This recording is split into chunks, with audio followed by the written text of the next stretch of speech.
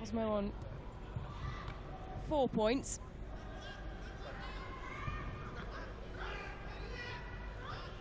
As things stand, those are the live standings, so we'll put them above Leicester City for now.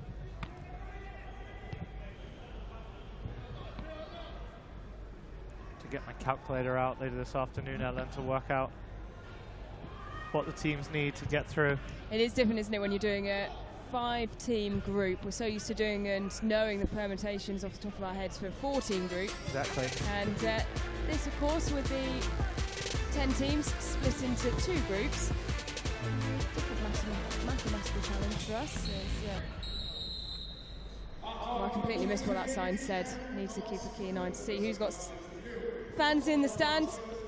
And at half-time, all level, PERSIB Masters 0, Cosmo Masters 0. And we can go back down to Ash, who's pitch side. And we're here now with Faik Bolkiah from Ratchaburi FC. Faik, nice to see you here. Are you enjoying Singapore as well? Yeah, we've been here for 2 days now, so it's been good. The weather's been good. I always love to come to Singapore, you know. I come quite often. So yeah, I'm excited to be out here. I mean, personally, we're in pre-season now in Thailand, so it's just good to get my legs moving again, and I'm just happy to be here.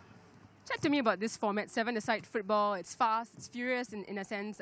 Do you like this format? Yeah, it's fun, you know. I think it's exciting to watch.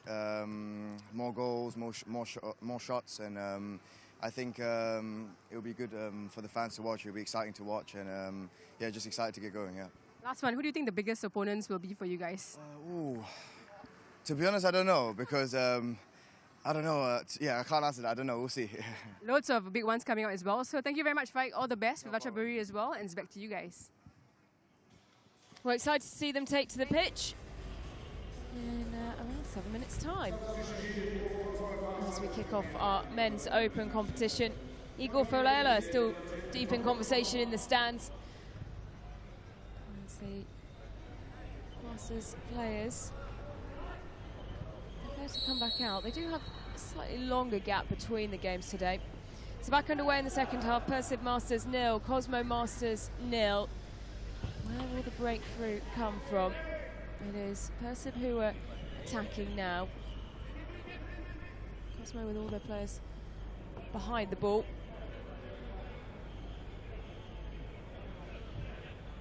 So coming off to Connor making his way onto the pitch for Cosmo Masters. But they'll be happy with a draw, you have to feel. They'll want to take all 3 points and really secure their place to go through into the Cup, Cosmo Masters, and that would be a really impressive feat when you look at the teams that they're up against in Group A, but also they've put themselves in good standings at the moment. And yeah, another win for the Cosmo Masters really sets them up nicely. They've still got Leicester City to play. Imagine their place secured in the plate competition. Atep. PERSIB, a lot to prove as well. Yeah, the pressure is on, and I think you can see that in the way they're playing. Cosmo quite happy to sit back. It's PERSIB who are doing all the attacking work.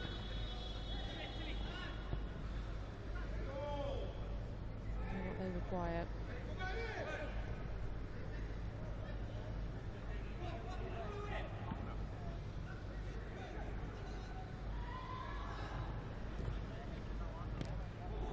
Set up nicely for Atep, who tries to find a way through. Quickly down to one side is Ronnie Smollett, though. That's some good keeping against a man who has plenty of international experience and top flight experience in Indonesia. See now, neither team really wants to take a risk keeping the ball. They know if they push on too much, they leave spaces behind them at the back.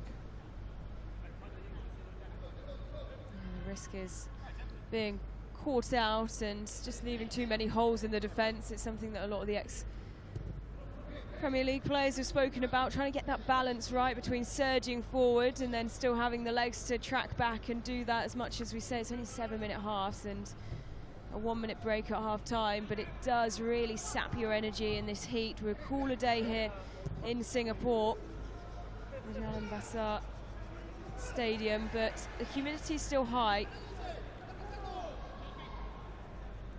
Patient play from the Cosmo Masters, building up slowly from the back. Building nicely as well as Sharples into the area, up to the byline, sends it across. Can they find the equaliser or the opener even? Wow, that was a great opportunity. All he needed to do was slot it into the empty net. Great play out wide from Sharples.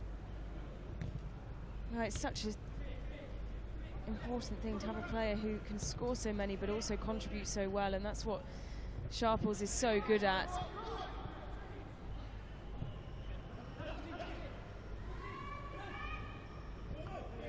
Space to go, so the ball falls to the feet of Walter.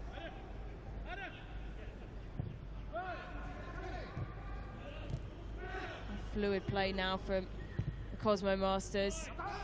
Brought down by Sharples. What can he do here? Gets his foot stuck on the ball, tries to find a way round. What a superb finish. Absolutely exquisite. Well, he has been top class. It's exceptional. What a finish that was. I thought he'd lost the opportunity when he fell over the ball, but he just stood up the defender and left-footed, fired it into the near post. It's an absolutely brilliant finish. It is absolutely mind-blowing. Every time he's in the box, has an opportunity like that, just leaves you speechless. Each of the goals, the finishing, the curl on the ball, the trajectory has just been superb. It's very impressive. And you see the cutaway there to the Cosmo Masters subs bench. They're just smiling and laughing. I think they've seen that many times before. Well, they see it in training week in, week out. They probably suffered in the hands of it in the league at some point. Of course, there's a group of players who regularly play against each other, not always playing together.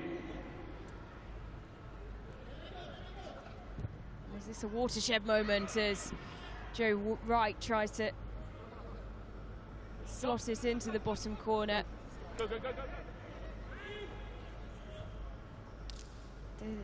De Haranto, the man between the sticks, who had some brilliant saves yesterday. The highlight reel up on the Soccer 7 series Instagram, and it is really worth a watch because some of the saves were truly spectacular. A few changes down there from the Cosmo Masters, looking to see out this last minute, just over a minute. 1-0 up. Needs to defend here. The free kick will be taken quickly. Shot from distance over the net of Smollett.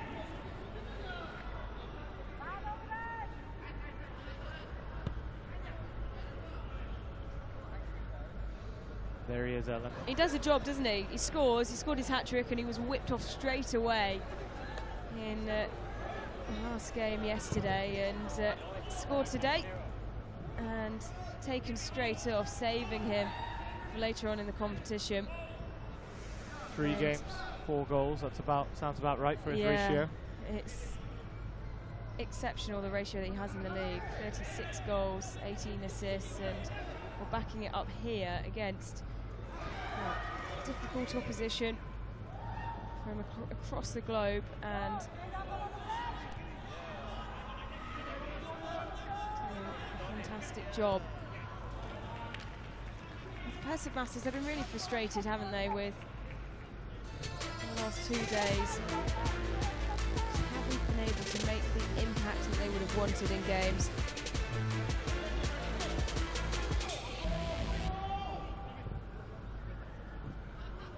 Can they find something in the dying stages of this? No. It's all over. And a huge result for Cosmo Masters, which puts them in a great position to qualify.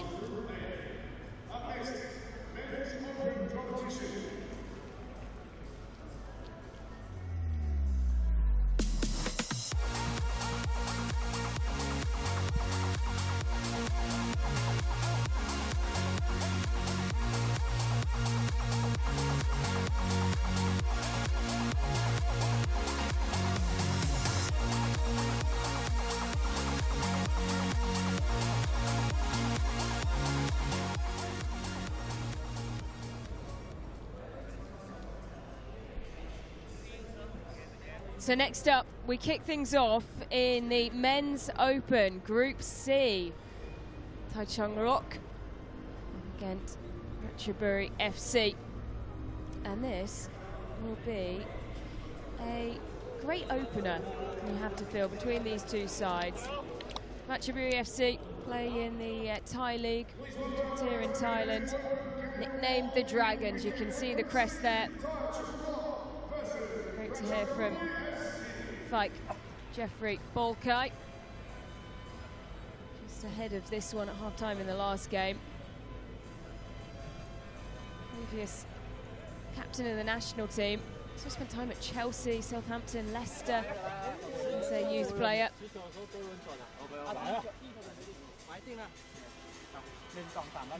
Wearing 77 on his back. Really looking forward to seeing the main competition kick off now. I think we're going to see an increase in pace. The team's it's a long wait. Watching the whole tournament kick off on the Friday, they're itching to go, and now we're finally there.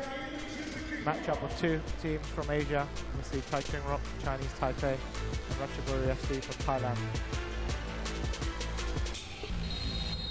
We're playing in the top division. Djadjang Rock, Chinese Taipei. And this is our first look at the Men's Open competition. This is Group C that's kicking off.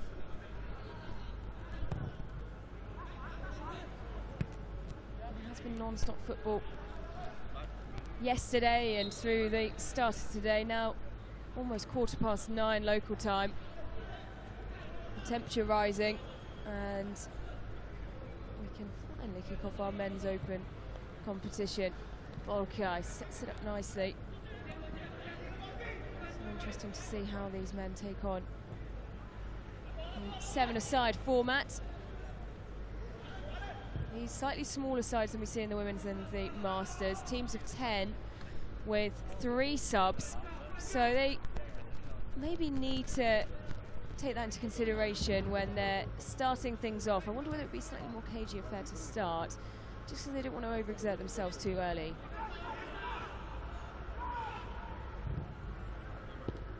Almost whipped away from the feet of the keeper.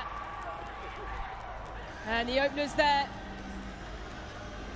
And it's Djadjang Rock who lead by a 1-0. A messy finish. I thought they'd done enough. Very scrappy in the box there, but popped out to the Djadjang Rock player. And I thought he might have put a bit too much on that, put it too close to the post, but snuck it in.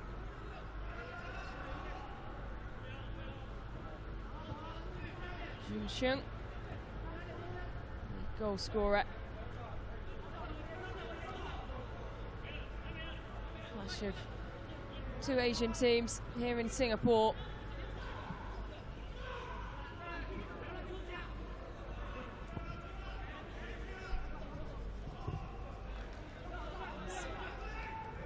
Really trying to build. They keep hold of the ball well. Driving forward now. Okay. Sending it backwards. Breaking into the box. Into traffic though. And now Djadjang Rock will try and break. Good defending there.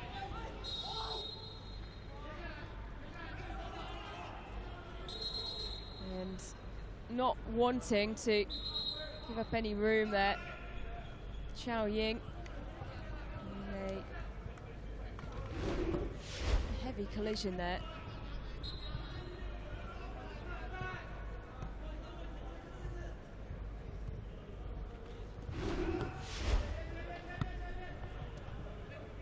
Putting their bodies on the line early on here in the men's tournament.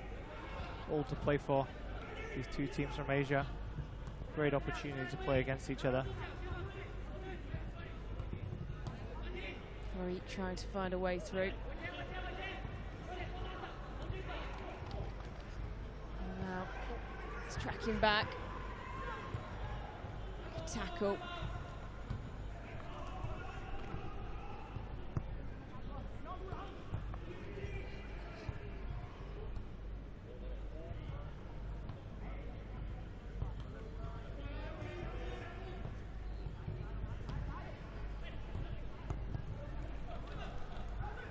It's fallen nicely once again. Great footwork, tapped across. Goalkeeper coming out. Space was opening up the shot from distance. Wasted and soaring out. A lot of intent so far from the team from Chinese Taipei. Come out the blocks quickly. You see how many men they're pushing forward there. Playing it around the box, just couldn't quite get the shot off.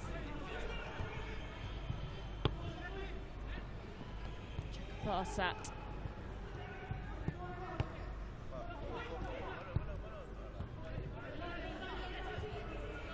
It's a good spell of possession. Can they do anything with it?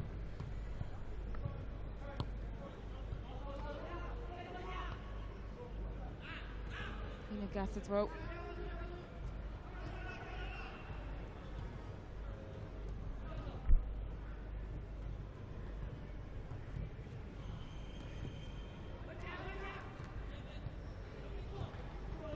Gaps there to be exploited.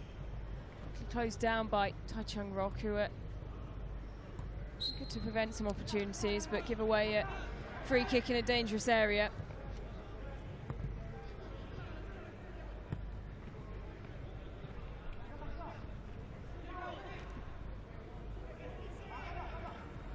Like okay.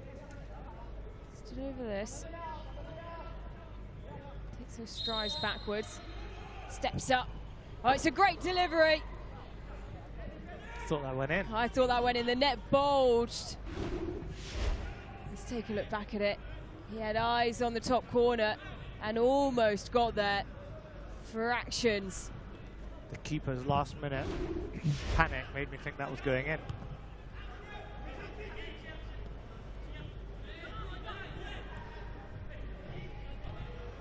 Good physicality from Djadjang Nurdjaman. Find themselves in a good position again. Langsung.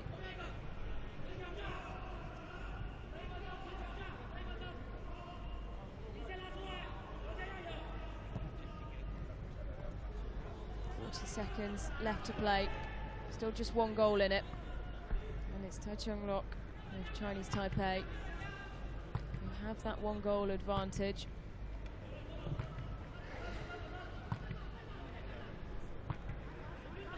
Good turn, driving forward again. There is space. Will he go for goal himself? Can't get it away from his feet. And how has that not gone in? Well, they had all the time. The space was there. But just couldn't get the ball away. Very patient build-up play from Djadjang, and he just got in the box, but very brave keeping. Threw himself at the feet of the number 11. Jajang, a player who couldn't turn it home. So at the break, it is Djadjang Nurdjaman who lead by a goal to nil. Ratchaburi will have to come back and find something in the second half. We can go back down to Ash, who's with Gabriel. And we're here now, pitch side with Gabriel Quek, someone I've known very well in Singapore football. Gabe, you've played here many times in Jalan Besar Stadium. This is a different concept. What do you think of it? I think something very interesting. I think it's the first time that it's being held in Singapore. So it's really nice to see, teams coming from all over the world. And on this beautiful Saturday morning, nice to see the fans coming in also. I think we probably will see more crowds coming in. So yeah, probably I think 48 games today. Probably I think a good day for the fans. And in your team, you have so many Singapore football legends. What's nice about training with them again in this time as well? Yeah, I mean it's nice to see familiar faces, even coaches like Abbas, Amri. So yeah, looking forward to it. And last one, maybe a chat and also like a message to all the Singapore viewers watching on YouTube as well right now. Yeah, stay on for 2 days of exciting football. Hopefully, it's nice, and hopefully we can make it tomorrow to the finals. Yeah. Hopefully more goals from GQ7 as well, guys. I'm 7 today, yeah. Yeah, you're 7 today. See you, Gabe, and it's back to you guys. Thanks, Ash. Players making their way back out and ready to go in the second half. It's good to see the local players coming out, as Gabriel mentioned. Looking forward to the crowds flocking in today. We've started to fill up beneath us in the stadium. Beautiful morning here in Singapore. So just one goal in it. Shun with the finish. They've had their chances. Ratchaburi FC. The Dragons unable to find the back of the net. Like Bolkai, going 77, their main man. Just let that escape them. Communication there. Erik Kotler coming onto the pitch. Fimket. And Bolkai has been replaced as well. Shot from distance, really well blocked. It's that patient build-up that Djadjang Rock have. They're using really well. They're not rushing too much, taking their time, going backwards when they need to. Trying to draw out the Ratchaburi forwards, open some space up behind. Taichung look like they know what they're doing in this format. Well coached, not rushing when they have it, playing it along the back line. Obviously got the goal lead to sit on. And really, the goalkeeper hasn't been troubled too much. Coming forward once again. Djadjang Rock. Oh. And that's not the first time they've tried that move. I think that's probably the third time now they've had someone sitting on the post, just hoping that the right opportunity opens up, and really, they should be maybe 2 more goals ahead. Kit getting back, but luckily for him, going into the side netting. So it's a very noticeable tactic, putting the players right on the byline, looking for the pass into their feet in the box, but they just can't quite finish it off, and it's still 1-0, and that leaves the game wide open. Sabua.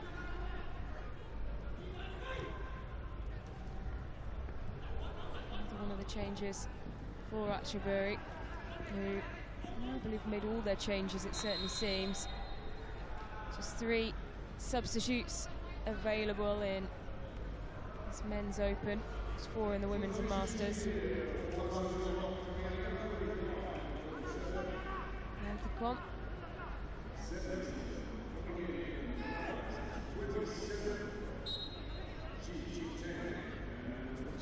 Chang, 21-year-old, making his way onto the pitch. Attacking-minded player, sits on the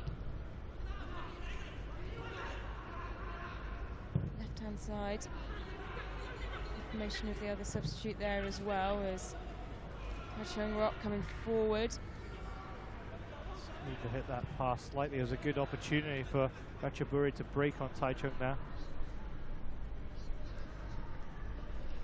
A really well-controlled game so far.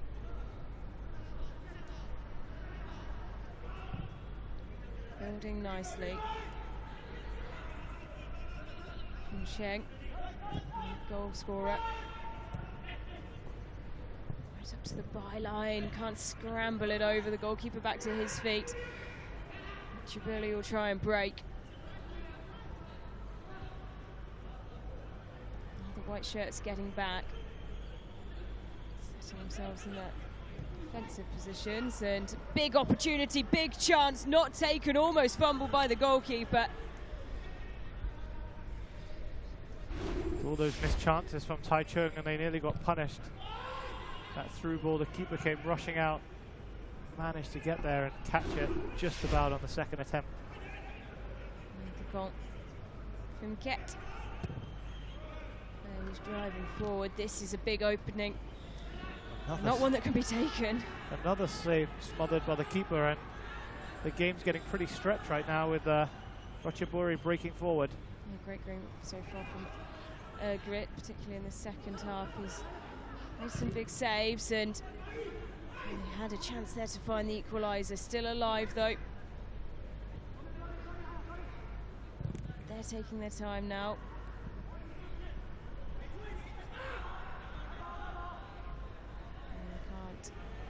Keeping him. Torn. defended well. Jajjang not letting Ratchaburi get any of their shots away, blocking everything. 90 seconds just over left to play. And that's up on Tong. To get back to his feet, holding his ribs. Through the legs, but no one there to really threaten the keeper. Great ball from the keeper. Excellent distribution. Can they make the most of it? It'll be one-on-one, surely. Huge chance. Superb save. Can't take their opportunities once again. You have to hit the target there. Still can't score, and it's still 1-0, which leaves 50 seconds for Ratchaburi FC of Thailand to look for an equaliser.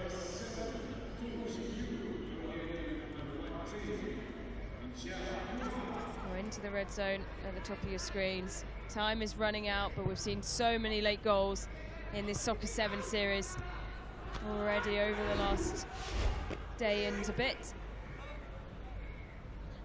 One-on-one with the keeper, and the goal scorer from the first half couldn't make it count this time round.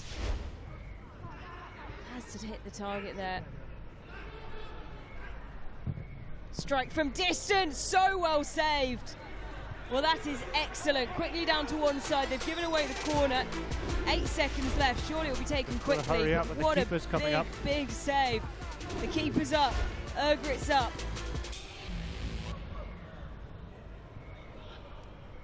Time has run out. That's too much. That's it. And cagey affair where chances weren't taken from Tai Chung Rock. But they still finish one goal in the lead.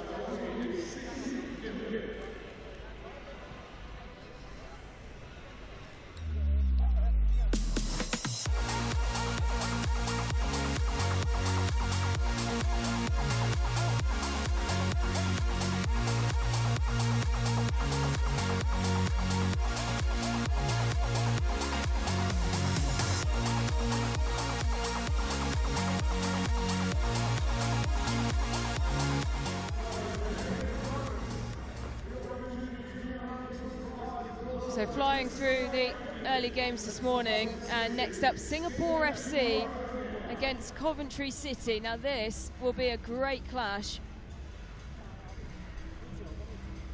The Sky Blues making their way out of the tunnel. A really young but exciting Coventry City team. There's Coventry City competing in the Championship. Had some good success over the course of the last few years. It's in the Premier League between 1992 and 2001. The playoff semi-finals this year, losing to Sunderland. Made the playoff final in 23-24 season. And of course the cup semi-finals as well. So Coventry City gets us underway up against Singapore FC, one of the fastest growing teams in Singapore. A number of teams across the amateur leagues here in the country, but also a really solid and growing boys and girls academy.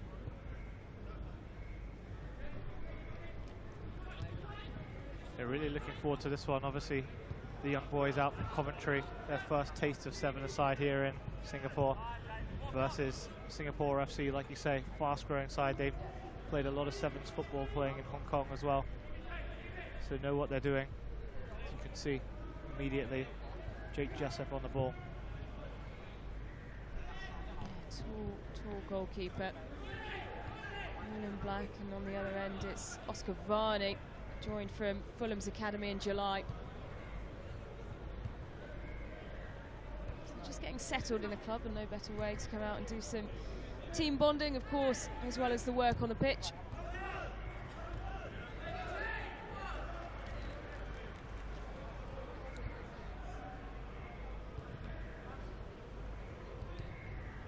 Some exciting young players, a few of which have been out on loan, plenty featuring in the FA Youth Cup and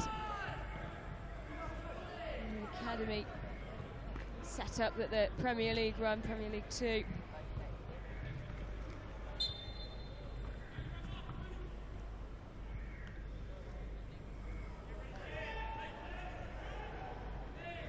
Jessup,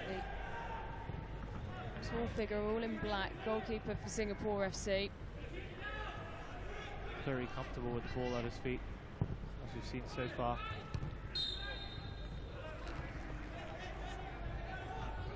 Good for his distribution as well.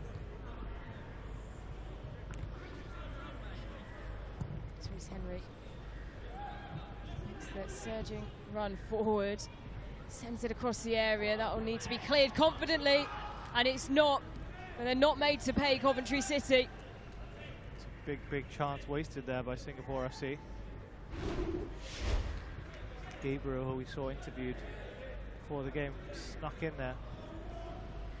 Surprised that hasn't nestled in the bottom corner. He's on the ball again, Kwek.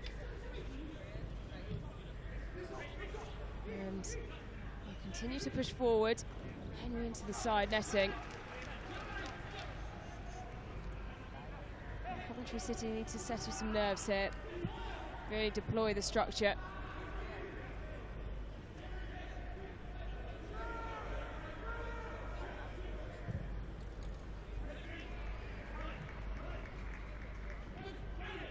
Here come Coventry.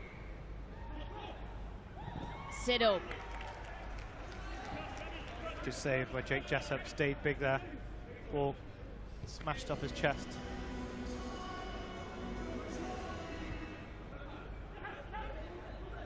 Well, those early nerves seem to have settled, but a quick leap, throwing his arms high, Jake Jessup, and plucking the ball out the air. Has that big advantage of his height.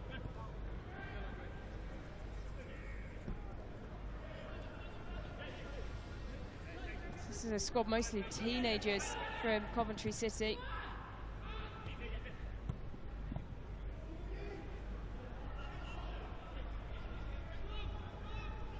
Toluwaloju holding the high line.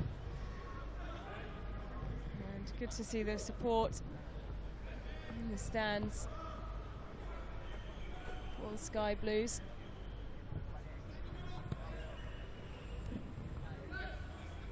Turbulent period after dropping out of the Premier League. I feel there's certainly a team on the rise. Just need to get a good start in the Championship this upcoming season. Not too far away from the start of the season, with that in mind. Championship season kicking off on the weekend of the 9th. Leicester City fans in the building, nice and early. Not much of a break these days in football, is there, Ellen? Not at all. And say it like that. Yeah, and that's exactly why this is a good opportunity for those youngsters who aren't always starting. And that is set up beautifully, but no one there in Sky Blue can get the final touch and drive it towards goal. A lovely progression into the area, in possession, and a miscommunication between two teammates there.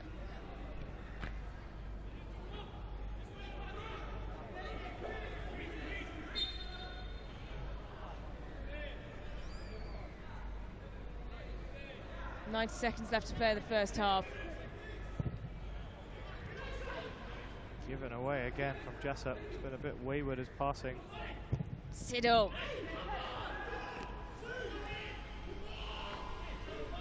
Developed through the collegiate system in the USA. The Coventry youth player.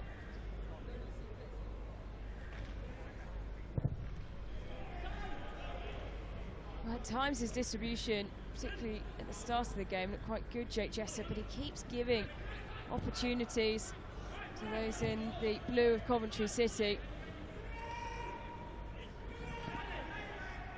Toluwaloju making the run into the area. He stayed high.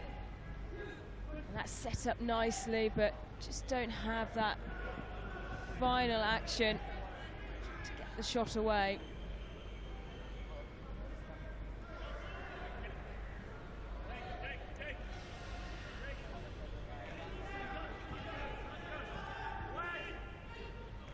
Jessup. Surely a foul. Two hands in the back of Henry. The referee had very clear sight on the shove of the back of Rhys Henry as he leapt to try and meet the ball.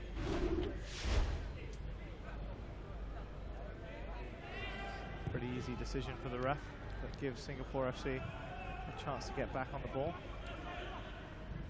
He started certainly quicker of the two teams, but as far as he sees the ball ping off his man, that is half time.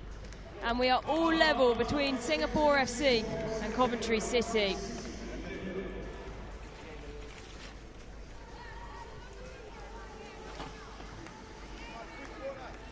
Ya, karena Oh, okay. So we can go back down pitch side, And guys, where Ash is with a special guest. gimana ya Gaus pertandingan ini? cukup menarik ya, karena pertandingan ini baru pertama saya melakukan dan di Indonesia belum ada. Pertandingannya sangat luar biasa, stadion dan fasilitas yang sangat luar biasa di sini. Tentunya kami dan tim akan melakukan yang terbaik di sini. So Gaus says that this is the first time they've played in this tournament, and they don't have this kind of tournament in Indonesia. So he's looking forward to the team doing well as well, and PERSIB as well. So ada message untuk fan-fan PERSIB di luar di sana? Oke. Doakan kami tim PERSIB U20 dan Master, semoga kami bisa menjuarai di sini. Terima kasih. A message to all the PERSIB fans, keep praying for them. Of course, come down and support them as well tomorrow, guys, today as well. Makasih ya, Mas. Makasih, good luck. Semangat. And it's back to you guys.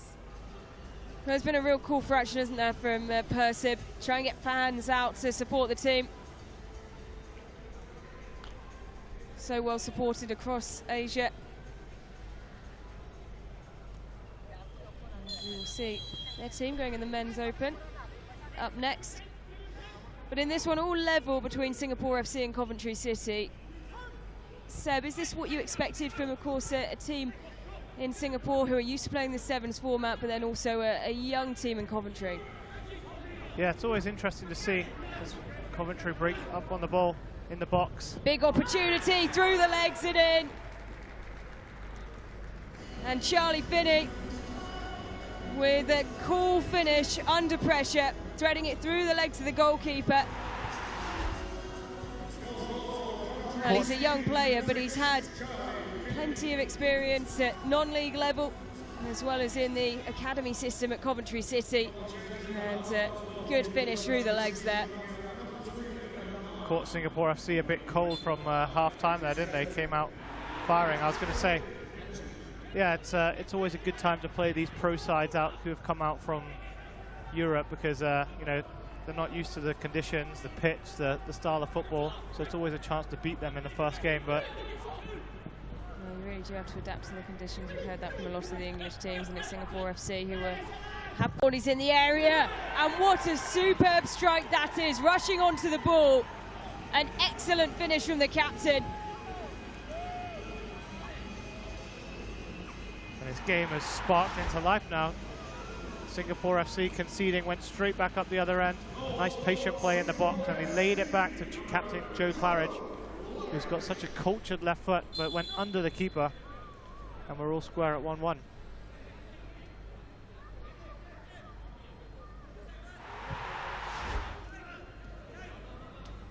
the British national lives here in Singapore. 1 goal, 1 assist in 2 appearances.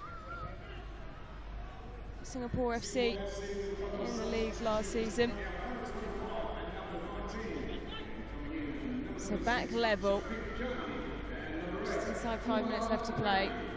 Scrap Charlie Finney, the goal scorer, desperately trying to get back on the ball.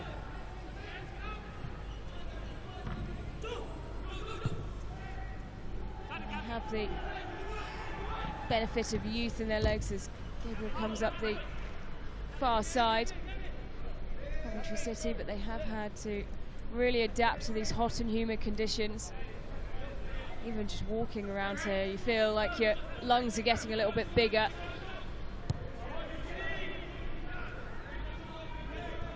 Different demands on the body. Needs to be so athletic. And that's why this serves as a really good opportunity pre-season for these youngsters.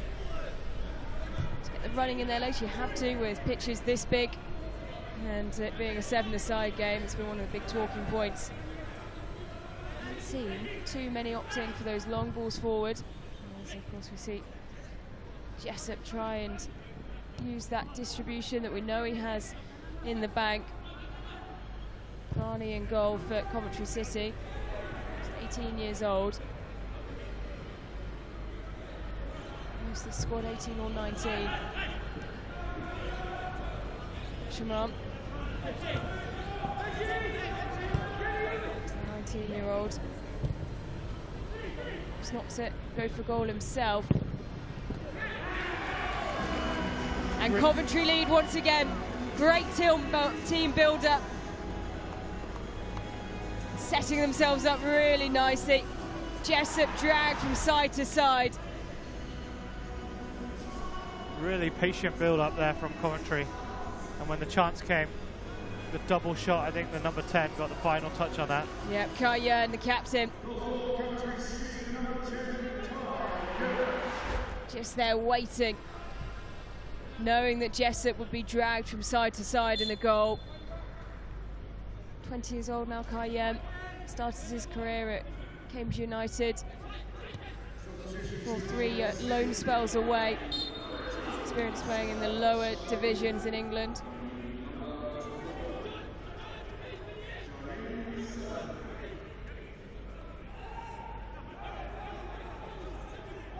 Joe Claridge, goal scorer for Singapore FC, sending it long.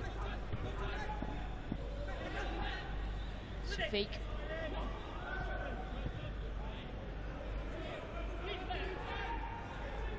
You just feel Coventry settling into the game more now. 2 minutes left to play.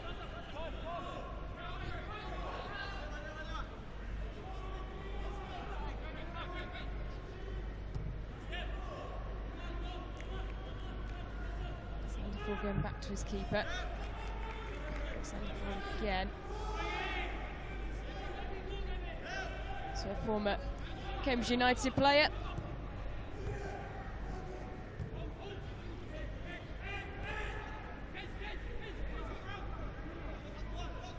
Yearn. Stretton. Featured in the FA Youth Cup and the Premier League Cup season for Coventry City.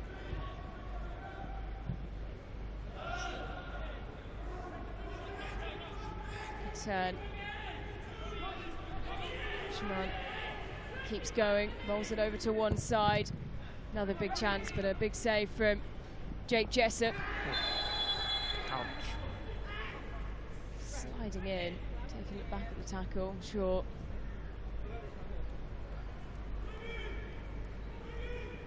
Good build-up play there from Coventry, playing the ball around the back, flicked into the middle, and the midfielder driving through had 2 options. So, tackle from behind there, lucky to get away without getting a yellow card.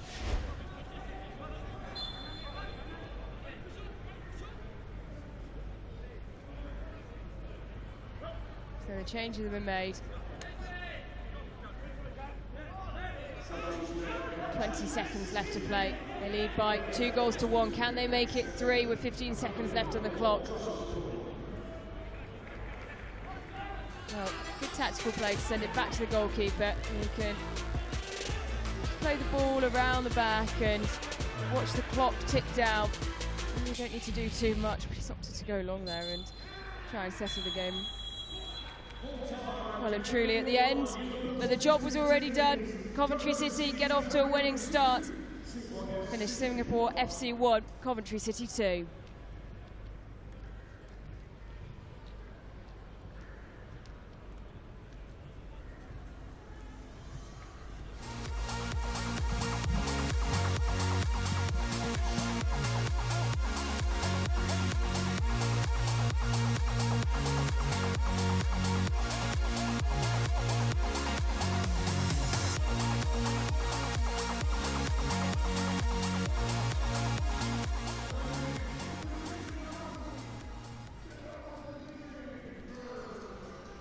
And quickly back out here at Jalan Besar Stadium for this next fixture. Men's Open Group D, match 25 of the Soccer 7 series. This is day 2. Shanghai Shenhua of China up against PERSIB Bandung of Indonesia. Two huge clubs when it comes to Asian football. PERSIB, absolute giant of Indonesian football, and will be testing themselves here against Shanghai Shenhua, one of the oldest clubs, one of the more successful clubs in Chinese football. First opportunity for these youngsters to get out there.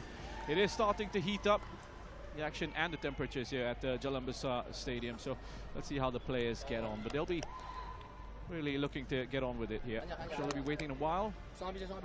Get out onto the pitch there. And we're finally ready for Shanghai Shenhua take on PERSIB Bandung.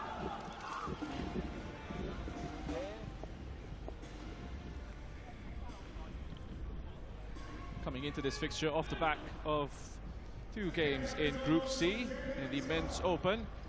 First one was between Taichung Rock and Ratchaburi, 1-0 win for Taichung Rock there. And then Coventry City with a 2-1 victory against Singapore FC. There we go at Jalan Besar then. It is PERSIB Bandung in the all-white, going from right to left on your screen. Seb Page still with me in the commentary position. Seb, have you been enjoying the matches so far? Yeah, really enjoying the start of the men's main tournament. Seeing teams from Chinese Taipei, Thailand, the UK, and of course Singapore.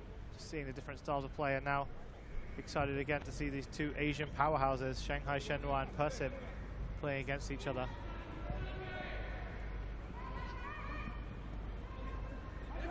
Good start, quick and aggressive in the challenges. All young players here. Lots of youngsters out there anyway. PERSIB Bandung, I don't think they've got anyone on their roster above the age of 20. See the pace that this game has started at though. Both teams wanting to make a quick start. Yeah, pretty relentless in this heat. In fact, I can confirm they don't have anyone at the age of 20 or above. So it's a very young side for PERSIB Bandung. And for Shanghai Shenhua as well, a few of their players playing for the Shanghai Shenhua under-21 side.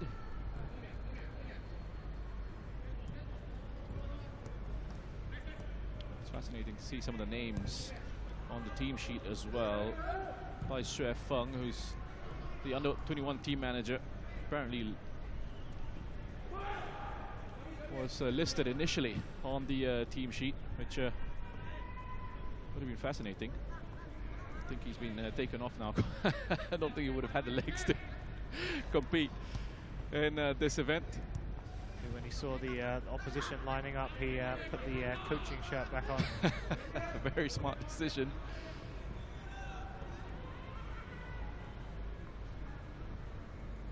Yeah, Shanghai Shenhua. Yu Hang, 77. It was taken out late. Referee plays the advantage.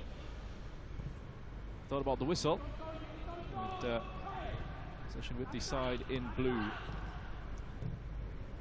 Took a ball. Piercing pass down the left. Just closed down quickly and out for a corner here. That was He Sin on the left-hand side for Shanghai Shenhua.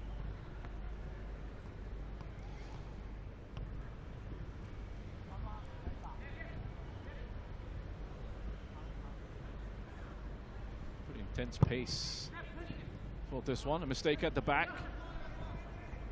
Danger not over for PERSIB. It's going to come out. The shot. Lovely finish. Nice control on that one. He's put that past the goalkeeper. Got a touch on that, but it's just too much pace on the strike. Yeah, I thought the keeper did enough to keep that out, but as we look down from our position, he just pushed it into the corner. But really patient build-up from Shanghai Shenhua, and he finished it into the corner. I think the keeper will be a bit disappointed. He got a strong hand on it. Didn't quite push it around the post. Now that was Zhang Bin with the goal. 20-year-old defensive midfielder. Shanghai Shenhua youth product. Plays for the under-21 side and has been playing at that level for the last 2 years. Can play in central defense as well. A good technique with that hit.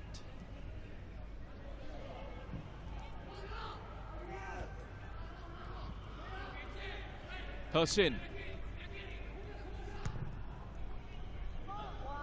For the big switch, getting his angles wrong there. Two nations reached a bit different trajectory in their international football. Indonesia very much on the rise. China still trying to find their place really on the international scene. Yeah, we've seen Indonesia on the international stage in the men's game. They've still got their World Cup dreams alive going into the playoff round of Asian qualifying, grouped with Saudi Arabia and Iraq, and they've made use of the heritage players who have come in and received Indonesian citizenship. We're also seeing a nice rise in the level of the local players that they're producing in Indonesia as well. Yesterday, the Indonesian under-23 side making it to the final of the ASEAN under-23 championships. Needed penalties to defeat Thailand, but they got through. Back at the Soccer 7 series, we're seeing PERSIB doing a lot of running, not making much headway though. Shanghai Shenhua looking pretty comfortable for now. A little bit more experience in the Shanghai Shenhua side. All the players in there as well. Here's Yu Hang, who gets it out wide to the 49, He Lin Han. You see it in the sevens, as we just saw with Shanghai Shenhua. You beat one man and go forward. That opens up so many opportunities for you. And if the players up front get wide, it's just about making the right decisions. We spoke about this earlier, didn't we? The 1v1 battles, those duels, so important in sevens. Yeah. You win that and you say, essentially the pitch opens up for you. Yeah, exactly. With so few players on there, if you just beat your man, you have so many options opening up. But that's the risk the players, you know, they've got to take that risk in the first place to take on their man. Taken away from Deva Agong Budiana, 19-year-old for PERSIB, wearing the number 30 there on this near side of your screen. PERSIB just slowing it down here, Shanghai Shenhua. They can afford to. Getting that goal from Tang Bin. And they'll wait for PERSIB Bandung to push up and try and press.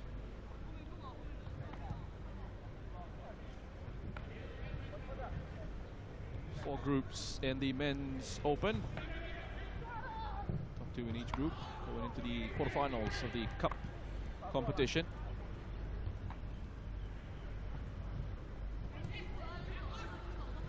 That's what a lot of these contenders will be looking for heading into the main event tomorrow on the knockout stage. Lots of teams will be seeing plenty of action. The majority of them will be involved in matches across the program at the Soccer 7 series.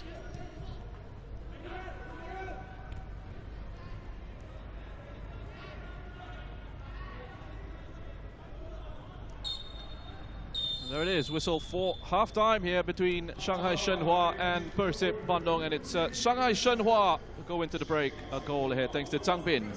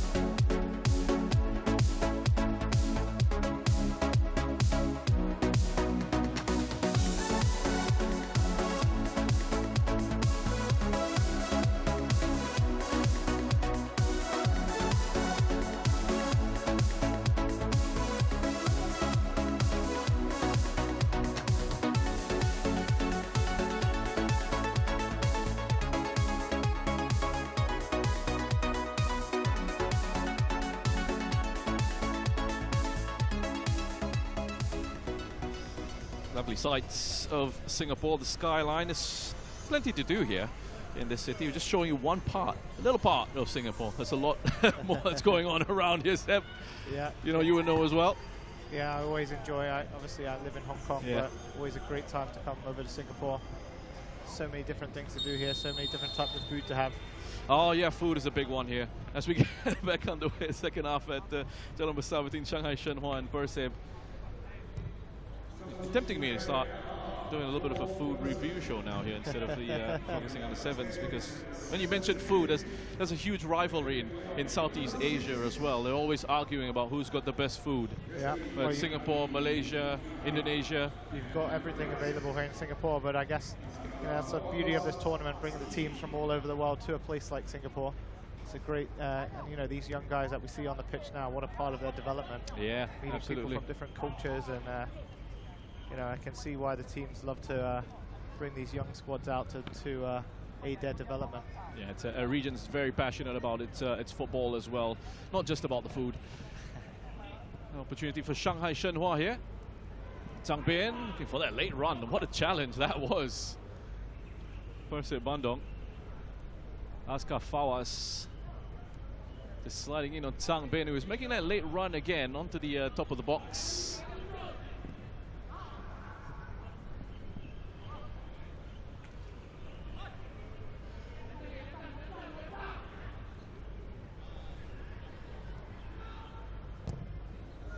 And just as we saw in the first half, Shanghai Shenhua in this second, well in control. And quite happy to just pass it around sideways and backwards. Went a little bit longer that time and picked up the second ball. That's Herlin Han, great save. Stolen away by Pang. Goalkeepers working overtime here for PERSIB. Makes another save off his defender, and it's finally gone in. And number 71, Pang Kai-yen, with the second goal for Shanghai Shenhua. I mean, they were really testing the goalkeeper, and they got the reward in the end. Not quite sure what exactly happened there, but he made about 4 or 5 saves.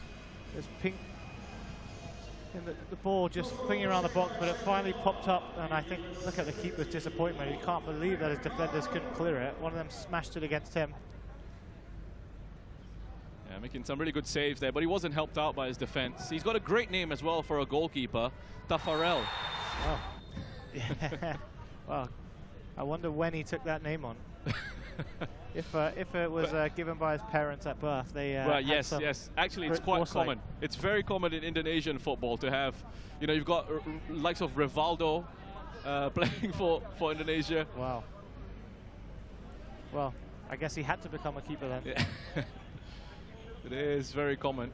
You've got a Beckham who's playing for PERSIB as well, Beckham Putra. Not here, but he plays for the first team. No pressure on him then. Recently made his debut for Indonesia as well, Beckham Putra, so he's going well for PERSIB. Arhan Kaka, another one with Indonesian football coming through.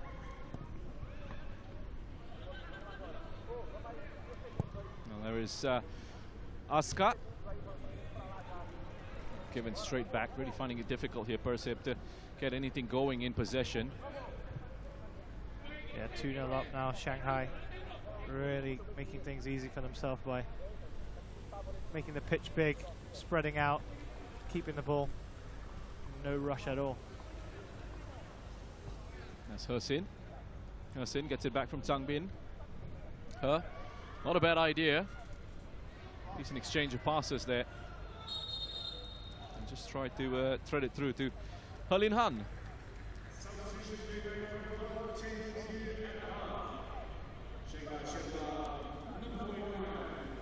So Xia Yongzheng for Shanghai Shenhua coming on, and then the number 9 for PERSIB as well, Muhammad Hilman, also on in attack, leading the line. Going to try and stretch that Shanghai Shenhua defense if he can.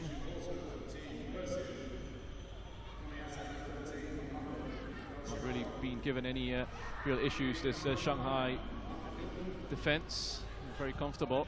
Had a lot of fun in attack. And just that pace and that power, too much for PERSIB Bandung to deal with. Just too quick for them, the Indonesian side. Yeah, you can see it's very interesting to see different age groups of players. Bit of a spring in the step of Shanghai. I think the 2 goals definitely helped with that as well. It's a long way to come back from in this heat, especially when they can't get on the ball. But yeah, Shanghai just look a little bit more physically strong than the PERSIB team. Maybe it's a couple of years age difference.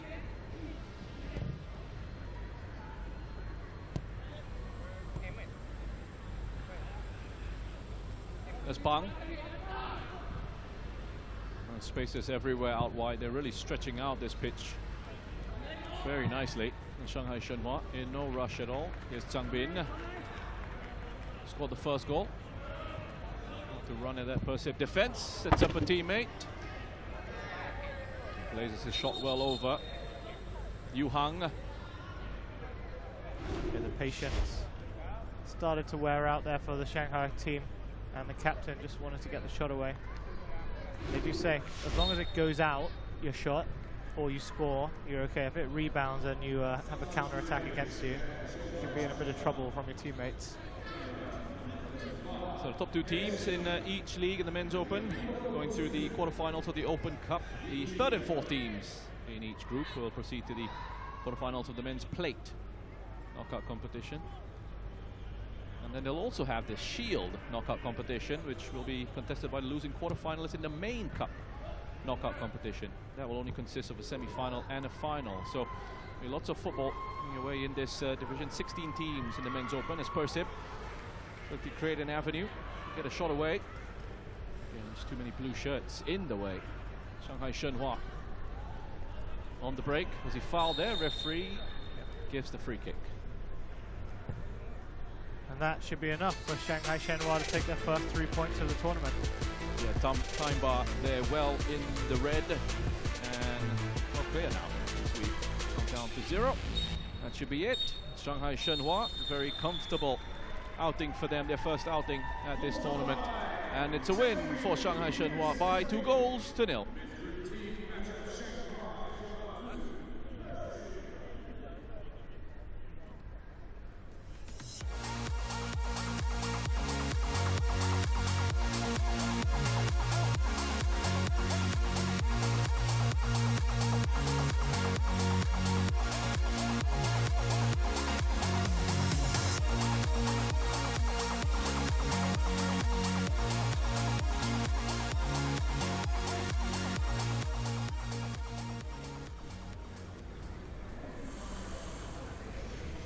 Back here at Jalan Besar Stadium. Next match is Cosmo Select coming up against Corinthians. Match number 26, Men's Open Group D.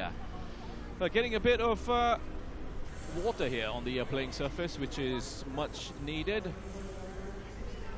The sprinklers are on here at Jalan Besar as the teams come on out onto this playing surface. It's going to make things a little bit slicker, I think, on the pitch there. Nice bit of surface water. We just saw Shanghai Shenhua with a very comfortable 2-0 win against the PERSIB of Indonesia. And now we're seeing the other 2 teams in Group D, Cosmo Select against Corinthians. Seb, what do you think we can expect from this fixture?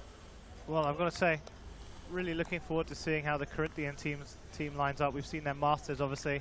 Some exciting players, very technical, but we've got no idea who they've brought out on for their main team.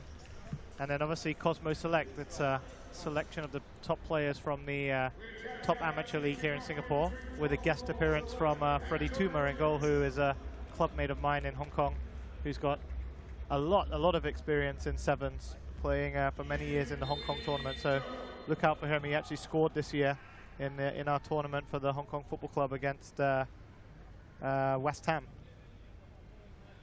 So we're underway here at Jalan Besar. Cosmo Select against Corinthians. It's Corinthians and the kickoff, going from left to right on your screens. Interesting one with the kits, because potential here for a bit of confusion with the players. They both got dark shorts and dark socks, and Corinthians playing the white and black. Oh, lovely ball in. Beautiful football already from the Brazilian. Samba soccer in Singapore. What a goal. What a start. Yeah. I told you I was looking forward to seeing them. The ball into the box, brought down brilliantly, and what a finish over the head of keeper Tuma. Erik Eduardo da Silva, also known as Kaká. I mean, that was Kaká-esque. Look at the switch here. What a ball. Brought down on the chest. Looked like he was going to smash it and just clipped it over the keeper. What a start. Beautiful. Yeah, some credit to the number 6 as well. Christian Barbosa it was who got his head up and pinged a beautiful diagonal out to Kaká. And then the awareness and the presence of mind for that finish. You see now, Tuma will bring the ball up. Very, very comfortable with his feet. There's your boy. Running the extra player, so to speak. This gives Corinthians something to just think about in terms of their defensive approach when they don't have the ball. And the goalkeeper stepping up, but they're so good with it. I don't think they'll be worried too much about doing any real defending. Here's Kaká again, 1-2, Kaká with another.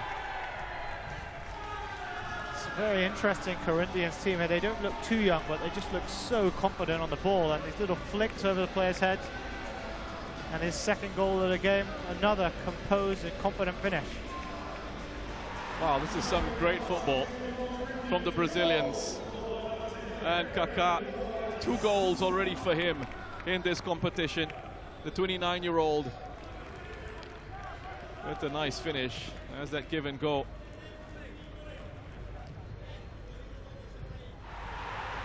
Iconic Brazilian club founded in Sao Paulo in 1910. One of the most successful clubs in South America. Impressive triumphs over the years, as well as a great, passionate fan base. It actually spans beyond the borders of Brazil and around the globe.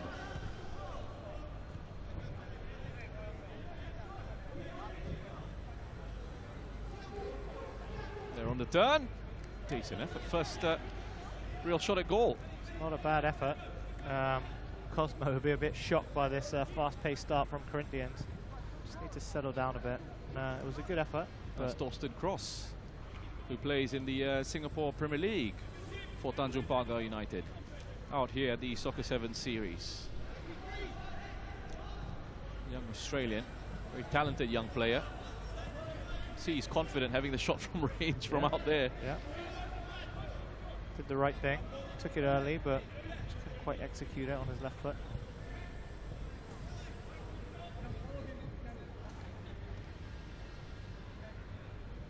Just being nice and patient in possession here again. Corinthians, that early 2-goal lead means this is set up perfectly for them. They won't have to really overextend themselves. There's Kaká. Look at that, the futsal style. They keep the ball really well, don't they? I wouldn't want to be chasing them down out there. Not in this heat and humidity, that's for sure.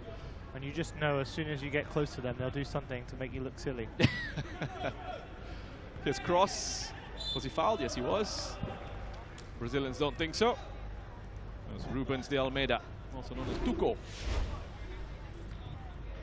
Got his body in between the ball, just trying to get out of their path. Interesting with Cross, he's playing as the striker here for this Cosmos Select side. He's a left back or a wing back for his club team.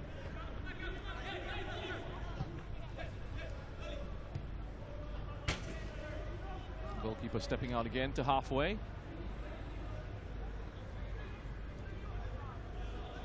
He's looking for options. That's a good pass. Splits that first line. Clever by Cosmos Select. Tried to initiate the give and go. There was a give, there was a goal, but it didn't come back. Of course, under pressure from 2 players, the Corinthians player just takes the ball away and comes away seemingly with all the time in the world. So they're great on the ball, and then when they need to defend, they get back into shape quickly when they're nice and organized. Bigger tests lie ahead for this Corinthian side, I'm sure. You were doing the Coventry City game earlier as well. They look good. Youngsters out there. Very young Lots team. of energy. Really young team, and first taste of 7-a-side football against an experienced Singapore Football Club side, but they got through that test. 2-1 win in Group C. So yeah, and obviously the Thai team, Ratchabura and Tai Chung Rock from Chinese Taipei, very varied styles in that, but it'll be a close group, I think. Taichung Rock with plenty of chances in that game against Ratchaburi. Their goalkeeper was in top form for the Thai team. Come Corinthians, skips away, looking for the far post. That was Christian Barbosa de Paula. Canyoto. Yeah, waltz through here. And he tried to place it into the far corner, but the keeper saw that wide. Kind of stepping up and going to put a goalkeeper under pressure. Yeah, he's giving it away. Trying to clear their lines. Struggling to keep the ball, the Cosmo team. The fatigue of chasing these Corinthian players down for 7 minutes is catching up with them. Got another half to go as well. Again, looking for that cross-field pass. Too much on that one.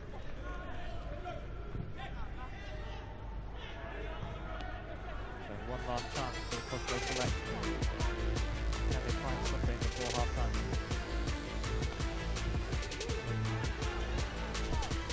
Cosmo Select.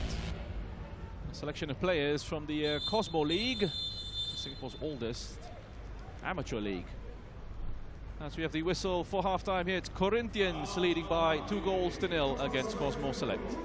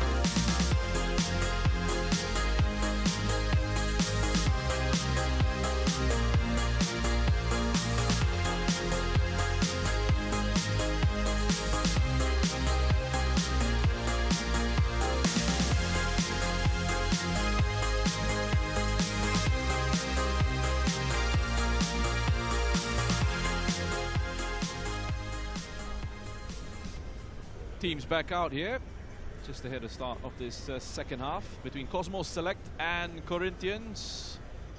Men's Open Tournament Group D action. So Shanghai Shenhua earlier defeating PERSIB Bandung quite comfortably by 2-0. These are the other two sides in the group. The top two going through to the quarterfinal stage of the cup competition. Third and fourth will carry on into the plate competition. Here we go then, second half. Started by Cosmo Select, going from left to right on your screens. As the goalkeeper, Freddie Tuma, spent most of his career in Hong Kong and scored a stoppage time bicycle kick equalizer for Hong Kong Football Club in 2023. That was a big moment for him. Yeah, and I was in the stadium for that one. It was very impressive. And that's Cosmo Select side, made up of a selection of top amateur players from Singapore and some young players with promising futures, several from further afield. Fascinating test for them, playing on this international stage against some top quality opposition. Corinthians, meanwhile, enjoying themselves out there. As a club, 7 Brazilian League titles, 3 Brazilian Cups, a coveted Copa Libertadores title, and 2 FIFA Club World Cups. Just some of the silverware that they have in their impressive trophy cabinet. And Corinthians pushing forward again. Here's Canyoto. Kaká, who is excellent in that first half with 2 goals. Looking really good in possession. Corinthians, straightforward pass, lovely move as a team. Lucas Hector with the finishing touch there. Yeah, another brilliant goal from Corinthians. They just worked out around the edge of the box. It looked like there's so much time on the ball. 99 looks up, found his man, and first touch finish. Yeah, Luis Enrique, also known as Luisinho, with the assist. And it was Lucas Hector with the finish to make it 3 for Corinthians. So, as it stands, they go top of the group now. 1 goal difference ahead of Shanghai Shenhua. That's going to be a really interesting contest. Corinthians and Shanghai Shenhua looking like the stronger sides in this group. Two of them already looking like the favorites to progress as the top two. Tuma with the switch out. That's gone from right to left, back out to the right-hand side again. Really ambitious pass there from the Cosmo Select player, going out for a goal kick. But yeah, as we look down, good to see a lot of Brazilian kits, Corinthians kits in the crowds. They'll be happy with what they've seen so far. Lots of flair and rhythm in this Corinthian side. This is a specialized 7-a-side team. The Corinthians have sent across, are looking very comfortable in this format of football. It's good work from Cosmo Select. Taking it away. Effort this time around is on target. Yeah, that doesn't surprise me when you tell me that, Rish. They definitely know what they're doing. Looking for another here. Corinthians toying with that Cosmo Select defense. It's a great save from Tuma. Nice and composed there.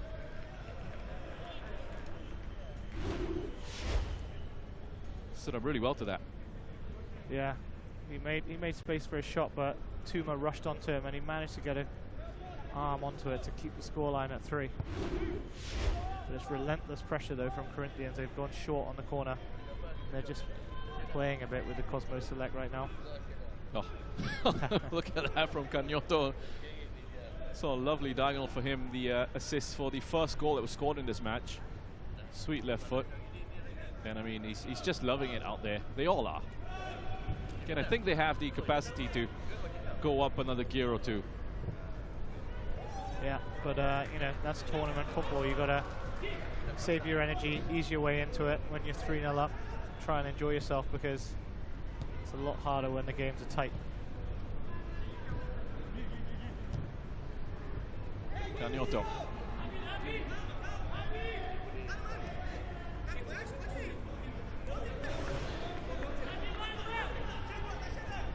I mean, it'd be pretty incredible to think about what the some of those numbers would be like in terms of the stats, the possession numbers of this game. Thinking about maybe 70–80% for Corinthians with the way it's gone. At least, and that's the problem. Imagine chasing down the ball for, you know, 14, 50, you know, for the 14 minutes of the game. It's pretty tiring, but when you have it, you don't feel tired.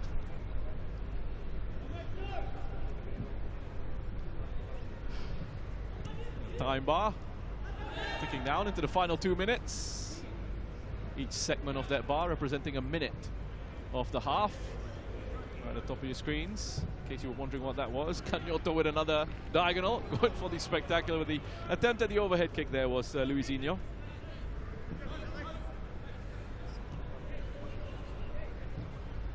So again, see Team Tuma move up with it. I do wonder if there's any other teams watching, whether they might think about this strategy, but unfortunately for him, just doesn't have many options. So we saw it earlier with the QPR women.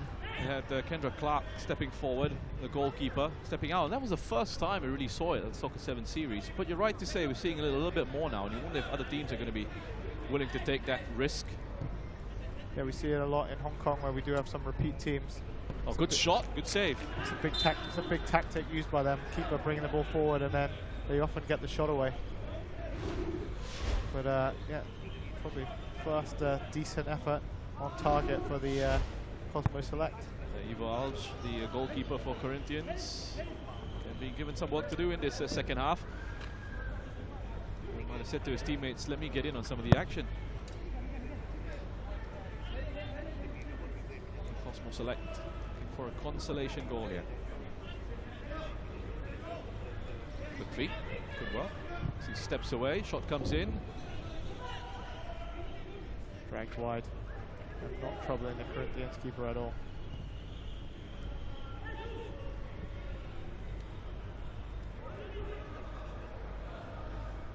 Canyoto. Luisinho going on a run. He wants another. Dances his way into the area. Lovely skill! What a goal! Oh, brilliant! from Luizinho, the 26-year-old. Just toying with that Cosmo Select defense and makes it 4 for Corinthians. A brilliant, brilliant goal. They just have both feet, don't they, these guys? So they toy with the defender and they can hit it on their right, hit it on their left, and that was a brilliant finish. So finish here, Jalan Besar Corinthians 4, Cosmo Select 0.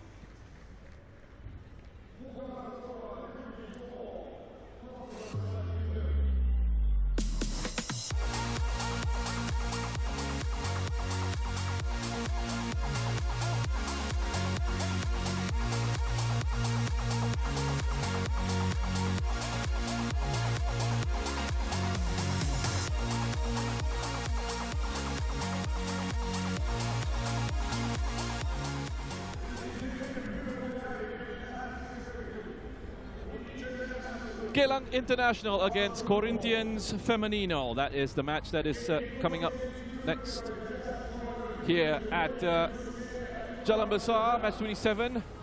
Back into Women's Group A. Let's go to Ash. And we're here with Summer, and we're here in the tunnel ahead of the game against Corinthians. Summer, let's talk about experience so far. How cool is it to be here? It's a great experience. I love being here. It's really hot though. I don't know if I can keep up with the heat, but I've been really enjoying myself. I know you're overseas at the moment. How familiar are you with this format, 7-a-side football as well? I'm new to this because we usually just play 11-a-side, so this is new for me. Are you guys enjoying, the fact that you're playing some top teams as well in this tournament, Corinthians being one of them? Yeah, it's great. I really love it. All the best as well, and it's back to you guys.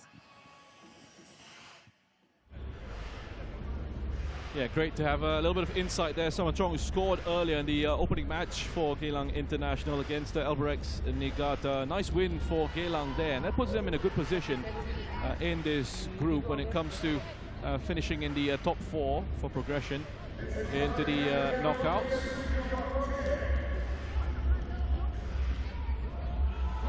In the women's plate. So let's go. Same time here at Jalan Besar, Geylang International, going from right to left on your screens, coming up against Corinthians Femenino. There is Summer Chong. And Corinthians Femenino, first time they'll be out here today. They were in action twice yesterday, Corinthians Femenino. It was tough for them in their opening match against the Shanghai Shenhua women in Group A, a 4-1 defeat for them. Let's get themselves on the score sheet, and then a much improved performance in their second match against QPR women a little bit later on in the evening, and they were leading that one by 1-0 going into the latter stages of that contest before QPR women picked up a late equalizer. So a bit of a disappointing result for Corinthians Femenino after having some good control of QPR women in that matchup. It's coming away with just a point there. In terms of how the group looks, they have been overtaken by Geylang International with that win. Geylang International currently in 3rd in this group. This is a group being led by, shot in, that's gone in! It's looped in! Oh, that was unexpected. Corinthians with the opening goal. Was just running through the group. And Corinthians Femenino going to take it away here. And a first-time shot just chopped in, landing in goal.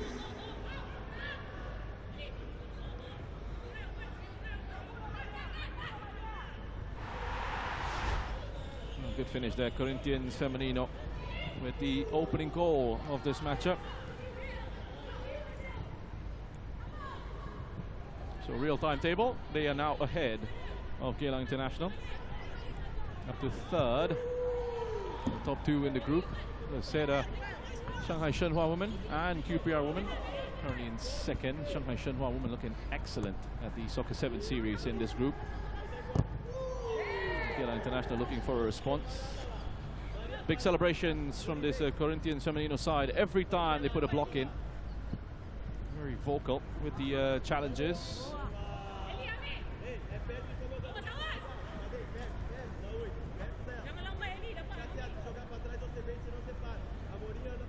A bit of Defensive organization going on here for Corinthians Femenino.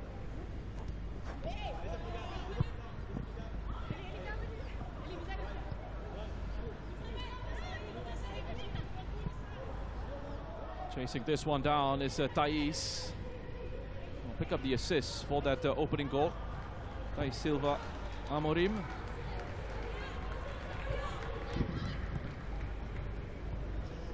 And that run was read by Marcela Umeco de Freitas.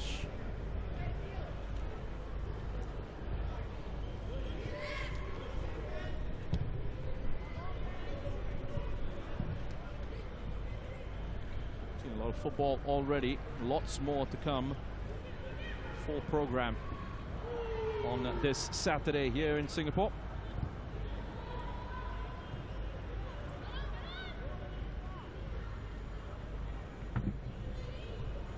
International through the legs there. That's going to go out. The possession still with Geylang though. The last touch was off. Number 11, Maria dos Santos Balsini. Corner for Geylang International.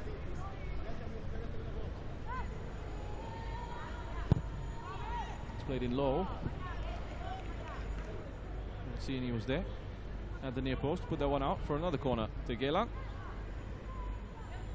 One of 4 Singapore sides. Geylang International Women's at the Soccer 7 series here. And a great delivery that from Summer Chong as well. It was fascinating to hear her talk about the adjustment to playing sevens. Normally playing in the 11-a-side format in the Women's Premier League. Geylang International Women's established in 2023, beating in the WPL here in Singapore. It's a top flight, the women's football pyramid in this country. Finishing 3rd in 2024. Marking a huge improvement from the previous season when they finished 9th. Currently mid-table in the 2025 campaign.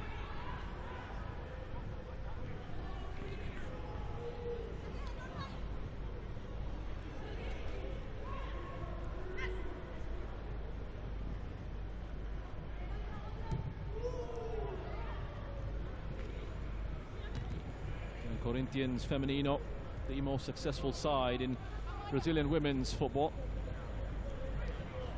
They'd come into this initially instead as one of the favorites, but they've been given a few issues. So we'll have to see how they do in the rest of this group to see if they can just squeeze into one of those top 2 positions. Second spot is something they'll be looking for to try and get in, if they can, to continue on in the cup competition. Since 2018, Corinthians Femenino have won 6 out of 7 Campeonato Brasileiro.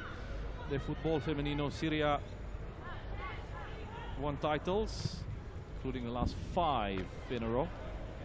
And they remain strongly in contention to be crowned champions once more in 2025, head and shoulders above the rest in their homeland. And also strong at continental level.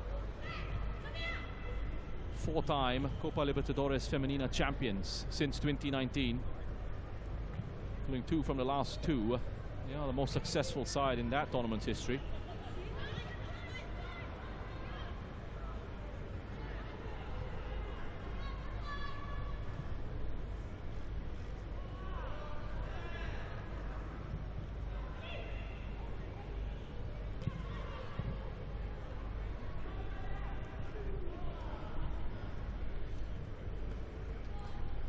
Break. We'll have an interview standing by with Verona. Ash is there doing a great job. Our pitchside reporter. In Soccer 7 series. There's the whistle for half-time. An early goal in this one for Corinthians means they go into the break. A goal up. Let's go to Ash. From Albirex Niigata, Singapore. We are pitch side with her as the girls are training. Verona, just take me through. Are you enjoying yourself these past 2 days? I only came today, so far it's been really great. Although we lost to Geylang and we could have done better, but I think it's a really good chance to play opponents really like them. We're talking a little bit about some of the teams playing in this tournament. What has been your favorite team or one of the teams that you look up to, perhaps? Most likely the Korea team, because they're really physically strong, technically good, and I think that that's something Singapore women's football need to improve on. And lastly, maybe like take me through some of your players that you have today. You have so many national team players. Do you look up to any of them as well? I look up to Kana because she's really amazing, and she's really a good player. Both technical, physical, and her decision making is just wow. Now, of course, Kana plays or used to play for the women's national team of Japan. Verona, I wish you all the best with Albrecht Zingata for this tournament, and it's back to you guys. Yeah, great hearing from Verona Lim, who's part of the Albrecht Zingata FC Singapore women's side. They are in action right after this one, in fact, against QPR women. That'll be another big test for them. It was great to hear from Verona. She said that experience of playing against the teams like QPR women, for example, a big lesson to be learned in these matches. Against Shanghai Shenhua yesterday as well, you can see the difference in the physicality between the sides. It's not something they experience a lot in the Women's Premier League in Singapore. So back on the way, second half here between Corinthians Femenino and Geylang International. And it's Corinthians in the all-white, going from right to left on your screens. That's Maria. Strong work defensively at the back, number 11 for Corinthians Femenino.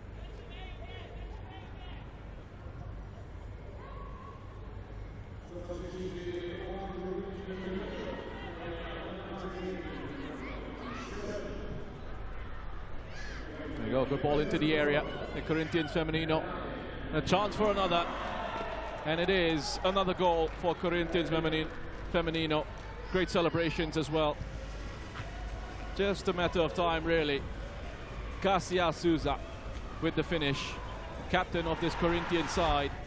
Just scooped into a pass by Evelyn Caroline. And plenty of time here to take a touch. Another two. And then the finish. Power behind that. No chance for the goalkeeper.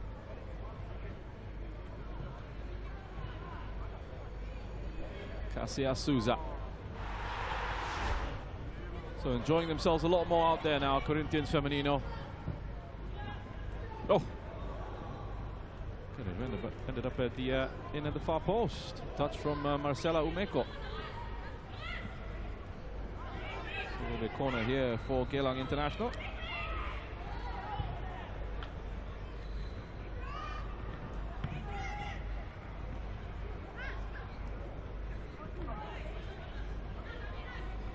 Corner there, last touch was of Helena. Barbara Natalie is getting ready to come on for Corinthians Femenino. Those are the Corinthians men's and masters teams in attendance, watching on. They've looked really good out on the pitch as well. A very strong contingent sent to this Soccer 7 series. Very entertaining, lots of fun to watch the Brazilian sides in action, whatever the category. Being punched away by the goalkeeper, Monique.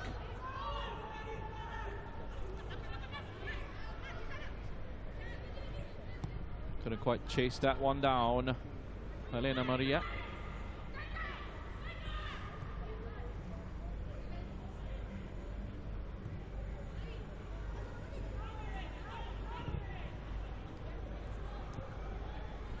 A tough one to keep in play. Too much on that pass out to the left. Oliana Therese Davis on the left-hand side for Geylang International. Just come in as well. Just given too much to do. There's Hamiza. That's a better pass for Oliana. Elisa Kestina.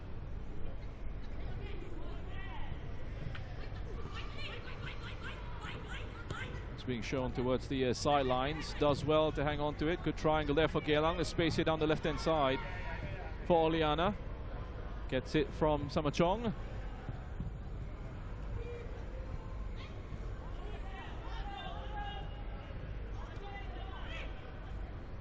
Here's Elisa. Samachong.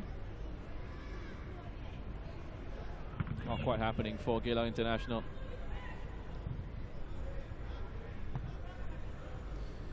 Nice to see a few PERSIB Bandung fans out there. Boboto. Any of you all listening in? How are you doing? PERSIB Bandung have also been in action in the Masters and the Men's Open. It has been tough for them in both those competitions, and for the PERSIB Bandung side in the Men's Open, a very young team. Infringement there, handball has been called by the referee here. Let's have a look at this one. Yeah, the left arm up there was Hamiza with the handball. So a chance for another goal of this free kick here from way out.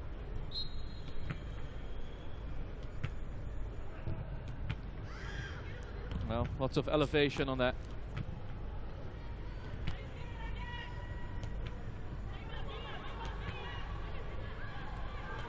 Geylang, get on with it quickly. Space in the channel on that far side.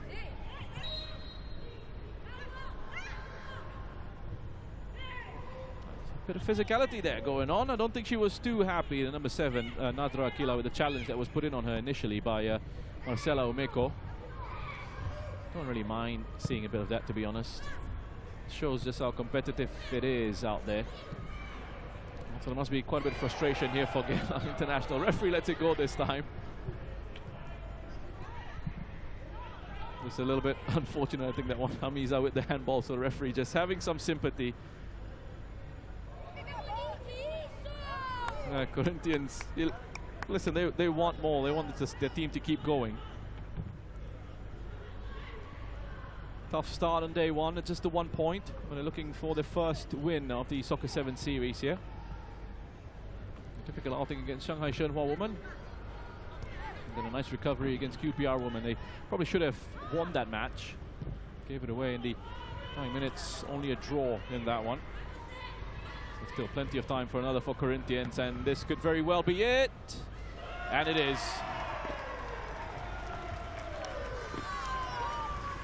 Kasia Souza.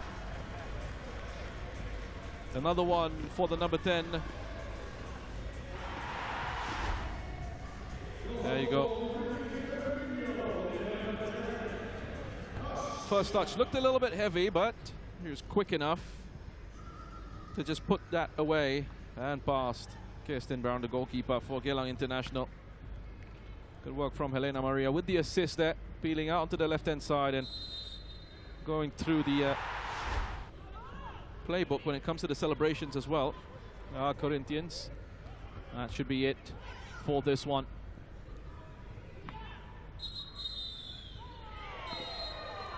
And it is final whistle there. Corinthians Femenino, strong performance from them, and it's a good win against Geylang International. Final score is Corinthians Femenino 3, Geylang International 0.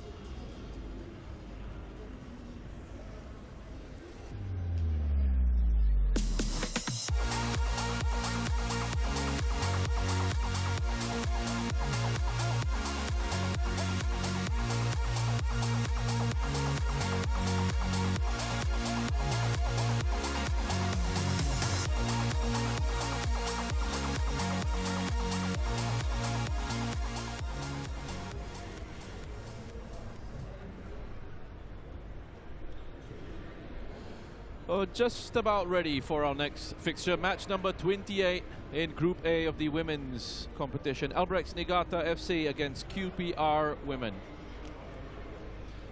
QPR Women currently second in Group A. This one their final match of the group stage. They've been busy. Looking like one of the favorites to go through into the Cup knockout stage, Cup semi-finals. The top two from this group will be progressing into the next round of this competition. One win, one draw, one defeat for QPR Women coming into this fixture. They had an outing earlier against the Shanghai Shenhua women. Well, that was a tough one for QPR women coming up against that Shanghai Shenhua women's side. Just a one goal in it, but they were dominated in that game, and they found it difficult to really get anything going in attack. They should be favourites in this one here, though, as we get the countdown to kickoff.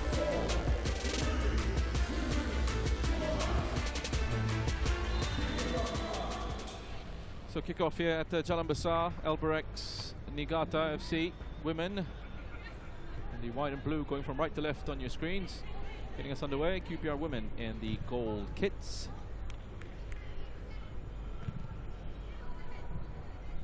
Albirex Niigata women still looking for their first victory at this tournament. This one is match number 3 for them.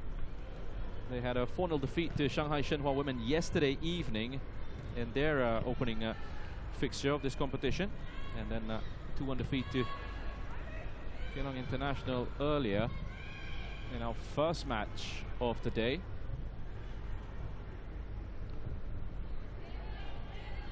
So 2 matches, 2 defeats, and they'll be looking for their first point of this competition up against QPR women.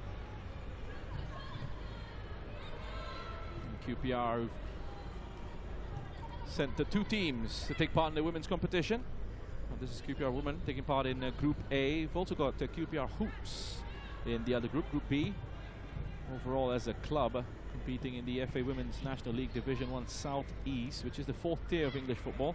Finished 5th last season. This QPR women team made up of players from the side senior squad. Many of them competing in an overseas competition for the first time.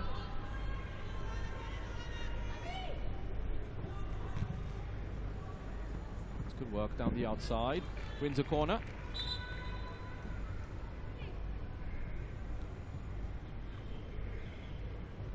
Abby Morris being given a start in this one for QPR women.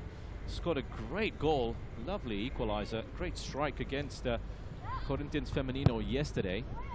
Coming off the bench, given an opportunity to start in this one. 4 subs allowed, not rolling subs in this 7-a-side format. So the moment you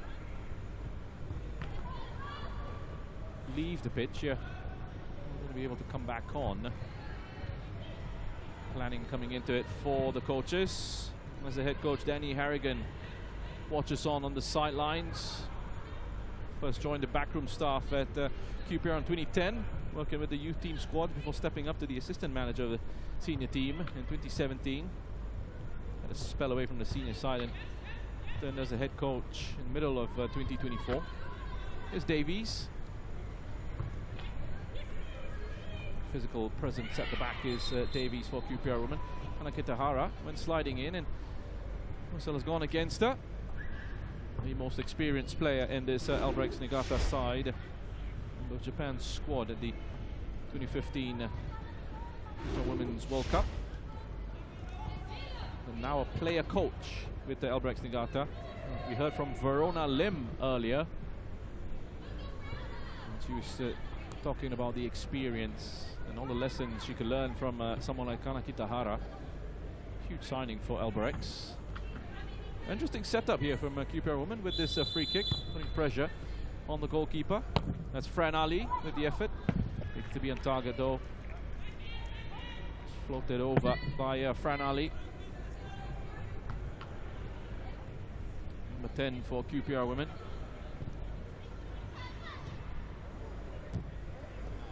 32-year-old adding experience as well as quality to that midfield for QPR as they try and push for promotion. Spent the early stages of career with Millwall, Charlton, Crystal Palace and Leyton Orient before joining Watford in 2020. Had a successful promotion season in the Championship prior to a move to AFC Wimbledon.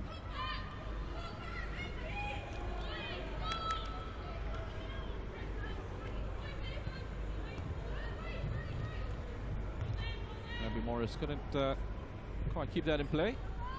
Another new signing, joined the club just last month.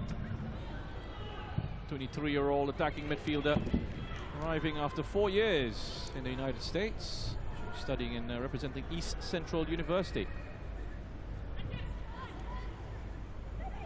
Morris back to Davies.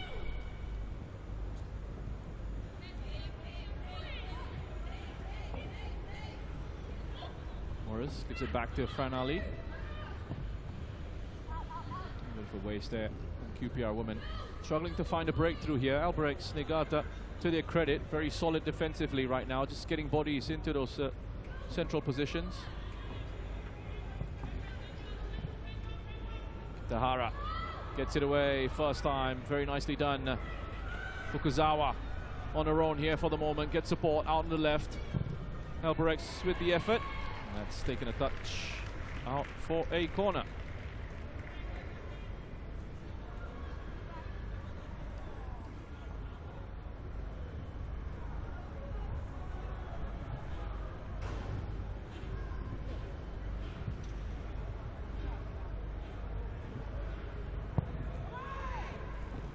Tahara steps back in. Fukuzawa with the chance on the turn. Manami Fukuzawa scored earlier. That 2-1 defeat to Geylang International. Almost getting on the end of that.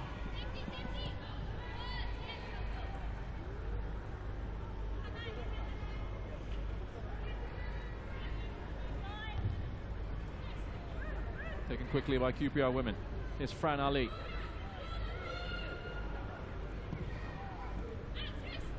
Morris.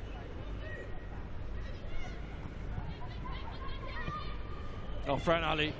Get her in the box. Great goalkeeping there. On the blind side. She just crept into the area, Fran Ali. With plenty of time and space. At least that's what she thought.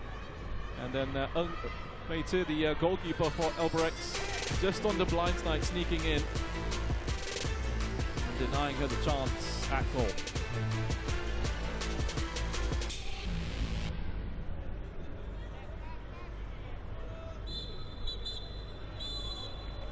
So half time here, then the first 7 minutes done. It is Albrechts Niigata FC women 0, QPR women 0.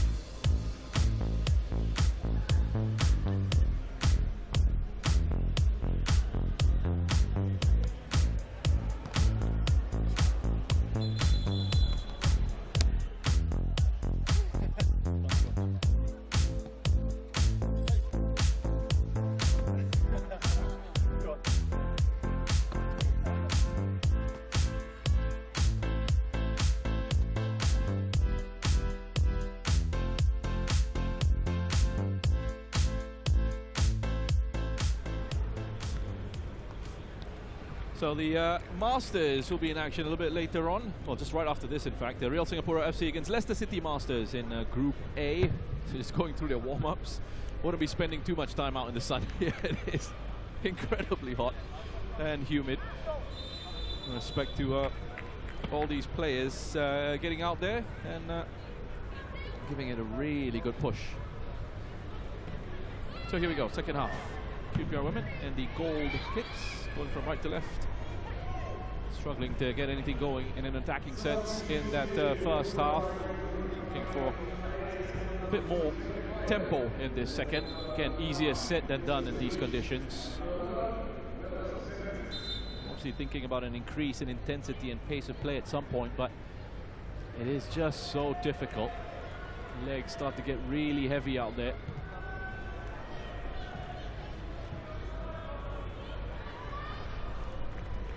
Well, on a positive note for QPR women, they will actually be done for the day after this.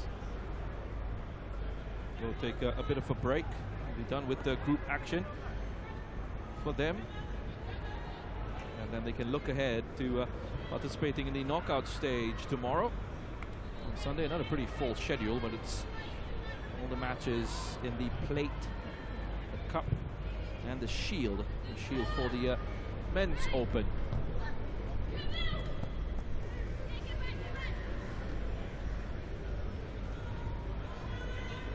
Soccer 7 Series, Singapore 2025. Thanks for joining us. The inaugural edition of this tournament. Brilliantly organized. We've had some great goals, wonderful action already. Yesterday was day 1, 18 matches. And I think we have something like 46 today as well. And we're only about a quarter of the way through. So lots more football coming away here from Jalan Besar, iconic Jalan Besar Stadium. Pitch which has given us many famous nights in Singapore football. Stadium that's been around since 1929. And this could be also the last tournament, or one of the last tournaments we get here before they temporarily close the pitch for some renovations on the field. They'll be replacing the artificial playing surface with the natural turf. The crowd, they've been enjoying themselves as well, braving the heat. We had some heavy rain last night towards the end of the program in the Masters. Davies with the effort. Oh, let's come off the post. That's Leach who's on. And QPR women making the changes at the break. One of those, Jessica Leach, but this is the effort from Davies. Just had that opening. 5-1 towards goal. It's Leach. Too much pace on that pass. Into Leach. From Melis Mehmet, the number 11 for QPR women. 4 attempts in total, 3 for the team in goal. It's Kanaki Tahara. Cool as you like in the middle of the park for Albrechts Niigata FC Singapore women's. First time pass, gets it back, follows up, picks up the second ball. Good work in central midfield. Here come Albrechts. Space for the effort. That's a decent shot there.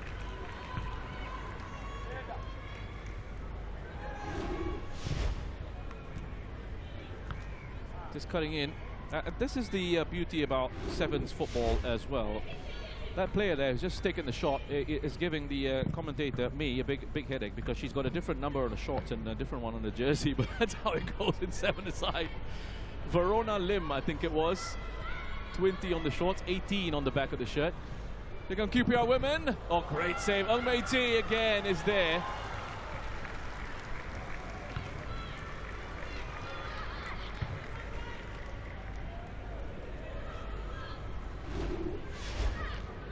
Verona Lim, we had a chat with her a little bit earlier.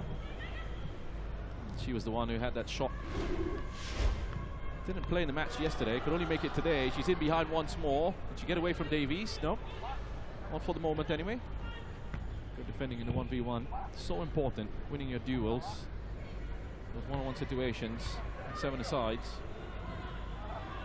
Leach, get away from Riho Katayama, number 2. Let's put it out for a throw into QPR women. A couple of changes coming up here.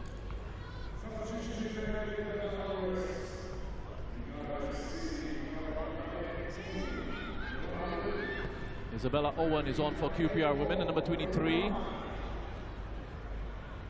seeing number 21 for Albrechts as well.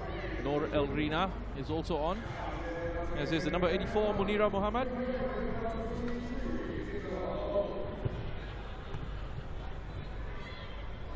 Davies. It's Kanaki Tahara. Surrounded by a couple of players. QPR women.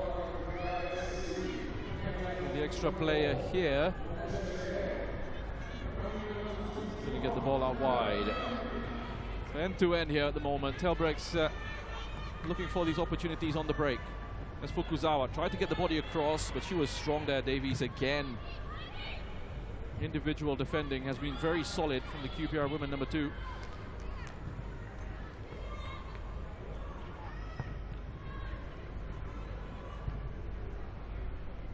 Real Singapura FC, Leicester City Masters in the Masters Group A. Coming up after this. There's Davies with a shot. Not a bad effort. It's another one with the left foot from far out.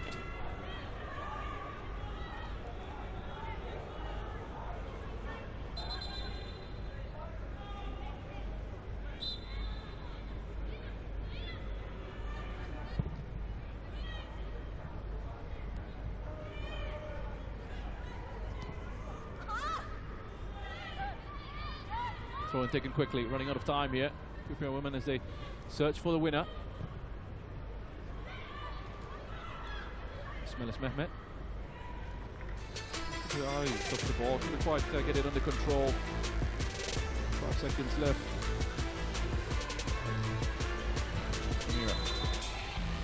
And that is it. No goals in this one. Much in the way of opportunities as well for either of these two sides. Difficult conditions. Final score here, Elbrechts Niigata FC women 0, QPR women 0.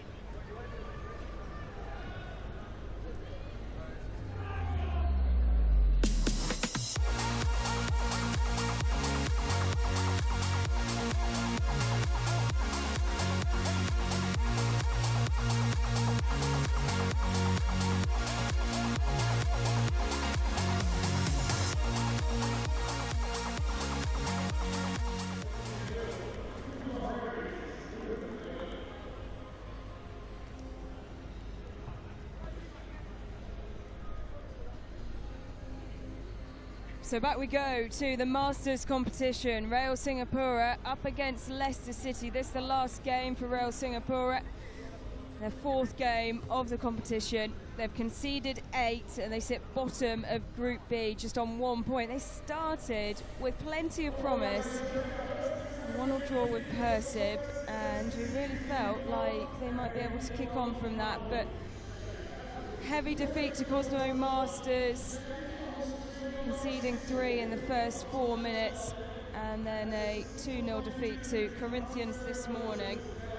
They're up against an incredibly strong Leicester City team who are yet to concede and will face PERSIB last. So here we go, players emerging from the tunnel. Luke Steele there at the back, what a tournament he's had so far. Yet to concede a late call-up as well. The Peterborough sports manager now, who started out at Peterborough United, on the books at Manchester United for 4 years, capped England at under 18 to under 20 level. He's been solid between the sticks. Man on your screen is Jarrett Bartels, you've just seen there, who is the only goal scorer for Real Singapura so far this competition. Can they find a way to take themselves off the foot of the table and try and find a way into the plate competition tomorrow? 10 teams split into 2 groups of 5, and of course with only 4 progressing through to the knockouts tomorrow, split across the 2 tiers of cup and plate, that does mean we will lose a team at the end of today. Lose 2, 1 from each group. We're desperate to ensure it's not them.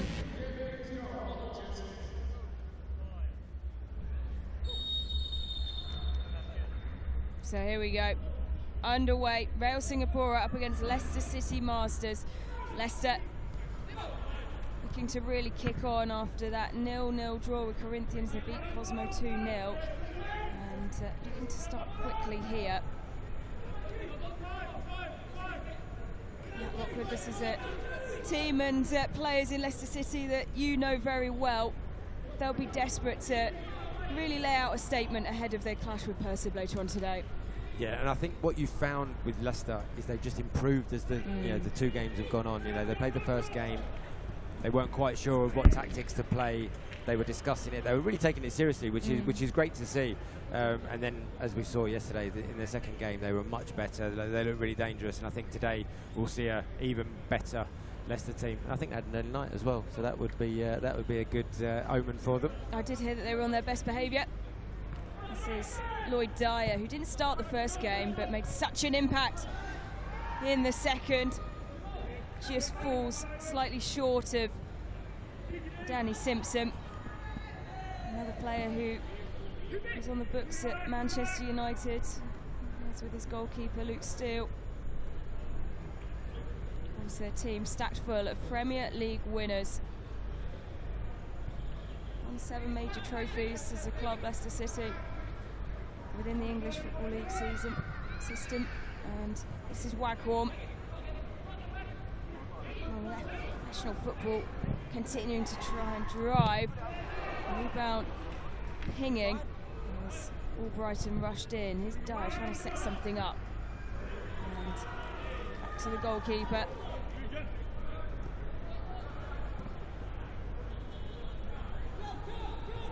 We speak about Leicester City, of course, Matt, but Real Singapura, this is exactly the kind of game that they'd have been excited about coming into this, playing up against a squad packed full of Premier League winners. Yeah, I think sometimes, you know, from their perspective, and the goalkeeper's on a Maisie here. Oh. And he's won a free kick. Well, he's really the only goalkeeper who's wanting to take on this extra role of going out and trying to overload in the midfield. We see it a lot in beach soccer, we see it in these small-sided games, but really, Joseph Storer, the only one who's really taken it on, and he's gone from distance to try and set something up.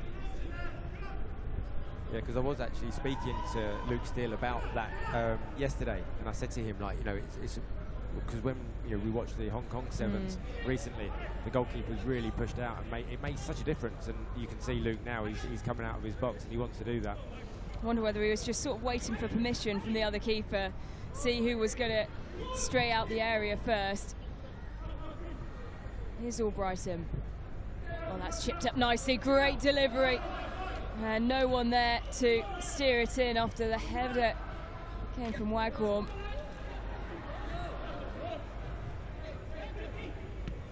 They were saying yesterday, Danny Simpson, when he joined us on commentary, that they're needing a new level of communication that they didn't necessarily have in 11 aside, just to make sure that all the options of the attacking players are covered. Dyer chips it over to Simpson. Hoot. Huge chance, well blocked. Who's on the follow-up? Superb finish. He's not renowned for his striking ability, but yeah, composure from the big centre half. Great finish, that one. Wow, so much experience, doesn't he? 3-time Premier League winner.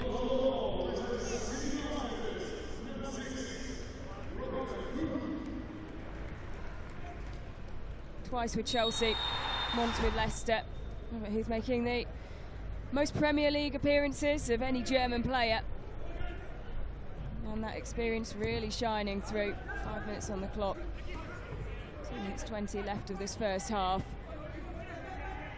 And you just feel, Matt, as we said, that they want to kick on. They really want a high-scoring game, something that will give them a lot of confidence going into the next round. I think, as you said, this is a squad who wants to take this seriously. They want to go all the way, and it's a squad that's been tipped for greatness in this competition. You know, and they're coming with pressure on them, like you say, with all those Premier League medals that they've got in their trophy cabinets at home. You know, they're a big target, and people want to beat them. But you can see the tactics they've got now. They're going man for man. They're pressing high up the pitch. You know, they want to win that ball back early, and you know, the game is being played in one half at the moment, and it doesn't look like that momentum is going to change anytime soon. Yeah, you can see that with the pressure there from Drinkwater and Albrighton. Danny Drinkwater had an excellent game yesterday, as here come Real Singapura. And how have they missed that? A big sigh of relief from Luke Steele, who keeps his perfect record in goal intact, but only just. Let's take a look back at it. Wow. he tried to make himself as big as possible. Luckett didn't have luck on his side this time. Able to hop over the incredibly tall Leicester City goalkeeper. It's fallen nicely for Dyer. Settle Brighton up to the byline. Just cleared off the line. Waghorn's there. And he needed to do a lot better than that. Yeah, you won't want to see that one back, No. really. That was a bit of a glaring miss. I think that will go down as probably miss of the tournament so far. I'll remind him of that when we get back to the hotel later. Well, the clearance off the line was from the only goal scorer so far from Real Singapore, Jarrett Bartels, and, well, Waghorn, he won't want to watch that one back.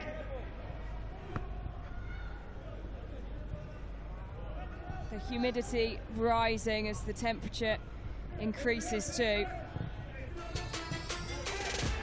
Less than 10 seconds remain of this first half. Leicester lead by a goal to nil. And that is how it will end. Bartels advancing. Referee still not blowing the whistle. Time well and truly up, but they're going to keep pushing here. Peace. Shot from distance, high and over, and now the whistle does finally go after Glenn Shepherd has the final attack of the first half. So with 7 more minutes to go, Real Singapore trail by a goal to nil.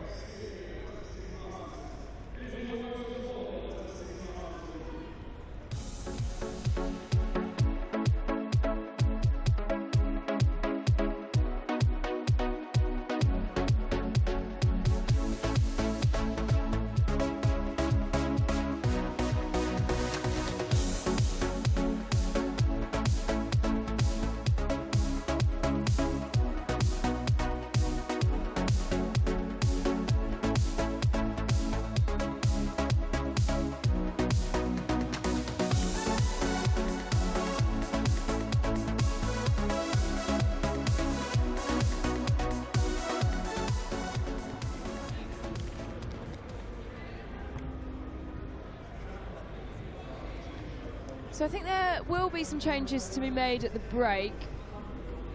Just waiting to see who has not come back on.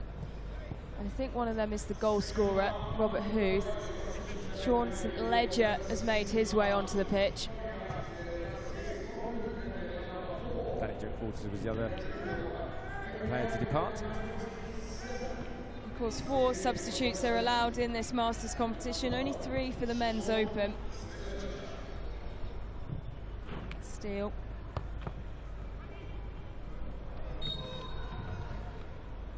Igor Ferreira, who had the unique opportunity to come up against his former club this morning with a foul and huge save. Danny Simpson driving towards goal. And the keeper made himself very big indeed. Joseph Storla. Watch that back. Hugely important save. Corner swings in, headed up high. Down by Peace. Scramble to get back on it.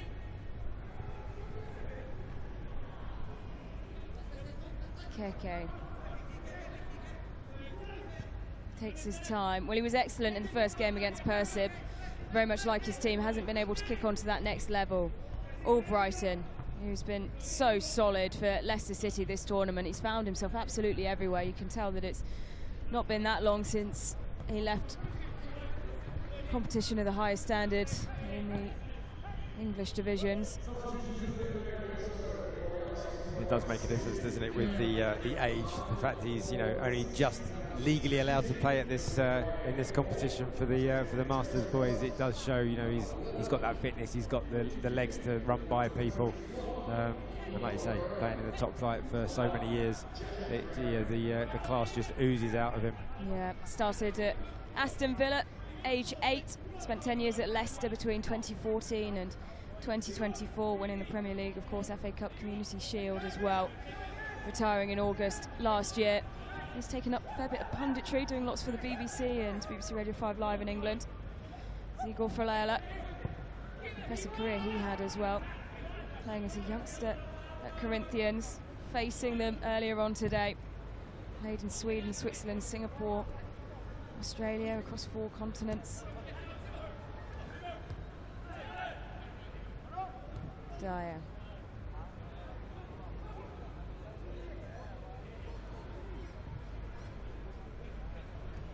It certainly seems that the communication has increased and got that little bit better for Leicester City. I think it's hard when, obviously, they kicked off the tournament. And I don't think they really knew as a unit what to expect. And the vibe certainly from Danny Simpson was that they've got a lot better with that communication. Yeah, it was interesting talking to them because they weren't even sure in that first game what formation to play because none of them had ever played 7-a-side on a full-size pitch. So they got here early. They watched the games before them to try and get an idea and understanding of what sort of systems that other teams played. You know, but these guys are all, you know, the football brains on them are all different class. So it doesn't take them long to work it out of how to win. And now you can see, you know, they're 1-0 up and they're just playing for time. They know that. You know, they've got probably the better fitness out of the 2 teams. They're just keeping the ball, running down the clock, and yeah, everyone's just got so much time on the ball now. Moving it well, regularly going back to Vasilevsky, just to hold the ball, hold the possession. Brighton, Vasilevsky. Made over 60 appearances for Poland and a sparkling international career.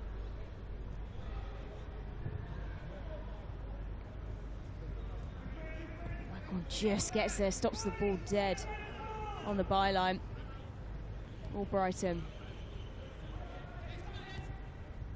St. Ledger. Michael just taking his time. Pretending to be out of breath. Well, you say pretending. I think there is the demands down. I mean, he looks very chilled there, doesn't he? He just jogs to get back on the ball. And, of course, one of the men we've spoken about a lot who has retired recently as well. But the demands are certainly there in the humidity, the heat. Danny Simpson came up to join us, I think, about half an hour, maybe a bit longer after his game. And he's still saying about how uncomfortable it was, you know, unable to clear any of the sweat away because of just how saturated the air already is with water. Well, they've played this game to perfection so far, Leicester City, in terms of just keeping possession, running the clock down. It's exactly what you said, Matt, and they look very, very controlled indeed. Vasilevsky on the far side. I'm sure they'd love to find an extra goal here. Vasilevsky taps it across. Here's Danny Simpson. Support arriving. St. Ledger can't find a way through. And indication there from the referee as St. Ledger went down quite dramatically that the ball was wrong. Like you say, they're all on the same page though, aren't they? They're all just keeping possession. They're not trying to force it. They're not trying to make things happen. They're comfortable with a 1-0 win. That's all they need. And they're happy to see the game out.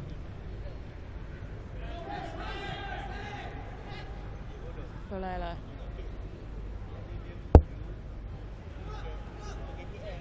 Keeping close watch. Dropping back. Well, this is where they'll hope that their tactics have paid off, because it's Real Singapura who, as things stand, will be dropping out of the competition. This is their last game. They conceded 9, only 1 point, which puts them bottom of Group A, with only the top 4 progressing into the knockouts, and of course split into the 2 tiers when we get to tomorrow. They would have wanted a lot more. They started well, getting a goal up against PERSIB, but couldn't hold on to victory in the end. 20 seconds. The clock ticks down. It does look like he's feeling it slightly, Martin Waghorn. Clock ticks down. It is Leicester City who have played this to absolute perfection when it comes to the tactics of a 7-a-side tournament played across 3 days. And they will go top of the group, Leicester City. Finishes Real Singapura 0, Leicester City Masters 1.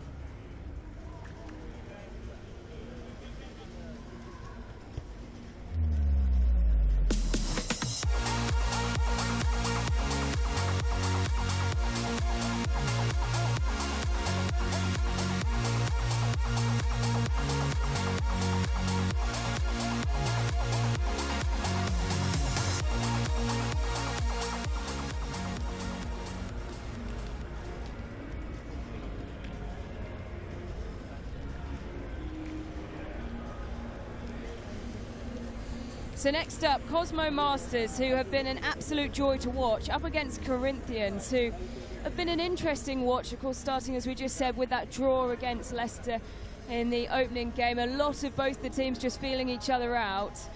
And well, now they have a challenge on their hands, because PERSIB Masters are in excellent form, and one man in particular, as they trek back out onto the pitch, they will really feel like they can give anyone in this tournament a good game.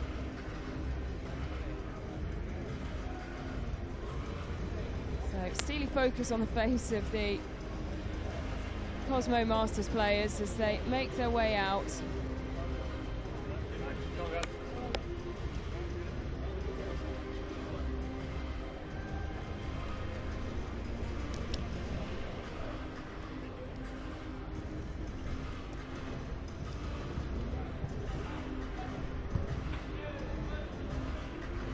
So Michael Sharples, what a tournament he's having, what a season he had last year.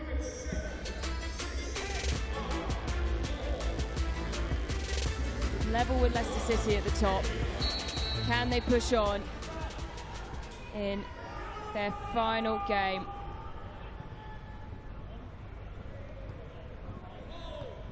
Sharples, his goal earlier on today, is surely a contender for goal of the tournament. There's been a few so far, haven't there? He's There's been had some cracking goals. And I'd say at least 3 of them from him would be in contention, but this morning was just superb. Corinthians, they're sat on 6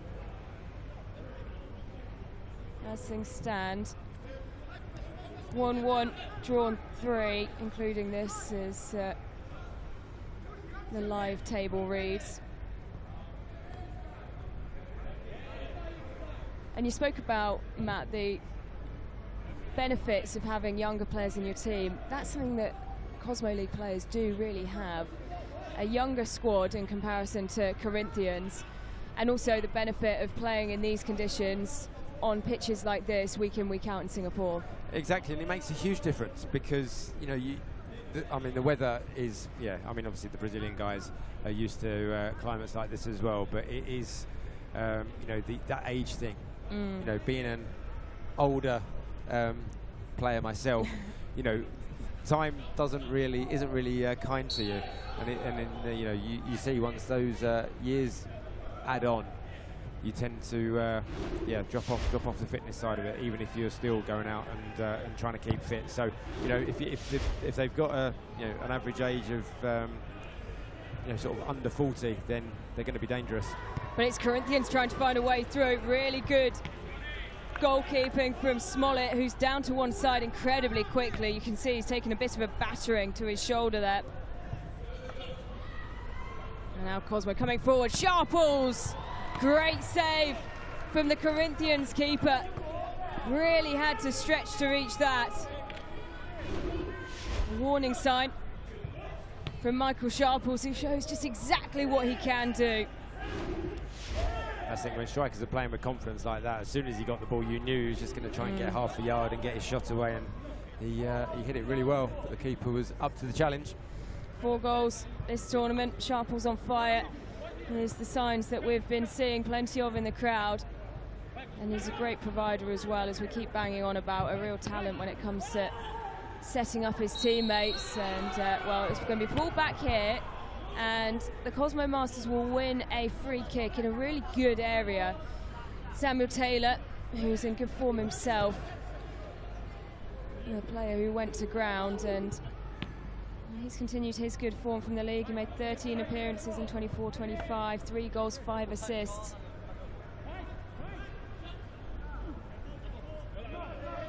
Setting up one of the goals yesterday as well, as Sharples points to his chest and expresses his disagreement to the assistant referee's decision.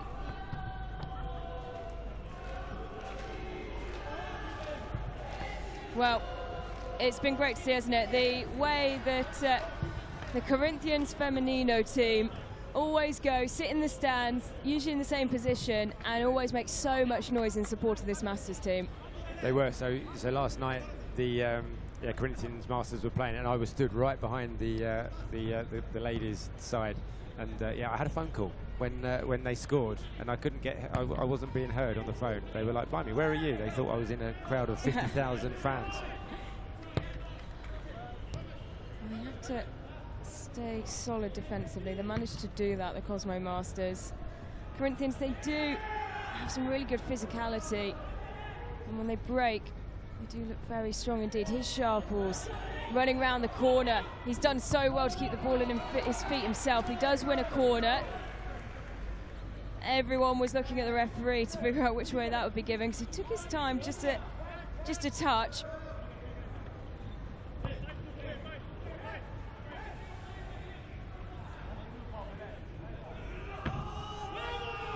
This corner being stood over by Matthew Zato. Brought down by Sharples, but it just runs away from him. He doesn't get that clean touch that he really would have desired.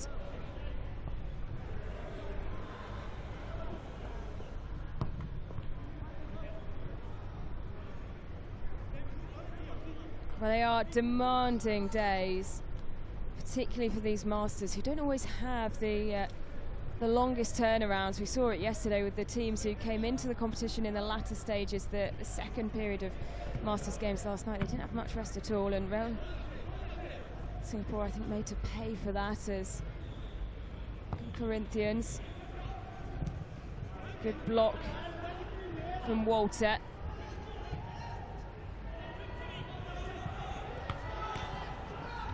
Here comes Sharples. Eyes up the goal. Great save from the keeper, Edu. Had to make himself really big there. Got a firm palm to it. He's a very strong keeper.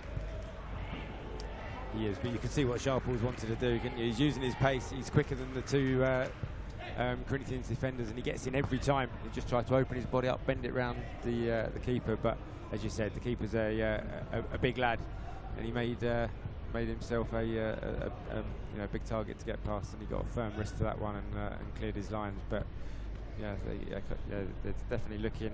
Cosmo do look dangerous on the break.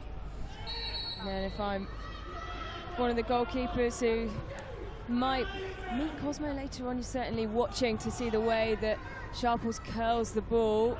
Well, he wants the foul there, he doesn't get it.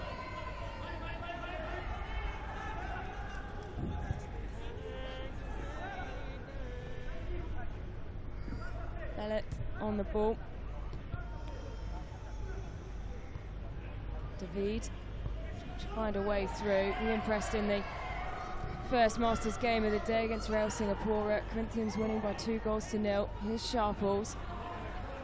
Well, this will be a huge result if they can find something here. Cosmo skimming over the artificial turf. Didn't have the zip on it required to move under the keeper, Edu. And so at half-time, it is goalless, but it's been an excellent game so far. Cosmo Masters 0, Corinthians 0. And we'll be back after a minute break.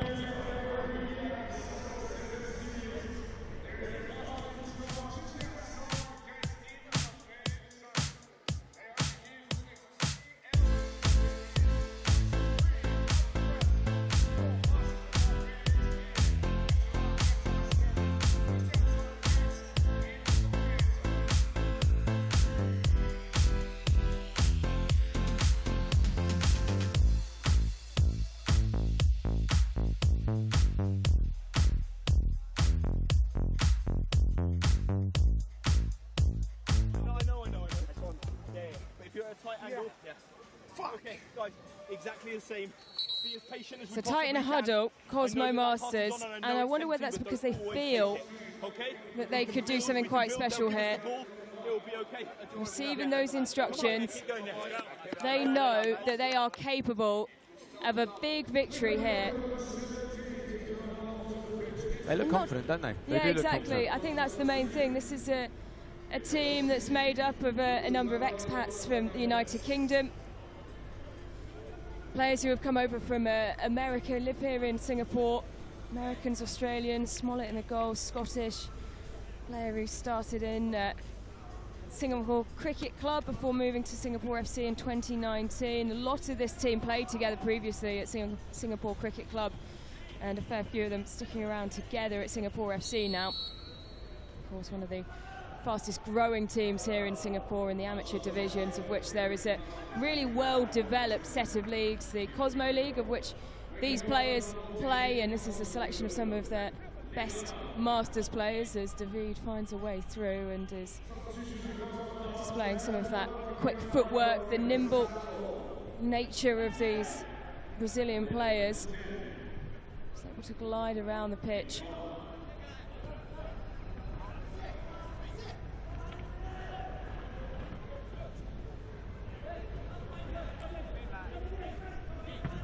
It's warm and humid conditions we've spoken about a lot, but conditions that both these players will be used to, both sets of players.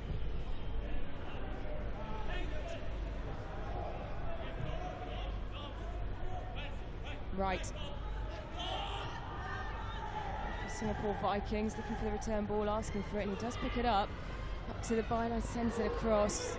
Needed a better angle to get that to the feet of Michael Sharples.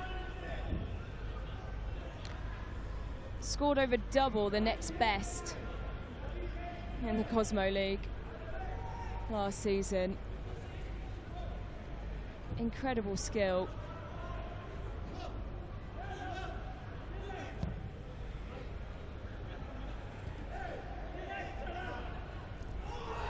Well, I was wondering when that would be given, and it's a yellow card as well.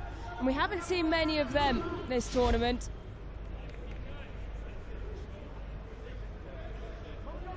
The Corinthians there's been a few cynical fouls off the ball, especially, but the referee hasn't actually seen. But if the referee had played on there, I think it was Sam Balls had made a great run through. If the referee just waited another couple of seconds and played on, it'd have been through 1-on-1, which is a shame. There's Edson, the player who has been shown the card. Bowden back to the keeper, Smollett. Good turn from Sam Balls. He was really good on the transition, as you mentioned there, Matt. He's just got a really good turn of pace and the technical skill as we see him on the ball once again. Keeps his head up high, always looking, scanning for those options as the shot from right pings back, and there's plenty of frustration. Was that Sharples who's just voiced his, it's not, it's the man who was progressing in the first place, Sam Balls. Here is Sharples now, penned into the corner.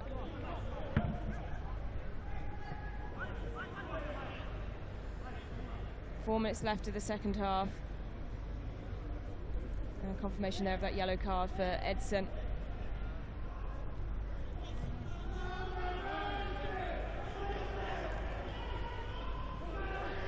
That wasn't the pass he was looking for, was it? That's yeah, a case of know your players. He definitely didn't want to run 30 yards in the channel after that one. No, and that's a big part of managing these sevens games, is really understanding the team around you, and of course something we've spoken about, and how they want to play. There's good opportunity, opens up well blocked. Right. They've had really good possession as well, haven't they, Cosmo Masters? A great place to progress. Referee makes a signal that the ball was won. Sharples sends it over to his right-hand side, and now surging forward, Cosmo Masters. Big, big chance, big goal!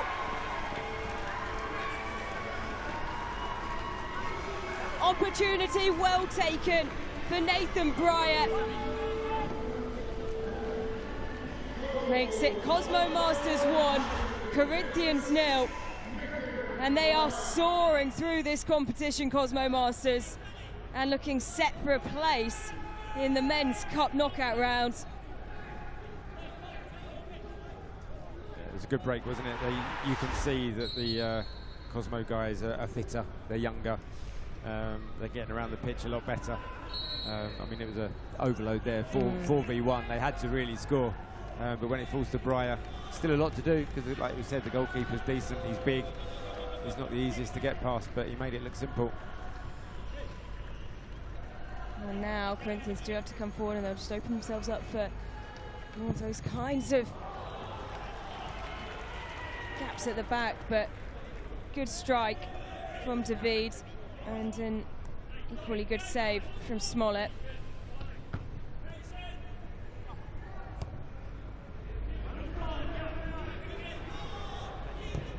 Right, making the run, falls back to him. Surely big chance for a second. Well, one thumb up, so close to making it a second for Cosmo Masters. Look at that. Almost dropping down, just slightly too much on it.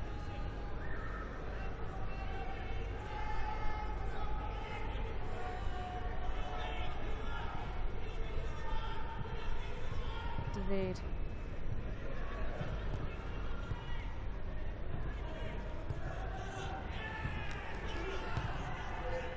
Edson. Mike.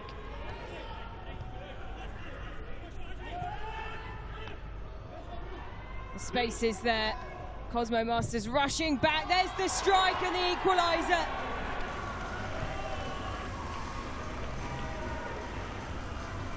And Corinthians are back level, and it was Mike who was doing all the hard work. Michael Richard, Freitas de Silva. Just taking a slight deflection on the way through. Unlucky for Cosmo Masters because they'd done so much hard work. And just 13 seconds left to play. It's a shame for them, they couldn't hold on, but like you say, Corinthians, they're all so tidy on the ball, aren't they? And they're looking for those little 1-2s, passing, moving, just getting into little spaces. It's difficult to defend. And then when the ball dropped to him there, he was always going to score. So that is how it ends, all level. Cosmo Masters 1, Corinthian Masters 1.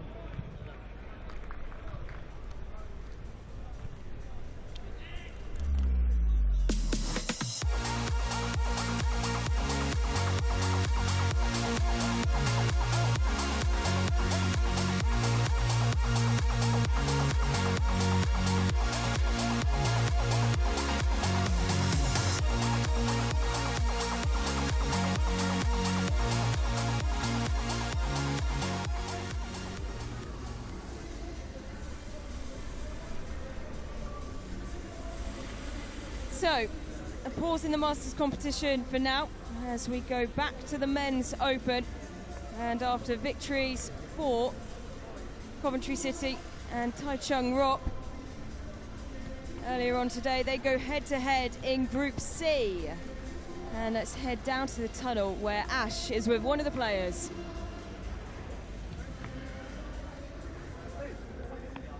And we're here with Kai from Coventry City. So welcome to Singapore, Kai. So how are you enjoying, the games so far? Yeah, we're loving it. I mean, it took a bit of time to get to grips with the format, in the first half especially. But once we got to grips with it, I think we were much more comfortable, and obviously we won the game in the end, so it was a good start.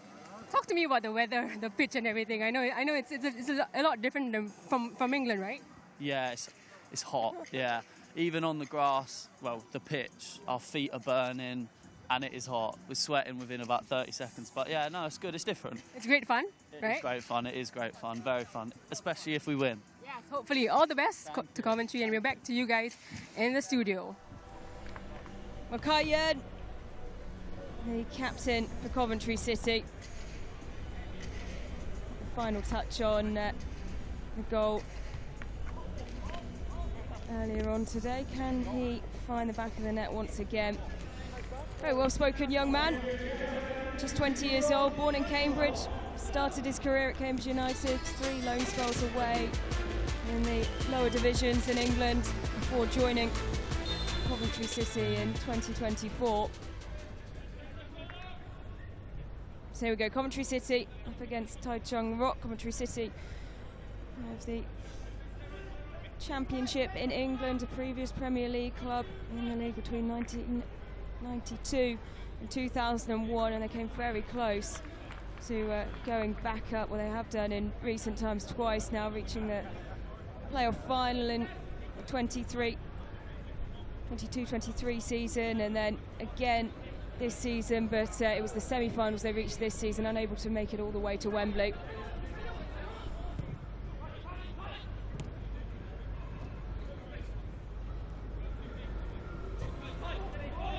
Well, Matt, it'll be interesting to see the contrast of styles here. As with the keeper off his line, he's logged him, and it just bounces.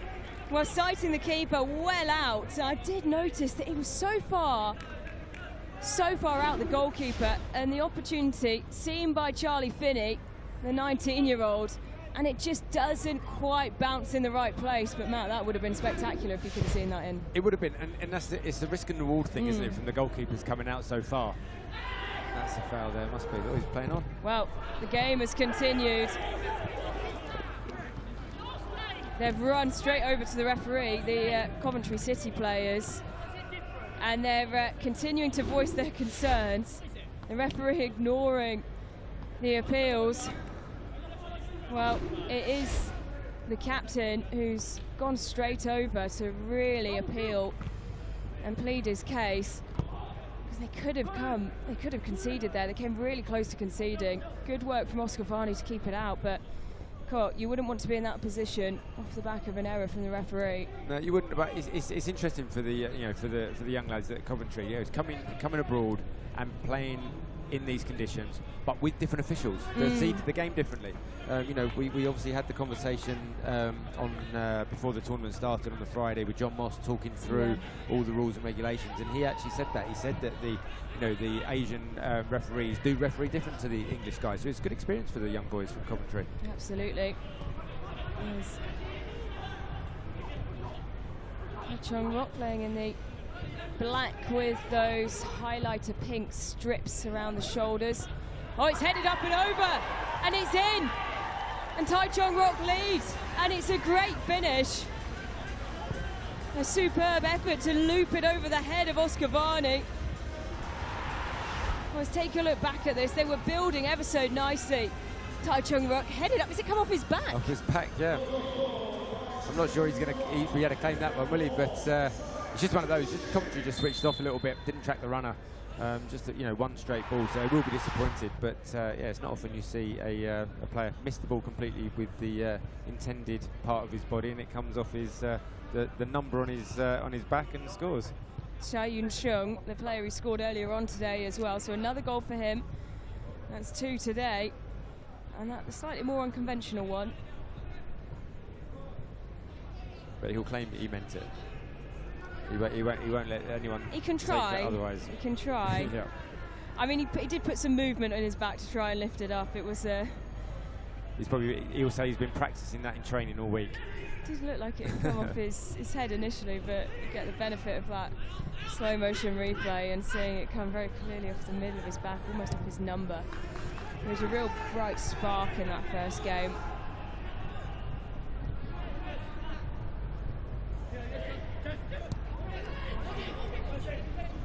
Coventry building nicely. They just don't have the bodies in the area, overloaded by Djadjang Rock, who play in Chinese Taipei Premier League there.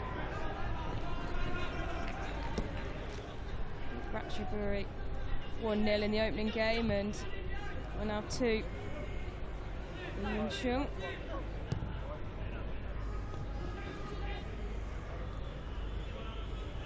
Coventry beating Singapore FC by 2-1, but they do trail here.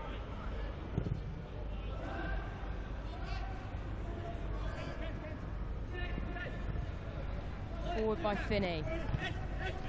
Siddle. No one there on the opposite side to pick up the cross.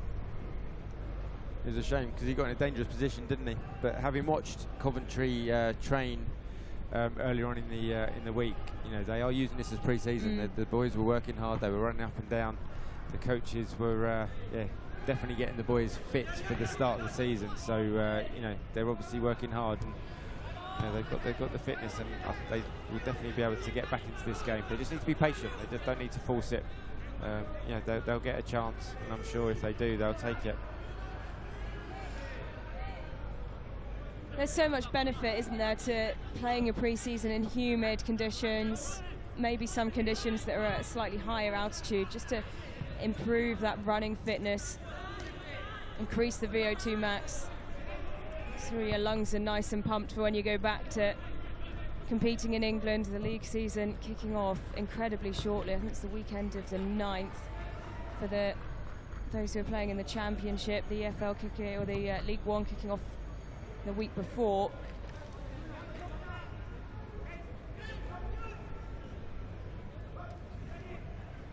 Yeah, and Stretton making the run. It's fallen nicely. There's the equaliser. Powerful strike into the back of the net. The keeper tried to react, but he wasn't getting anywhere near it. Set up nicely and fell to Charlie Finney. Spent last season out on loan in the National League North. And that is an impressive finish from the Coventry City youngster. Yeah, to be fair, it was a great ball into him, wasn't it? From Elliot Beshiman. But the first touch just set it up, didn't it? You know, sometimes you get the ball pinged into you in such a tight area and the ball's coming at that speed. It's not the easiest thing to control, but his first touch was great. Set the target, set the opportunity up, and he tucked it away nicely. And I love the finish, not just blasting it, just passing it in the corner, knowing that the goalkeeper had no chance. And will he make it count this time? No. It's Kai Yern who sighted the goalkeeper off his line, looking to put Coventry City ahead as we run off for the break. But as things stand, Coventry City 1, Taichung Rockron, as we break for half-time. We can head back down to Ash, who is with Faisal ahead of the next game. And we're here pitch side with Faisal from Singapore FC. Faisal, it looks like it's going to rain though, but let's just chat a little bit about your experience here. Are you enjoying the weather and everything here? Nah, I absolutely love the weather here in Singapore. I mean, now it's okay, it's windy, but yeah, I mean, it's better than when it's like really, really, really sunny. So 7 minutes, how important is it to make an impact in 7 minutes? Do you think it's... Yeah, it's so important. Like, you really have to make your chances. Like, you have to really tuck in your chances. 7 minutes is not too much time. It really just goes by with a blink of an eye. So you really have to really just go forward as much as possible. Yeah. And you got Coach Amri, obviously a Singapore football legend. And how's it like to hear him as a trainer? Nah, just I look up to him. I saw him as a kid, so it's just nice to look up to, and I really try to take as much advice from him. And yeah. And a big game against Ratchaburi as well, so good luck for that. And all the best. All right, thank you. Thanks so much. That's it, guys. All the way. And it's back to you guys. So that game coming up next, Ratchaburi FC up against Singapore FC. And, well, as Ash said there, we do feel like the rain might be coming. You can feel it in the air. There is a slight breeze which is cooling, but the humidity incredibly high. And some concerns that we will have some rain shortly. Well, will it be as dramatic as last night? It was quite the downpour that we had, and of course, Matt, that affects the playing conditions on the pitch with how the ball moves, but also the weight that the players are carrying in their jerseys. Yeah, of course. I mean, everyone sort of told us about the weather here.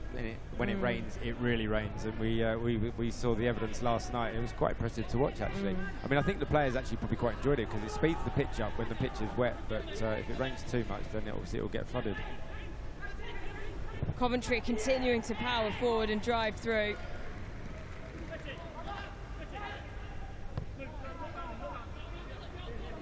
Yeah, and captain sends it to Stretton. Falls nicely to Charlie Finney.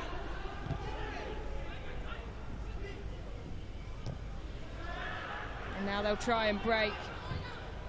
And their effort to lob the keeper. Well, he acted very quickly indeed, Oscar Varney. He knew he needed to send it away from his goal. And Matt, in terms of quick thinking, that header incredibly important to keep the scoreline level. It was. He was caught in no man's land, wasn't he? He wasn't sure if he was in the box, and he didn't want to risk it because obviously it would have been a straight red card. And he's a tall lad, and he managed to get the slightest nick on it. I think it came off the fringe, which all these young lads like to sport these days. Jajjang sending the ball in. Drops just on the edge of the area. Chen, goal scorer in this game and in the first game of the day. Once Chiburi, who are up next.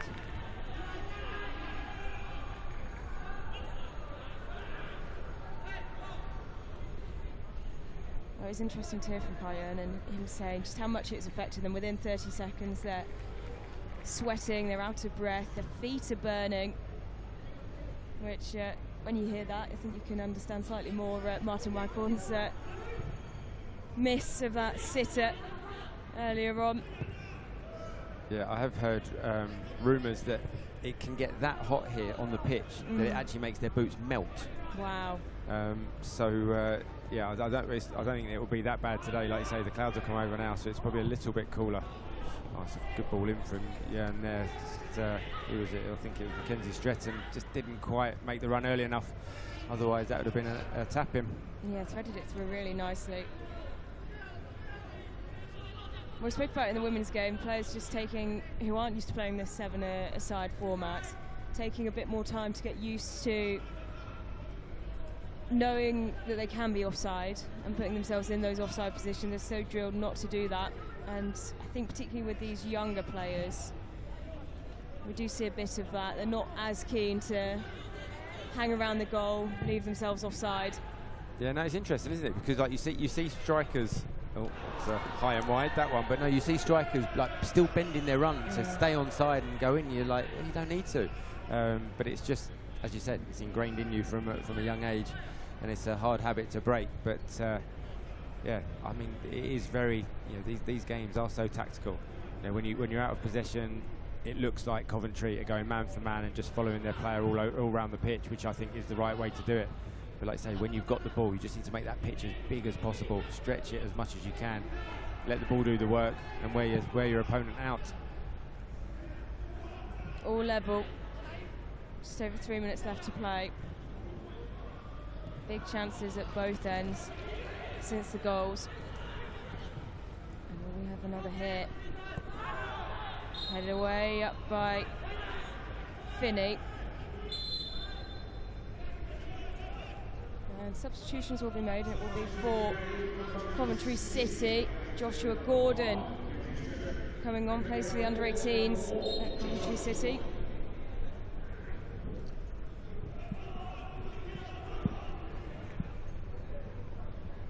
Bringing on some fresh legs with 2.5 minutes left to play.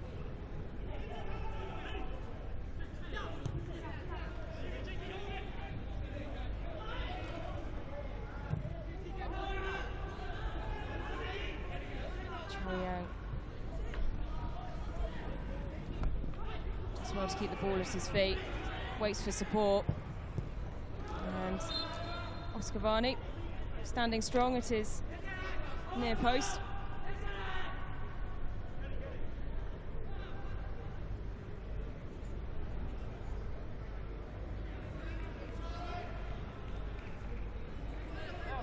Taking their time, controlling play.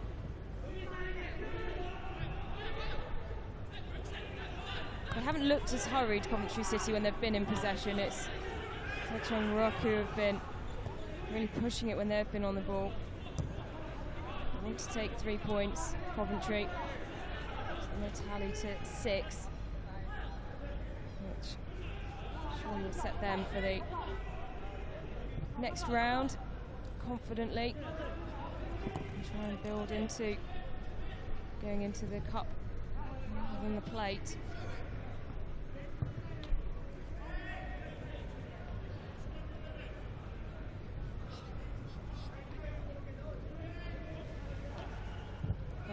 Well up. 1 minute left to play. Well, they need to be careful now. Coventry City with a keeper so far forward. He's rushing back now. He will get back on his goal line quite comfortably. And the free kick will be given in the way of Djadjang Nurdjaman.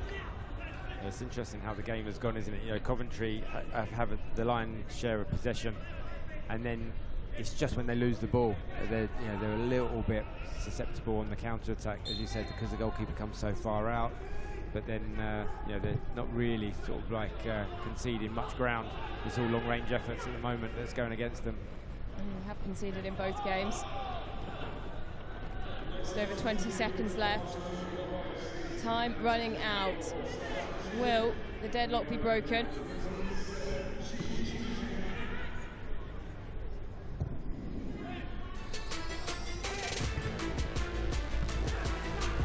Yeah, mushing in.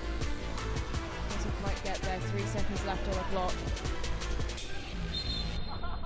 And that will be it. A draw for Coventry City up against Djadjang Nurdjaman. Goals coming from Charlie Finney and Yoon Shung. It's finished here, all level, 1-1.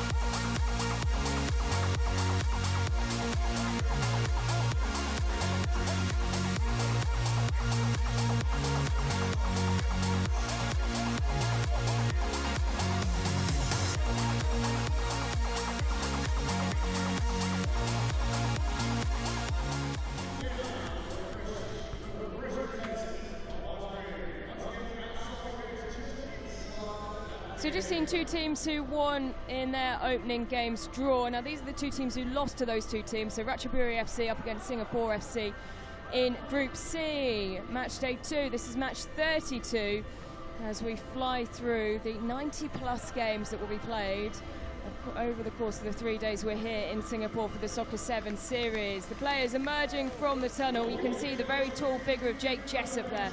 He will be key for Singapore FC. Really solid, powerful goalkeeper who towers over those around him. You can see he's a full head above his teammates.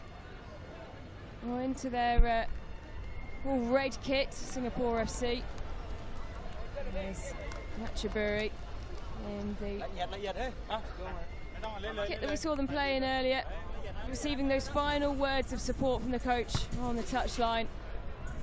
The Singapore FC coaching staff watch on. We heard from Gabriel Quek earlier on today, and he will be getting us underway when the whistle blows.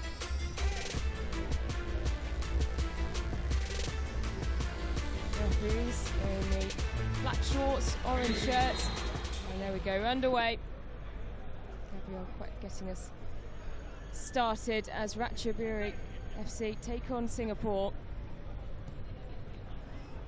Ratchaburi playing in Thai League 1 top tier in Thailand. In the Dragons, didn't quite have that flair and fight that we would have wanted to see from them in the first game. Fight Bolkai, their key player, wearing 77 on his back. He was taken off maybe, I felt, a little early in that first game. You can see he throws his arms up there as a free kick won by Singapore FC. Joe Claridge, who scored against Coventry, jogging over to take it. Where's the captain's armband?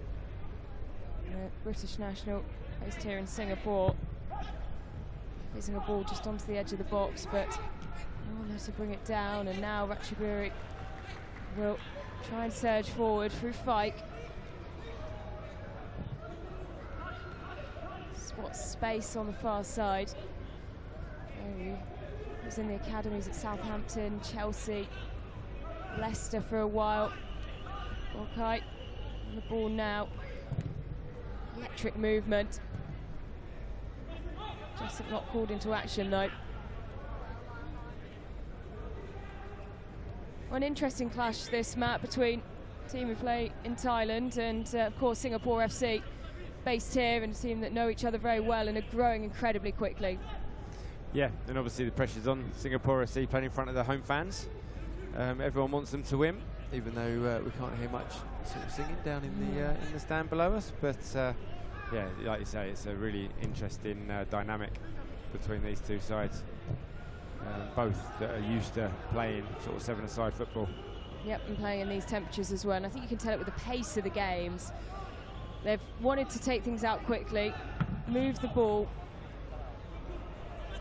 Not too much in the way of long balls forward, although we do occasionally see it from Jessup.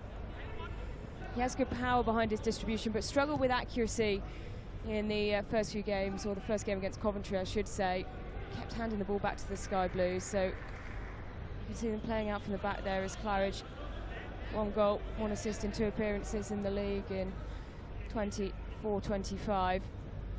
Singapore FC topping the Equatorial League last season. They were 2nd in the Cosmo League. Those are the 2 amateur leagues that play in the 3rd tier. Very well-developed system here in Singapore. The Cosmo and Equatorial League. No promotion, no relegation. Gives clubs stability to invest in facilities and players some structure and stability as well.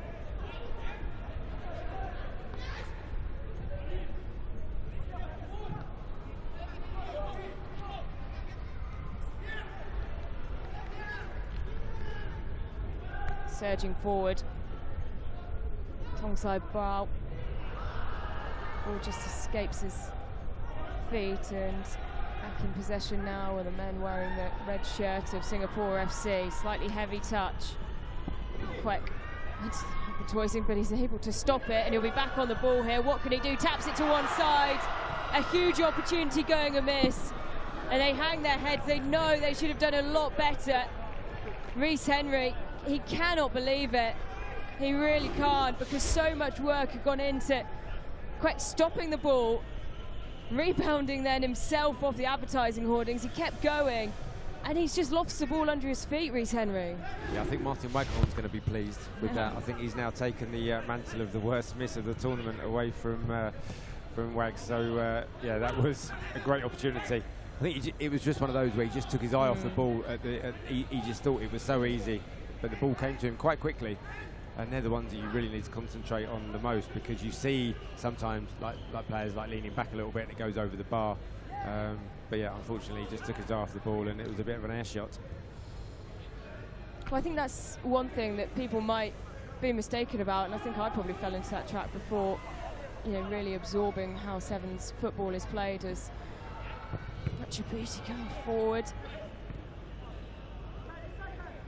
But can't find a way through. And it will be a throw for Ratchaburi on the far side. Taking their time. Space there. Huge amount of space. Surely he should finish. And he does. Fight Bolkai. The man who had the weight on his shoulders. All eyes were on him this tournament. And he opens his account. Really well-placed ball. Leaning back, and Ratchaburi lead. It's a good finish, wasn't it? Jake Jessup did his best to close the angle down, but again, it was just one of those. There was that spare man. Singapore just switched off. Let the guy get in at the back stick. And this is. Sorry, I was just going to say that was the one play you didn't want to be free in the box. Absolutely, and this is just moments after, well, they've missed a huge opportunity, Singapore FC, but he's on the ball again, Rhys Henry, and can't drive it to one of his teammates. There's not really any red shirts ahead of where they needed to be. Confirmation of the changes, so Finket coming on. Sibua coming off.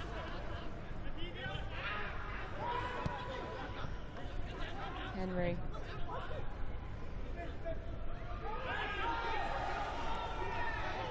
Well, there was appeals there, a fair number of shouts, but nothing given by the referee.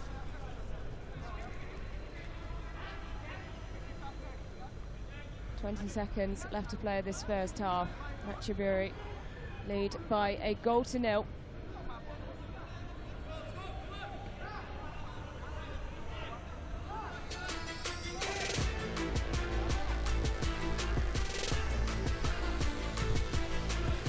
There in the channels, and they've been good at exploiting them so far. Bolkai on the ball.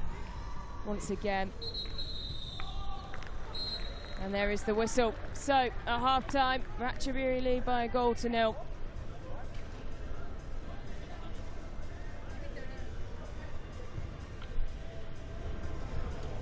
So, while the players take a break, we can go back down pitch side to Ash.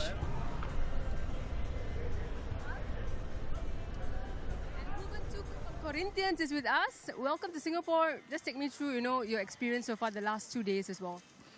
Estou muito feliz da oportunidade que a gente está vivendo aqui na Ásia, primeira vez na Ásia. É campeonato com uma estrutura muito linda, muito top. E se Deus quiser a gente vai buscar esse título aí, ser campeão e levar esse título para o Brasil. He's really happy for being here playing in Singapore. The structure is really good, and if God help us, we will win. What about the tournaments, 7-a-side football, 7 minutes? Is it difficult? Is he used to this? O que você acha dos 7 minutos? Se é pouco, muito? Pelo tamanho do campo, 7 minutos eu acho que é o ideal. A gente está acostumado a jogar 7 contra 7, mas num campo menor. Mas eu acho que os 7 minutos é o ideal pelo tamanho do campo. By the field, it is really big, so he thinks 7 minutes is really good. Because in Brazil he used to play in a small field, so he thinks 7 minutes it is the best. Muito obrigada, and welcome, and also good luck for the next game. And it's back to you guys. Thank you so much. Thanks, Ash. We're back underway.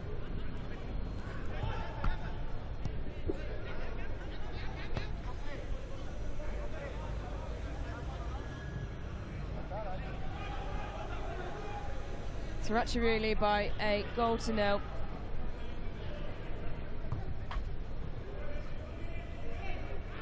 Like Nokia, the player finding the back of the net. Member of the Brunei royal family. Born in the United States, represented and served as the captain of the national team, and to come close to finding another Ratchaburi there. Weren't too far away. Big save required from Usep.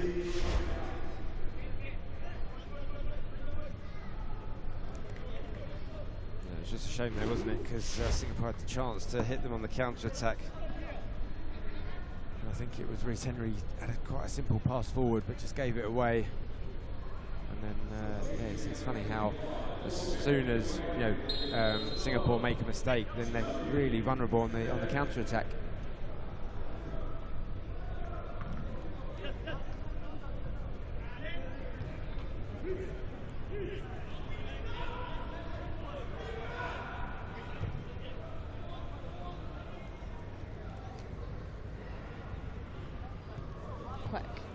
Loses out, just waiting to get back on the ball. Courage.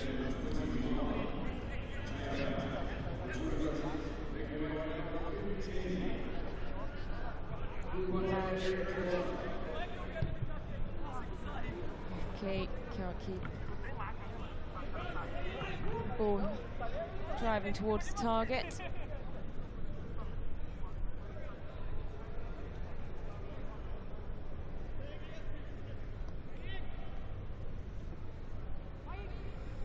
Well, it is incredibly hot. The rain that we were predicting hasn't quite hit yet. I do wonder if or when it will come.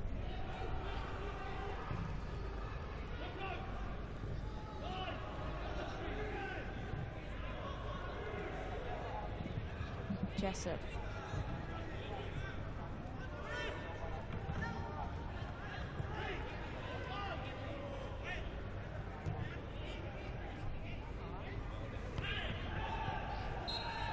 Free kick now given.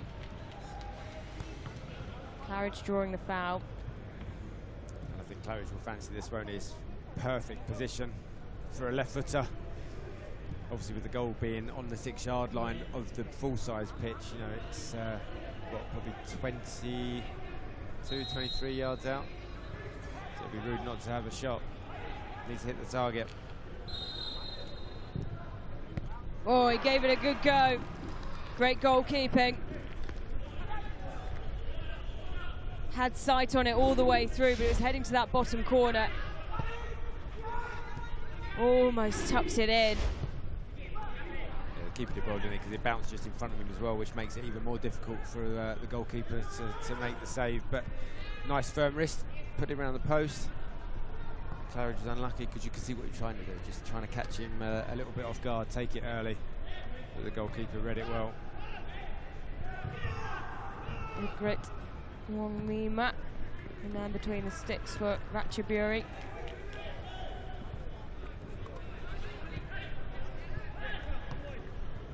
Represented Thailand at under 23 level, under 19 as well.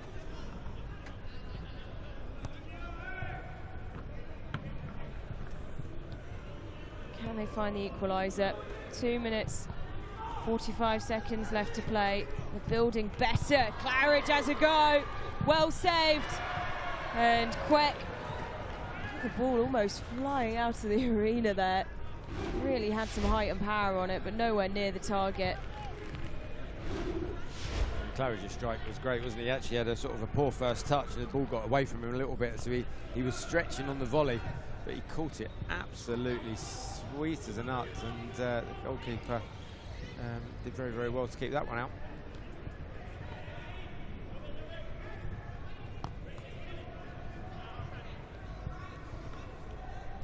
Only got one player holding that high line, it's Gabriel Kwek, who's trying to disturb the Ratchaburi back line. Kit just taking a quick touch. Well, 3 shots on target for Ratchaburi, only 2 for Singapore FC. Mulling their missed opportunities. Surely. That's 2-1 to Coventry in the first game. Heading towards a 1-0 defeat in the second, whereas Ratchaburi bounced back from that 1-0 defeat and moving incredibly well. He rounds the goalkeeper. It's an exceptional finish. Superb once again, a brace for Bolkia. Now we have to take a look back at this because it is such an emphatic finish. Keeps his cool, rounds his man, pings it off the underside of the bar, and it just rolls down the back of the net. Sublime.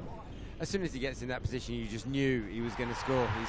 The composure is good to watch. He's obviously took it inside Jessup, and then as soon as he does that, he's just unleashed his the powerful shot, as you said, in off the underside of the crossbar, and the player on the line had no chance of stopping it. It felt like he came off too early in the first game against Taichung Rock. And I saw him trekking off the pitch. Felt like taking off one of the key action mans far too early.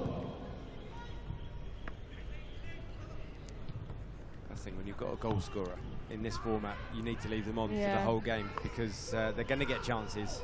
They might only get one a game, but if you've got your main man on the pitch and it falls to him, we've seen what he's done, two chances, 2 goals, and he's taken them both superbly. And he has been and will be the difference as it finishes. Ratchaburi FC 2, 2 goals from Fike Bolkia. Ratchaburi 2, Singapore FC 0.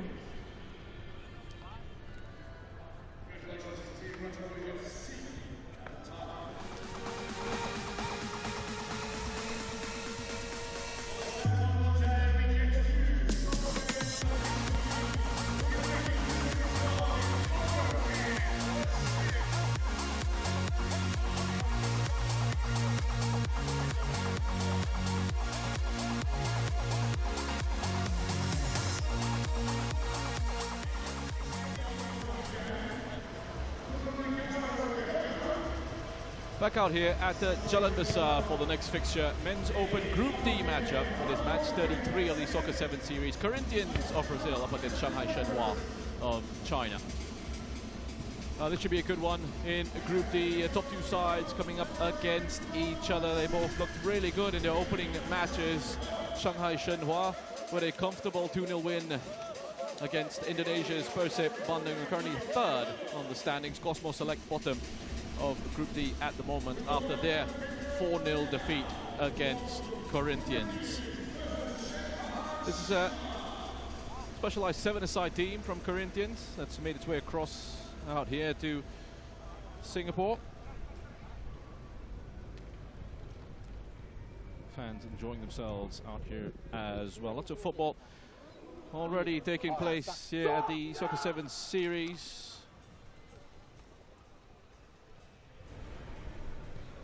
And lots more still to come. Just about 10 seconds away from kickoff here between Corinthians and Shanghai Shenhua.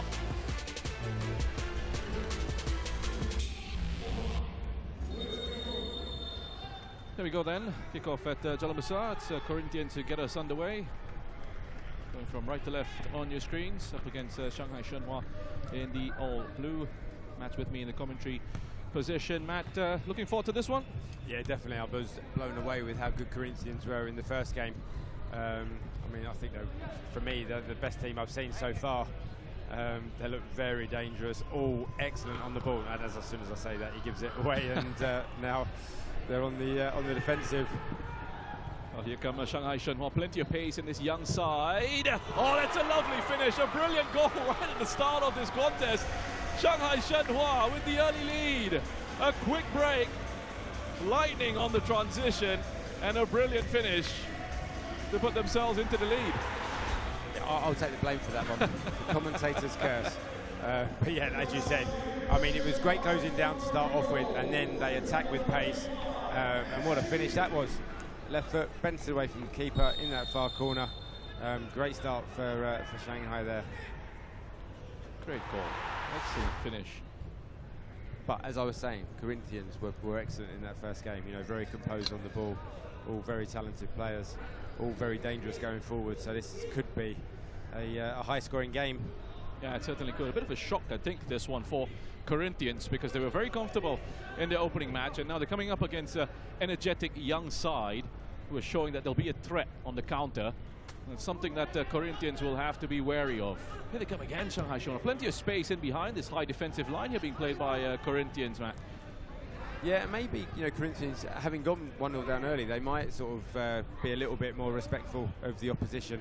Maybe they thought after that first game they were going to come and just walk through every team they played against. But, you know, Shanghai Shenhua are as you said, very good young team, well organised, and they're going to make it difficult for Corinthians.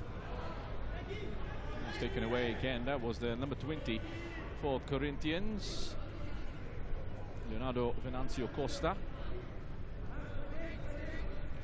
also known as Belé.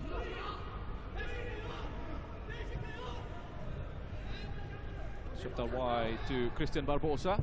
Canyoto, he's got a sweet left foot. Not on that occasion. My turn for the commentator's curse. Yep. Happens to the best of us. 7 Brazilian league titles for Corinthians as a club, 3 Brazilian Cups, Copa Libertadores title, 2 FIFA Club World Cups as well. Just some of the silverware in their impressive trophy cabinet. Fielding a specialized 7-a-side team here, the Soccer 7's series. You saw how comfortable they were with the ball. There's almost a bit of a futsal style as well with some of the technique. Yeah, exactly. With the rolls, soles of the feet, and things like that. That's it. And that, but like you say, just listing the you know, the trophies that the club have won. It's a huge club. It's a great, you know, privilege for us to be able to host them at the tournament. You know, they've travelled a long way, but they mean business. That's clipped in. Chance for Corinthians here. Well, Carlos Alberto, also known as Juninho, knew what he was trying to do there, just couldn't quite make it happen. As you say again, it's that rolling the foot over the ball, it's that futsal skills. Just unfortunately hit the back of his foot and bounced up into the goalkeeper's hands. Well, great start to this matchup, being played in an excellent pace. Here comes Shanghai Shenhua. Zhang Bin driving through the midfield. Gets it out wide to Pang. Back to Zhang Bin. Space top of the box, that's good goalkeeping. Comes out quickly, blocks off the angles, and Corinthians can transition here. Do they have the pace though? At the moment, he's being forced to just hold it up. He's got Luizinho for company. Here he is. Save there by Liu Haoran. Goalkeeper for Shanghai Shenhua, Kanyoto.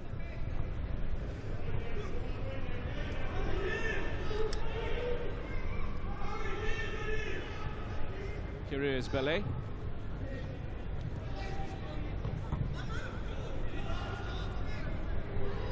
Again.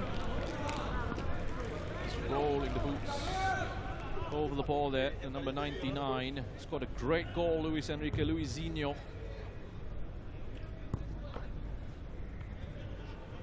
Scored a great goal, solo goal in their first match. The length of the pitch almost, and put it away. It's Kanyoto. Took his eyes off it, was strong enough to recover. It's going to come from distance, not too far off, was he? The number 7, Carlos Alberto.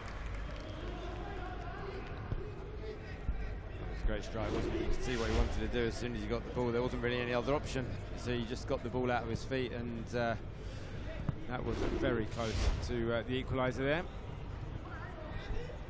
Yeah, most of these Shanghai Shenhua players, featuring 4, their under-21 team in the domestic league. Full of energy, full of running, plenty of pace in this side. Just having to sit back here. Corinthians thrown into the game, keeping a hold of some really good solid possession. Had a couple of efforts already in this first half. Keeping the shape here. Shanghai Shenhua, this 2-1-3. Zhang Bin is in the middle of the park, then the number 48.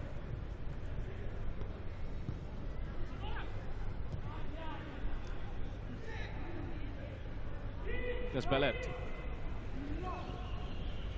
Back to Juninho. Given away. Tangbin.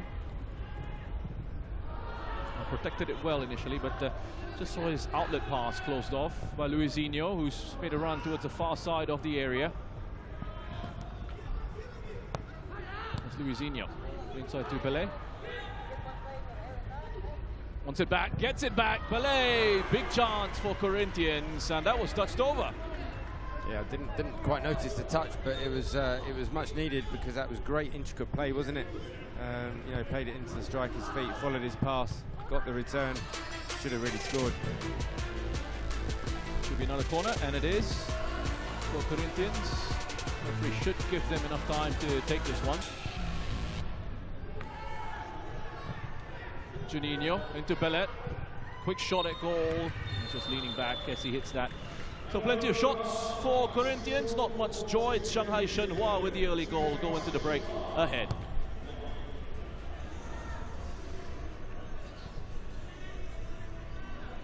Let's go to Ash. And Paddy from Cosmo Select is with us. Pitch side, Paddy, we were talking a little bit about the tournament, how intense it's been for you guys. Absolutely. Look at it's full-size pitch, 7-a-side, and it is extremely hot and humid, so it's a lot. But yeah, it's been very enjoyable so far. We're looking forward to our next 2 games and seeing how things go. Okay. I was seeing your team a little bit earlier. You guys have like a a mix of young and old as well. Yeah, look, it's great to have a mix of experience and also a bit of youth. So they're bringing a bit to us, and like young lads are hopefully a bit quick, and we'll see how they go. Corinthians were very experienced, and it was a tough game, but like I think things will go well in the next 2, hopefully. And a couple of last-minute goals as well we saw earlier on against Corinthians with the other team. So how does that feel? Like it's tough. Look, when you're pushing and you're trying to score, and then you're getting caught on the counter attack. It's tough going. It's a harsh format because you try and attack and then you get left open, and the other teams are very strong, so they'll just counter, and that's how it ends. But it's okay. It's okay. Yeah, PERSIB's coming up next, so all the best for that. And yeah, we'll see you then. Perfect. Thank you very much. Thank you. So next match in Group D is PERSIB against Cosmo Select. I'm just there talking about how tough they're finding it out here. Matt, tell us about what it might be like for these players. The heat and humidity, that's one thing to contend with, and then the vastness of this playing surface as well. Yeah, having spoken to the Masters teams, the Leicester, the Forest Reds and the East London All-Stars, that's what the common theme is with them. They're saying, yeah, we've played in heat before, but when it's 11-a-side, the pitch is a lot smaller, so yeah, they're struggling. Here comes Shanghai Shenhua. Good defending in the end by Kaka. Then scored a couple of goals in the first match for Corinthians.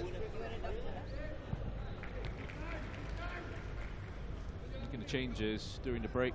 Corinthians, fresh legs on. Bit of a shift in approach perhaps as well. Yeah, they brought Eduardo on, haven't they? He was fantastic in the first game, scored a couple of really good goals. So I'm guessing they're going to look to him to try and get Corinthians back in the game here. Keeping it in the corner for the moment. Still a long way to go in this second half. Just eating away at the second. I'll notice that time bar top of your screen. So each segment representing a minute of the half. Down to 6 for the second period of this contest. Shanghai Shenhua with the delivery in. Kaka flicks it away.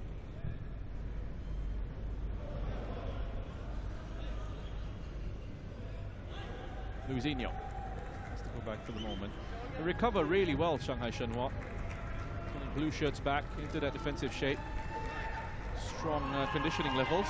Yeah, like you say, they're very well organised. They're fit. They can get back into those defensive positions, the ones that the coaches have asked for. So it's going to be tough for Corinthians to break them down, but they've definitely got the ability to do so.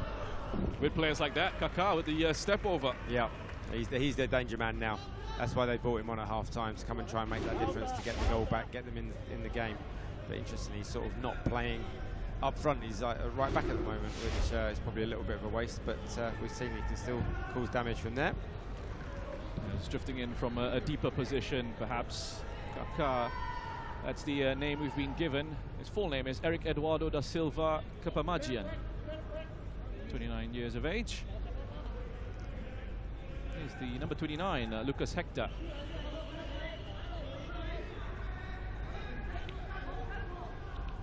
He's looking for a way through. Shanghai Shenhua just running into a bit of trouble. Gets outnumbered. Lovely. Some ball in, headed back. Just too many blue shirts in the area.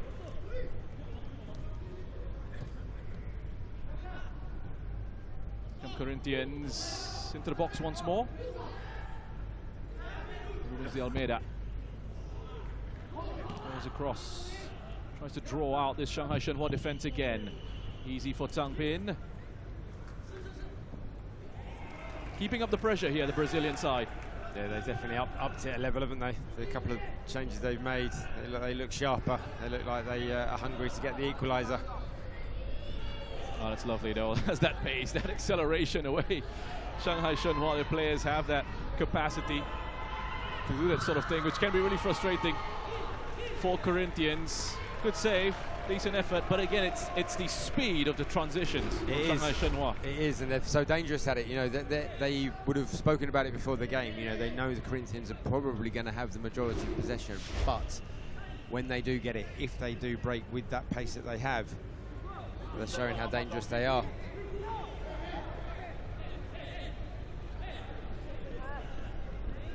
This will be taken short. It's a bit of a waste though, given straight back to Corinthians.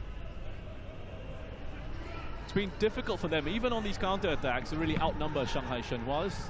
Have a look at the players who are tracking back. Dipimpin has been immense in the middle of the park. There he is again, moves it on quickly. That's good pressing from Corinthians this time around.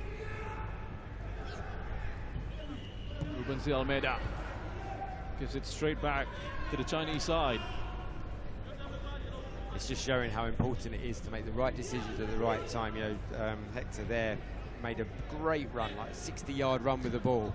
Then when he gets to just play the simple pass, he gives it away, and then you have to run 60 yards back. And in this heat, you don't want to be doing that. I think that's why when I played football, the only reason I learned how to pass the ball to a teammate is because I didn't want to chase anyone back. That's why I just learned how to keep it. Oh, it's good goalkeeping. Well, you talk about that, keeping a hold of the ball. It's important in the 11-a-side game, but in the 7s as well, especially in a format like this. It's crucial. It is, and it's about picking the right pass at the right time and not forcing it and trying to make something happen that's not on, because if you give it away, the pitch is massive and you have to do so much running, and so you have to work so hard to get the ball back. Well, he thought about a shot there. Again, futsal roll. Not shaking off the defender, so has to go on the outside. Luisinho picks it up, the number 99. He's got Kaká for company.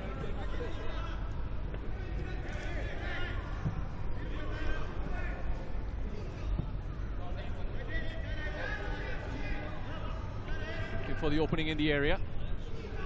It's on to his right, has to go back out again to Pelé. Shanghai holding firm, that's a great shot, wonderful save. Liu Haoran keeping that one out. Yeah, they're probing, aren't they? You can sense an equaliser's coming. They've only got just over 60 seconds to get it. Running out of time here, Corinthians. Dramatic finish at Jalan Besar Stadium. The top two in this group. Shanghai Shenhua, the young side, in the lead. Corinthians looking for the equaliser, Luizinho. Oh. There's that Brazilian flair that we pay to see. Lucas Hector, 25-year-old. There he is, number 29, with the attempt at the Rabona. Not quite coming off, but they hang on to it here. Kaká slides it through. Luizinho, could this be the moment? Denied again. Shanghai Shenhua holding firm. They're defending for their lives, aren't they? They're throwing their bodies in the way. They know they've only got 20 seconds to hold on. So close to the end. Can Kaká come up with something? Hands it on to Pelé. Goes across to the other side. And that should be it for Shanghai Shenhua. Final opportunity. Goalkeeper has been so solid as well.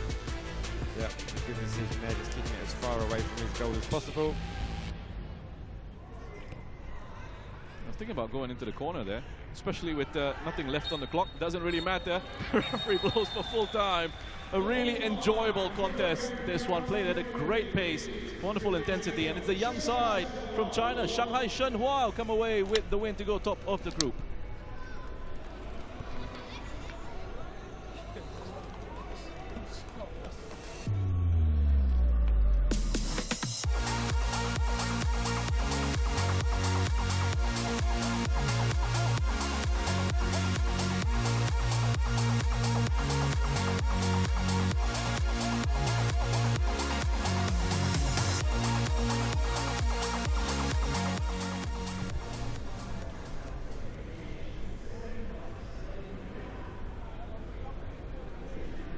So straight into our next fixture then, match number 34 on the second day of the Soccer 7 series. PERSIB Bandung of Indonesia up against Cosmo Select of Singapore.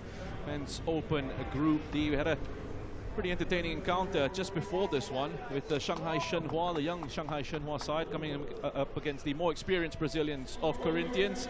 And it was Shanghai Shenhua came away with the 1-0 win after an early goal, held firm defensively. And now it's down to the sides in third and fourth in this group. PERSIB against Cosmo Select. Both sides losing their first fixture in this tournament. PERSIB found it difficult against Shanghai Shenhua to really make an impact, and Cosmo Select were outclassed by Corinthians. So we'll see what they're able to put up against each other in this one. It is a very young PERSIB side. No players over the age of 19 in this squad. They are one of the giants of Indonesian football, one of the best supported clubs in Asia. Enjoyed a rise to prominence in recent seasons, become the dominant force in Southeast Asia, one of the dominant clubs in Southeast Asia once more. They recently won the Indonesian Liga 1 title. So we get underway here at Jalan Besar. PERSIB playing in the all blue, going from right to left on your screens, up against Cosmo Select. Cosmo Select side made up of a selection of the top amateur players from Singapore and some young players with promising futures. What an opportunity for these players as well, playing at an amateur level, getting the experience of coming out here at the Soccer 7 series and testing themselves against teams from around the world. Well, yeah, it's the opportunity, isn't it, to you know, pick your wits against some top players, as we were saying earlier. Ellen and I, you know, coming up against guys like, you know, Leicester and all these teams have just been in the same environment as them. You know, it's going to inspire these young lads to sort of show us what they can do and to keep working hard and improving their game, because you know that's the level that you can get to if you work hard enough. We had a great tournament so far, and we've had 70 goals scored across the competition after that Shanghai Shenhua game. 15 in the men's, 29 in the women's, 26 in the Masters. Run through the top scorers here. Sharples with Cosmo Masters, 4 goals, The women's, Kasia Souza of Corinthians and Yu Chia Hui of Shanghai Shenhua Women's with 3 goals each. Talking earlier about the race for the Golden Boot. And it's going to be a thrilling race because we've seen some players really step up and find the back of the net on a regular basis. Yeah, and as we were saying earlier, there's been some amazing goals as well, isn't there? I'm not sure if there is a goal of the tournament trophy, but if there is, there's quite a few contenders so far. Yeah, we'll award an unofficial one from the commentary position. Yeah, exactly. We'll have a look through at the highlights. There have been plenty, so it's going to be a tough one to try and figure out.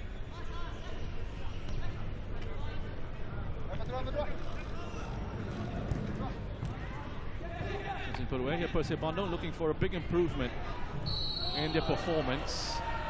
Winning a free kick there. It's harsh. I didn't think that was a foul. I thought it was a shoulder challenge. I thought, yeah, Hugo just got a little bit. Oh, maybe there was a bit of a shirt pull. Just looking at the replay there, still wasn't enough for Hugo to go down, but it's in a dangerous area. So it looks like this will be taken by number 18, 17-year-old Hugo Arik Ramdhani.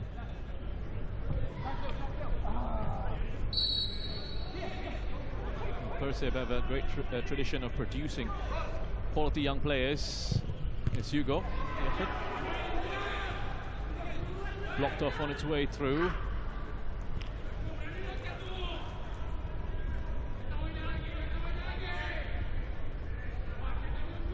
Cosmo select for a spell of possession here. It's gotten a lot cloudier here at the Jum'at Stadium. Still high humidity, but it's a nice bit of a breeze going across. Yeah, the players would definitely appreciate that the sun has just gone behind the clouds. Maybe allowed the temperature to drop by a degree or two.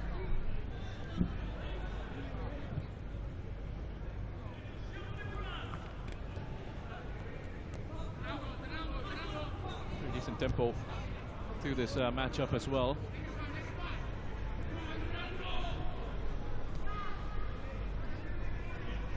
Women's Open beginning today. Yesterday we had the women's and the masters, 18 matches, and 46 on the program at the start. First match kicking off at 8 in the morning local time. Coming up to about 4.5 hours of football already, and we've got a long way to go yet. Yeah, we'll be with you until about 9:30 tonight. Yeah, that's right. If we're still awake by then. But we'll get the caffeine down us to make sure that we can stay awake that long. Well, thankfully, there've been lots of goals, and the football's been entertaining. Well, that's the thing. The football has been that good. You don't feel tired, do you? So it's exciting. It's fast football, as the advert would say. So we're all having a great time watching some very talented players out in front of us. It really has just flown by here.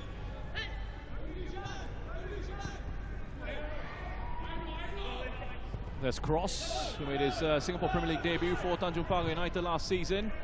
Normally plays at left back or left wing back, but he's playing as an attacker for Cosmo Select. Gets into the box. Good ball in. Should be the opener, and it is. Cosmo Select. Alexandra Bertolon, the number 7, taps it in after some excellent work from the 17-year-old Thorsten Cross. Yeah, Cross did amazingly well there, didn't he? I mean, as the sliding tackle came in, he rode it well, and then he gets into that final third. Can he pick the right pass out? Does he shoot? Does he cross? He's picked the perfect cross, and it was a tap-in the end. But yeah, fantastically worked goal there for Cosmos Select. Bertolon, the number 7, keeping pace with Thorsten Cross. So PERSIB have had all of the possession. Cosmo with the quick break on the transition, doing the damage. And that's the thing, and we saw that in the last game, didn't we? With with Corinthians and Shanghai Shenhua. It's not always the team in possession that score the goals. It's exploiting gaps the opposition leave and taking full advantage when you get those chances. Well, it can be such an effective strategy in the world of football, whether it's 11 aside or 7s. They just sit back and protect the spaces and then look to hit quickly on the counters. Well, I mean, we only have to look to our left, and the guys behind the goal there, Leicester. You know, that's how they won the Premier League. And they didn't care. You know, they played to their strengths. Jamie Vardy up front, Danny Drinkwater playing great through balls to him, and he would score for fun, and that's how they won the league. So it's you know, there's definitely more than one way to win a game of football. Yeah, absolutely. And it's about playing to your strengths, and you know, Cosmos Select there have done exactly that. That's what it's about. I mean, when you go into tournaments, you're looking to win matches. Find a way to do that. To play fancy football, end up losing. Yeah. A bit of a shrug off the ball there. The officials don't think there's anything wrong with that. There it is. The whistle for the break. Cosmo Select with the goal in that first half, with the lead going into halftime.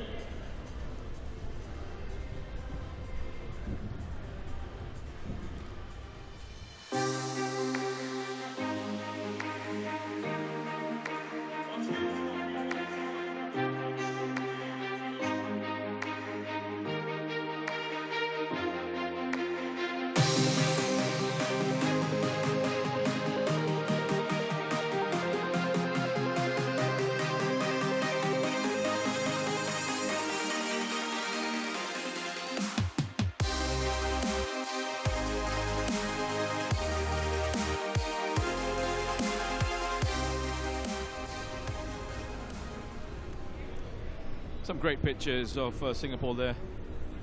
Really lovely city. Yeah, we're here at to those people that Jalan Besar. Yep. Yeah, sorry. no, I was going to say, for those people that's the first time in Singapore, obviously me being one of them. Yeah. It's such an amazing city, isn't it? Yeah. It's so beautiful. Yeah, but everyone's been so impressed with what they've seen. Yeah, everyone I've spoken to has just been just in awe of the you know, the quality of the place. So it's a fantastic venue to come and play football.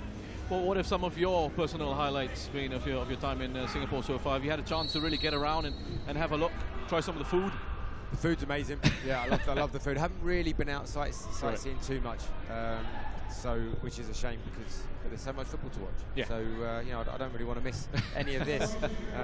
But yeah, hopefully I'll get a chance to go and have a little bit of a touristy route round and have a look, see all the sites. Very good. Need some recommendations? Just let me know. I will do. Second half back underway. PERSIB. Blue, lovely turn, a chance for the equaliser. It's a great finish. Some excellent work there by PERSIB. Almost straight from kickoff in this second half. And it's the number 8, Aska Fawaz Ashaid. He did well, didn't he? He was turning, twisting. He got his half a yard that he needed, even with a little slip involved. Managed to get away from his man. Well, he keeps his balance brilliantly. He did. And then it was a really firm strike. He didn't have a chance. Well, that strong core. And trunk that lower body, allowing him to keep himself upright there. Spins away from his marker. That's a good finish. So it's 1-1 here. Evenly matched these two sides. Nice and entertaining.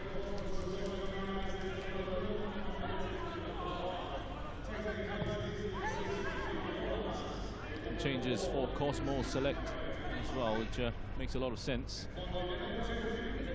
Keep those intensity levels up, especially after conceding that equalizer. Chance to go ahead, not wasted by Cross. Disappointing for PERSIB, but joy for Cosmo Select. And the substitutes make a difference as soon as they come on. Good cross in, great header back across the goal, and it was an easy tap in the end. So yeah, I would say that was the perfect response from the coach, making those changes, taking the lead. Yeah, it was the number 4, Reece Tomos, with the assist, and Thorsten Cross with the goal. So an assist and a goal for the Cosmo Select number 9. Incredibly talented young player. A good job for his side up front as well.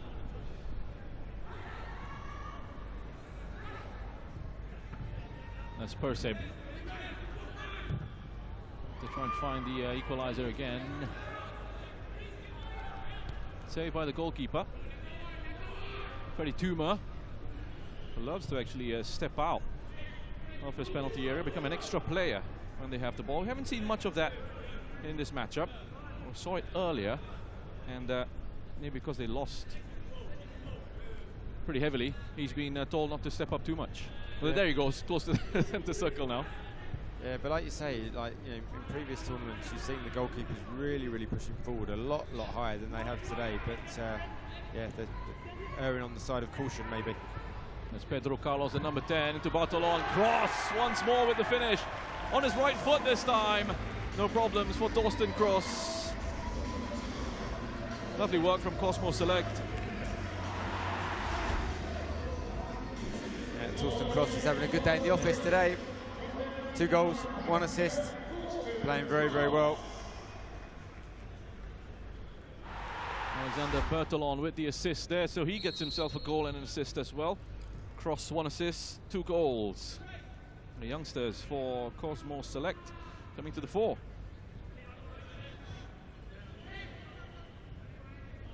Looking good for PERSIB.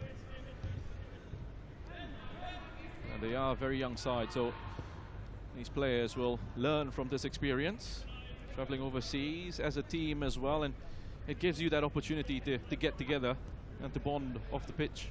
Yeah, no, in a different country. And that's the thing, when you're a young lad and you get an opportunity like this to go and experience, it's amazing. I was talking to a friend of mine who used to play for Celtic as a young lad, and he went and played in the Hong Kong Soccer 7 like years ago, and he still talks about it now with such fond memories. He loved it. You know, and at that age, it's great to play against different countries who have different ways of playing and different tactical sort of like side of the game. Yeah, these guys are only going to improve from being here. I'm interested to know, Matt, when you watch tournaments like this, are you still tempted to get out there? I've got my boots in the suitcase. if anyone needs an old left back that can't run anymore, I'm your man. One of the Masters sides might take you up on that. Well, you would have thought I'd have been chosen for the Forest Reds, bearing in mind I played for Forest, but yeah, no, I didn't get picked. It was pretty much like when I was at Forest, I didn't get picked to play for them much, so yeah. But I didn't take offence to it. It's all right. Here's Bertolon. Trying to take on one too many. There's Mehdi Bourmaz. Just with the roll and the effort. Looking for another one here. Cosmo Select. Well, decides to keep that in play. I thought he was going to let it run out for a throw-in. Battling away. That's Tomos. It's taken off him. That's loose defending from PERSIB. This Mehdi. You can tell with the way certain players move.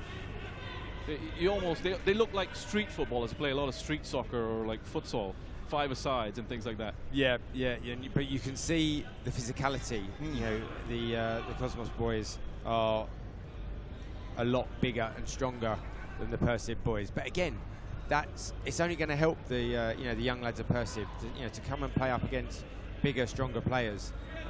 They need to work out how they can play to their strengths to actually beat these guys. That was Cross with the header. He's had his fun up front. He's got a couple of goals. Dropped in to defense, but it's burst forward again. Cross, well, on his hat-trick, he's been unselfish, and he's set up a teammate. It's Pedro Carlos with the goal for Cosmo Select after some excellent work from Torsten Kroos once more.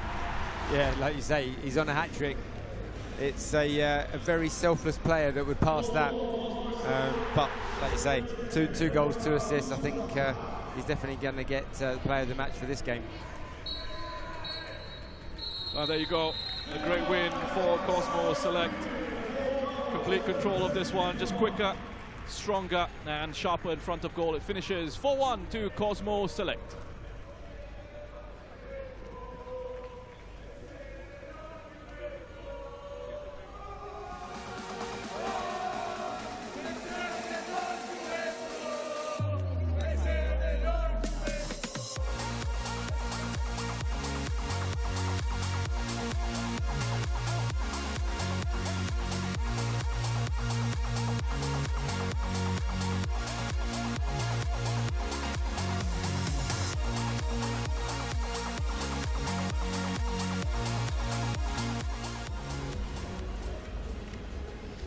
And back we go to the Masters competition, and this sort of standalone game of Leicester City up against PERSIB Masters.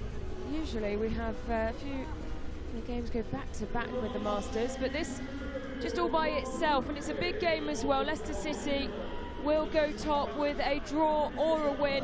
It's their final game as we go down to Ash. And we're here with Danny Simpson from Leicester Masters. Danny, you've played in the Premier League, so how familiar are you with the 7-a-side format? No, I played in this 2 years ago in Hong Kong, so I'm quite familiar with it. But obviously you've got the heat, obviously we've got a new team, they've been put back together because obviously we're all good friends. So no, it's been a good experience up to now. We're doing quite well, and we're keeping clean sheets. You think you guys can go all the way and win the tournament?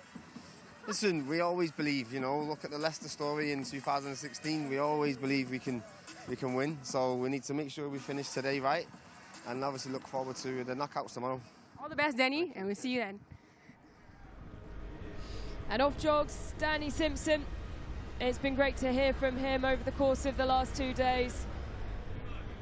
Plenty of Leicester shirts in the stands.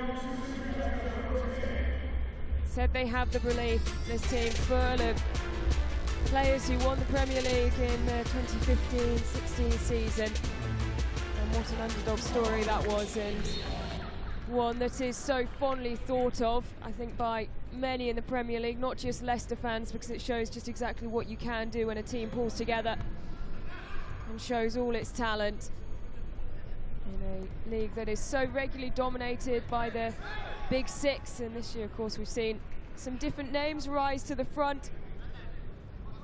Let's not go all the way to the top, but some big moments as well for those teams who are used to seeing sit in mid-table.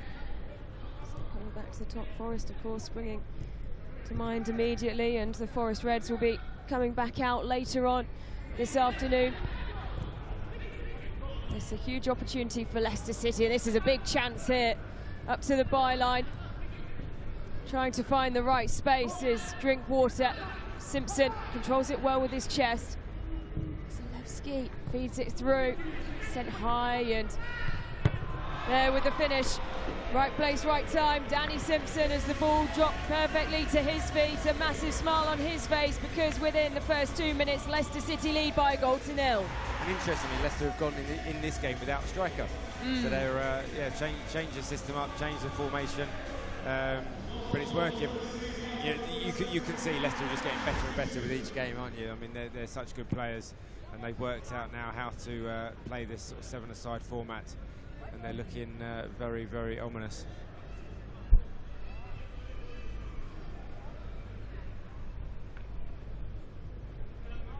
Atep, the player on the ball, we heard from him earlier on, the PERSIB legend, 227 appearances he made in his time. PERSIB, the team that play in the top tier of Indonesian football, won the Super League titles back-to-back for the last 2 years, and this squad full of players who won it in 2014 and then backed it up with the President's Cup win the year later. So they're third in the group, PERSIB, and they're unable to fall any lower with the games being played before, or climb any higher. So they will progress through to the Masters Plate knockout round tomorrow. 5 teams in each of the 2 groups, top 2 going into the Cup competition, 3rd and 4 into the Plate. And Leicester City looking to top the group, which of course, Matt, is important for their draw then in the semi-finals tomorrow. Yeah, exactly. But you know, you heard Danny Simpson talking before the game. It was so interesting hanging out with the 3 English Masters teams that have come over. Before the tournament, it was all very friendly, very jovial. You know, they're laughing and joking with each other. But as soon as the game time starts, it then becomes serious. I mean, West Ham lost their first game. East London All-Stars, they lost their first game, and they were sort of all arguing afterwards because it means so much to them. You know, they want to win, they want to do well. So it's good to see that they've still got that competitive spirit. It's a great ball forward, chested down. And a battle to find the space. Drinkwater still there. Superb delivery. Dyer, I think, he sent the long ball forward. Of course, Drink water. In the right position, knowing that you can be offside. There is no offside in this sevens format. So just sticking around the goalkeeper.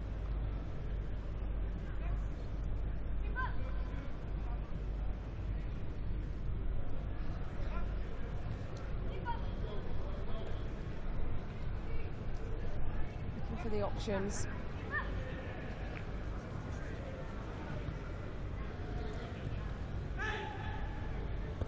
Just taking their time, PERSIB.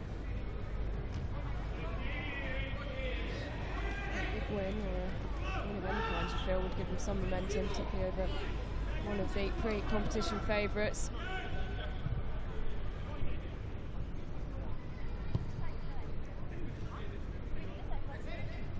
Jajang.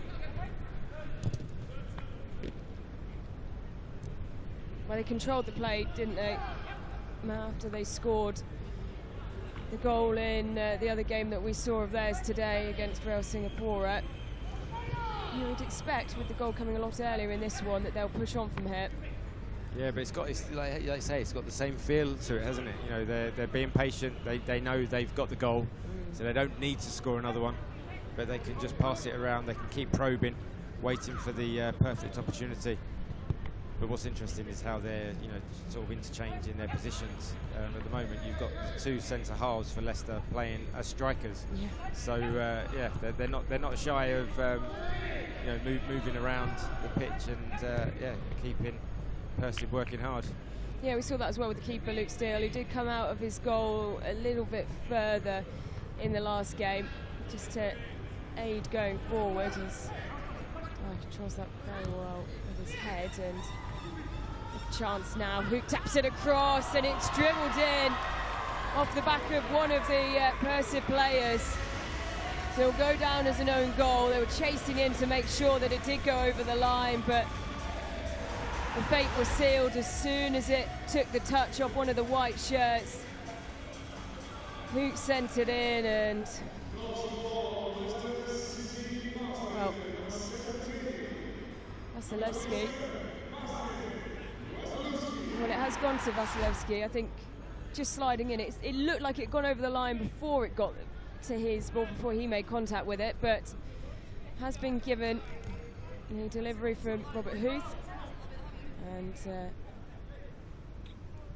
he now has an assist to pair with his goal from earlier on today.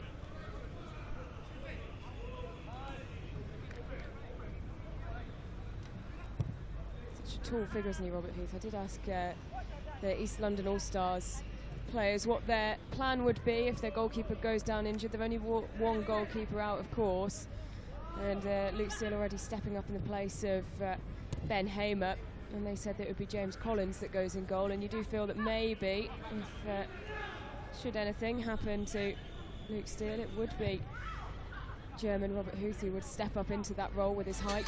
Yeah, definitely. He would definitely fill the goal. He would be an imposing figure to try and score past.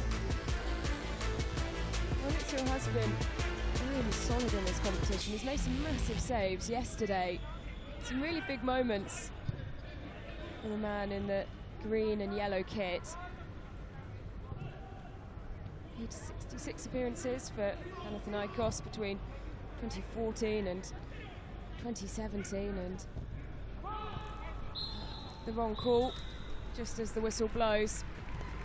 Danny Simpson should have taken a shot on there himself, but they do lead by 2-0. Leicester City cruising towards the top of the table.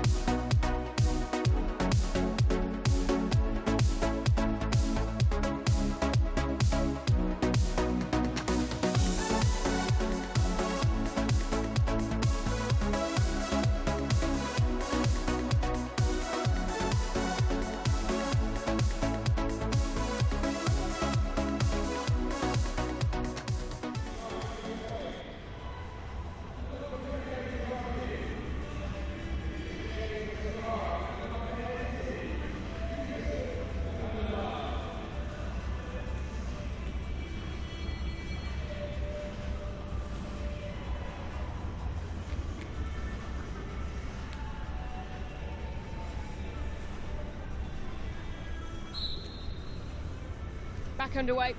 Leicester City Masters lead by 2-0 and on the way to top the group. I think everyone was looking at Dortmund and the imposing figures that they have on the pitch, what they look like as a team, and certainly the English teams who have travelled had them down as big favourites and touted them as their big rivals. But Leicester City, of course, a lot of noise around this team before they step foot in Singapore, but with that draw in the first game, we did just wonder, were the signs there? But they have been really growing into this competition as St Ledger. Just lets the ball go back to Luke Steele.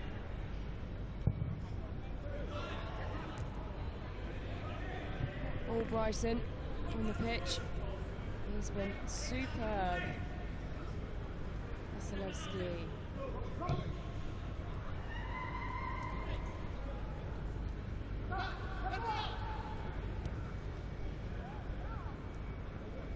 St Ledger. 37 caps for the Republic of Ireland. 3 goals at international level. 3 years at Leicester City between 2011 and 2014.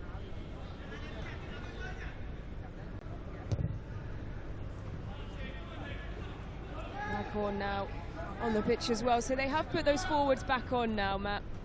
Yeah, and very well played. You can see what Waghorn was trying to do there, just to dummy it, let it go completely through his legs. But yeah, I think, you know, with Leicester's squad being so strong, you know, the changes they make at half-time actually sort of improve them. You know, they brought the 2 young pups on, the 2 35-year-olds, yeah, it just shows how strong they actually are, and they're just toying with PERSIB at the moment, aren't they? So PERSIB found space, Steele's come out into the side netting, Tantan, and it was brave of Luke Steele to come out, make himself nice and big, limit the options that Tantan has to go for goal, and they'll take this corner quickly. Played short. Atep on the ball now, chips it up and chested down into the arms of Luke Steele by St Ledger. Waghorn goes for goal, just rolls it into the back of the net. It all opened up for Leicester City. Martin Waghorn was there just to caress the ball over the line. Leicester lead by 3-0. Yeah, another fantastic assist from Mark Albrighton. He had one yesterday, eye of a needle pass through that created an opportunity to score. And that one again, you know, it's just a great ball through. It all stemmed from a great run from Waghorn. You know, he saw that the space was in behind. He knew he had the beating of the defender, but you know, you still need that technical ability to be able to produce the pass, and then to finish the way he did was excellent.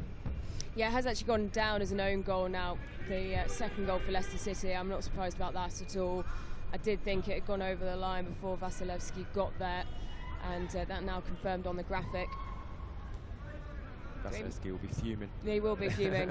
But also, I think if he watches it back, he's got absolutely no claim on that He at all. hasn't, even though he was desperately trying to make Here it at Leicester once again, great save from the keeper to deny Albrighton. But yeah, Leicester are looking very dangerous now, aren't they? They look like are. they're going to score every time they go forward. And that's the thing, we've been speaking about it a lot, the ability for them to push on. Would they push on? We didn't really see it too much through the second and third games, but here is when you really start to feel it. Massive opportunity, and Vasilevsky can't get on the score sheet despite his best efforts once again. It's opened up for PERSIB. They're having to do a lot of running here. Quick look around.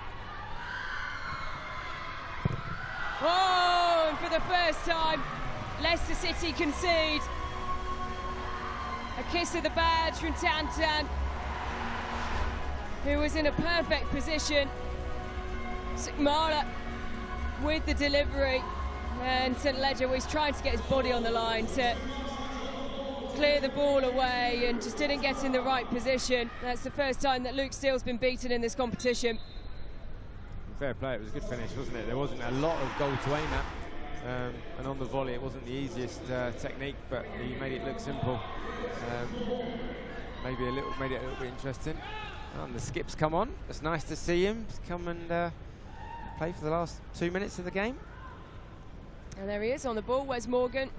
And bearing in mind, Wes picks the team, so he's not even playing himself. In fact, if I was the captain, I'd be playing the whole game. I'd be on penalties, free kicks, corners, take everything. You do the lot. Yep. Even in this weather, Yeah, this probably temperature, not. the Yeah. rain has now started to come down, so pretty much as soon as Wes Morgan stepped foot on the pitch, the rain started pouring down. He's not going to get into the back stick there, walking that slowly. This is Drinkwater. Michael making the run, the ball just falls short of him. This is Atep now turning well. Ball fizzing across the artificial grass. Tantan, watched by Robert Huth. Flashes across the face of goal, picked up by Vasilevsky.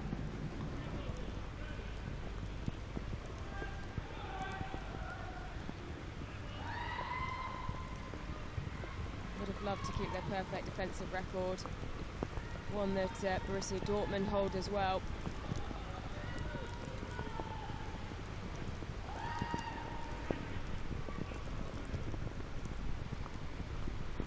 So intrigued to see the pathway tomorrow and look at where Dortmund and Leicester City may meet each other.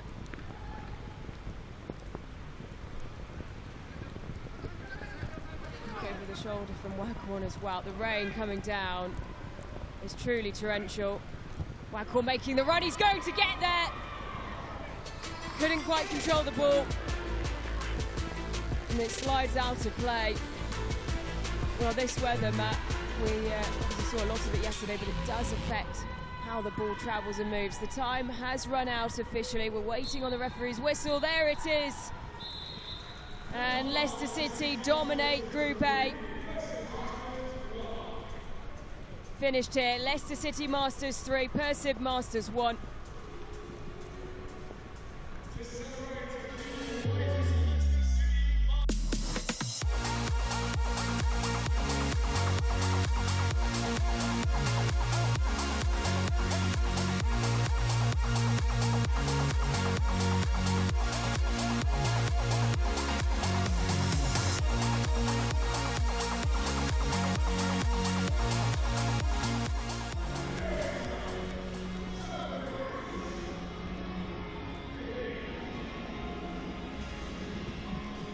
Welcome to Life in the Tropics. It's raining down here at Jalan Besar. Corinthians Femenino and Albrechts Niigata FC Singapore Women will be coming up against each other next match. Number 36, Women's Group A. This is a big matchup in the context of qualification for the next round. And Corinthians Femenino are currently third in Group A on 4 points, one behind QPR Women in second. QPR Women are done for this group stage, so they'll be watching on, hoping that Corinthians' opposition, Albrechts Niigata FC Women, can do them a little bit of a favor here.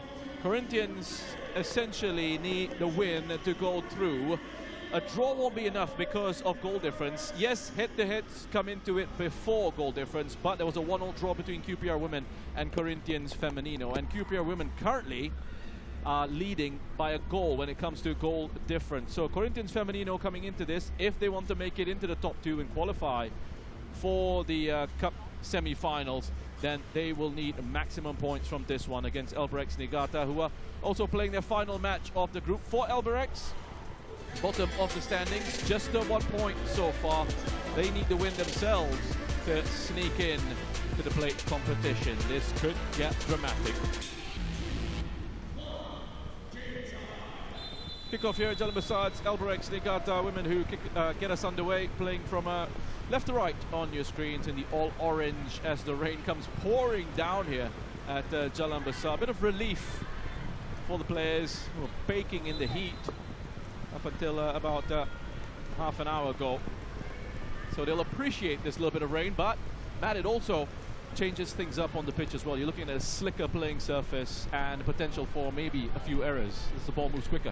Exactly, yeah. But this is, for me, this is perfect football conditions. You know, on the 4G pitch, when it's really wet, you can really get some sort of good sort of passing moving going. You can move that ball really quickly, zip it into each other. It does become a completely different game. So let's see how the girls handle it. Yeah, should make for a quicker game of football. And Corinthians Femenino, we expect them to be controlling possession in this one, and Elbrechts look to just try and sit back and hold their shape. Opportunities on the break. We're playing their final match in the group stage. Corinthians Femenino were up against Geylang International earlier with a 3-0 win.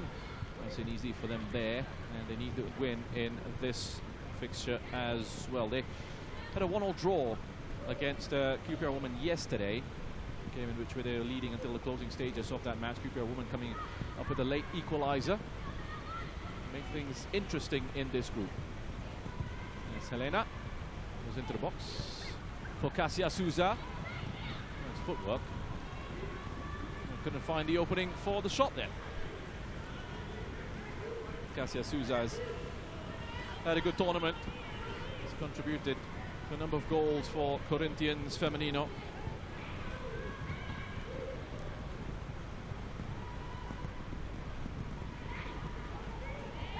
Had one match yesterday. They were outclassed by Shanghai Shenhua Women, and is struggling here as well. Helena with the opening goal early on for Corinthians Femenino.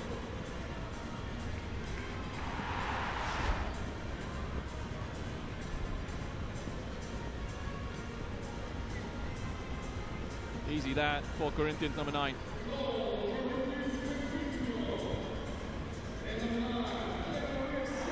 Elena Maria.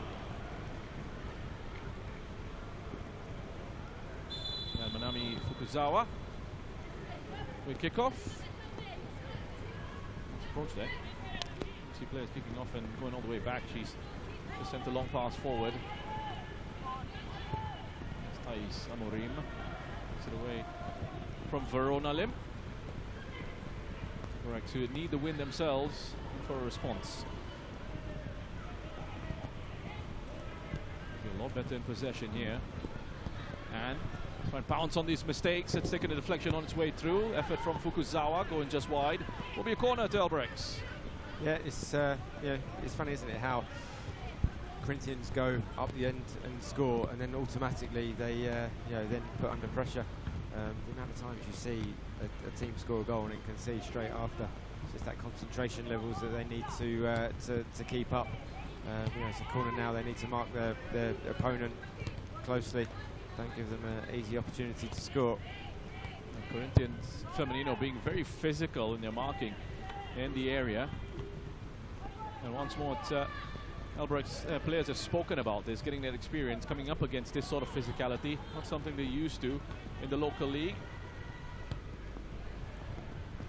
And it can be annoying for players as well. And it's just taking a few bumps, and it's not something you're accustomed to.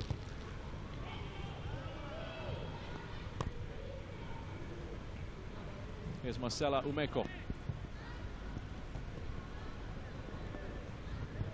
Thais. Goes back to Monique. Easy for Corinthians. Kasia. Trying to hook it forward to Helena. Miscommunication there between Kasia and a teammate. That's one for Thais to deal with. No problems there. Nice and focused on the delivery. Sun Jie, number 4 in central defense for Elbrechts Niigata, alongside Munira Muhammad, and number 84. 2 at the back for the Singaporean side. Fukuzawa. Cheeky with that back heel. He's had a few too many white shirts in the way, and really slowing the tempo down now. Corinthians Femenino gotten that goal. All they need, 3 points, and they will go through into the cup semi-final, joining Shanghai Shenhua Women. Shanghai Shenhua Women up next against Geylang International right after this one. Sweeping ball out wide to Kasia. Helena's in the area. Kasia. with the tricks, gets into the box. 3 step-overs and then through the legs of Munira Muhammad. Couldn't test the goalkeeper. I think it must be a Brazilian thing. They do like nutmegging people, don't they? We saw the Corinthians men's team doing it. It's just a skill that they're born with. Left it in over the head of Sun Jie. Here's Thais. Into the final minute of this match.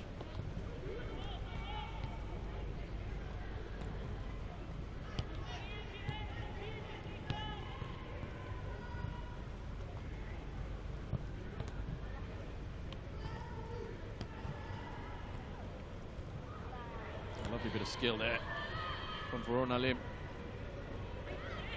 Turns away, but again, just she'll be feeling she was held back there. Goes to the that was a big celebration from Thais as well.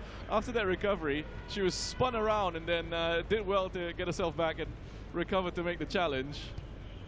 Alberex wanted the free kick. The referee wasn't interested, and Thais went on a little bit of a celebration with that.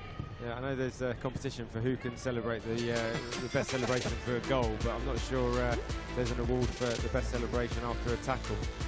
But if there is, that's your winner there. It's only going to, all the nominees for that are only going to come from Corinthians Femenino, because they've been the only ones celebrating the challenges that they've won. This is it. That was a fantastic celebration for yeah, making the tackle. So halftime here, Corinthians Femenino 1, Alberex Niigata 0.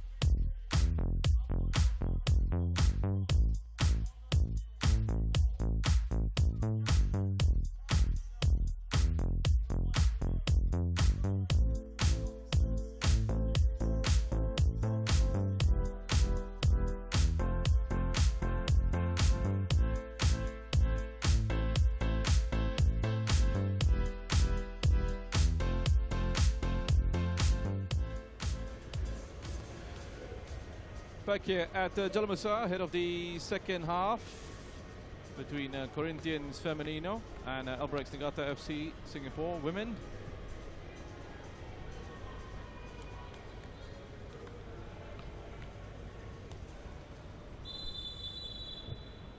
Changes here for Corinthians as well. And an early goal from Helena Maria, giving them the lead in this matchup. The win is what they need here, Corinthians Femenino, to go through in second in the group, to leapfrog QPR women. If it stays this way, QPR women will go into the plate competition rather than competing for the cup. Here's one of the players that's just come on, Tayan Santos, number 12. Skids off the surface. Unfortunately for the Singaporean side, out for a goal kick.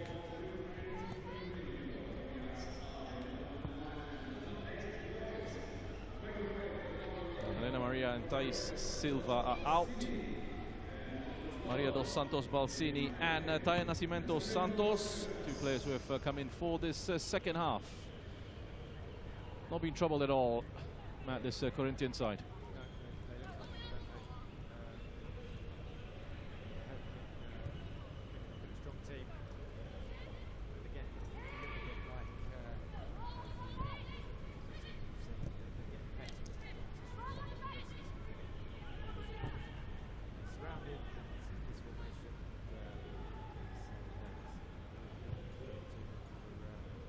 Persevering and keep improving all the time.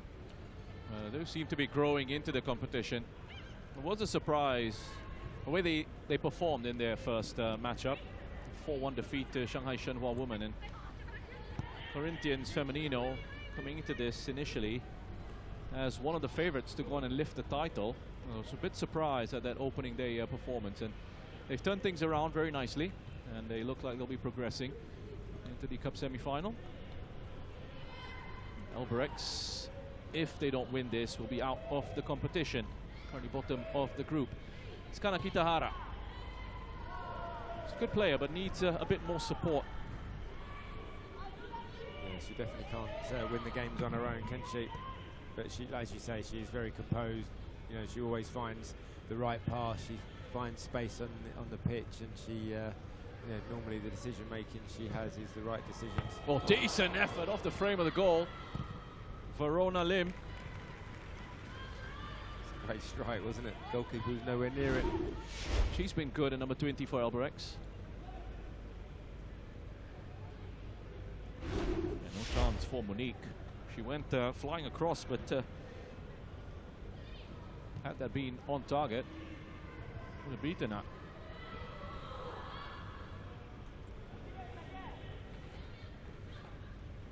Good dummy there, Kitahara.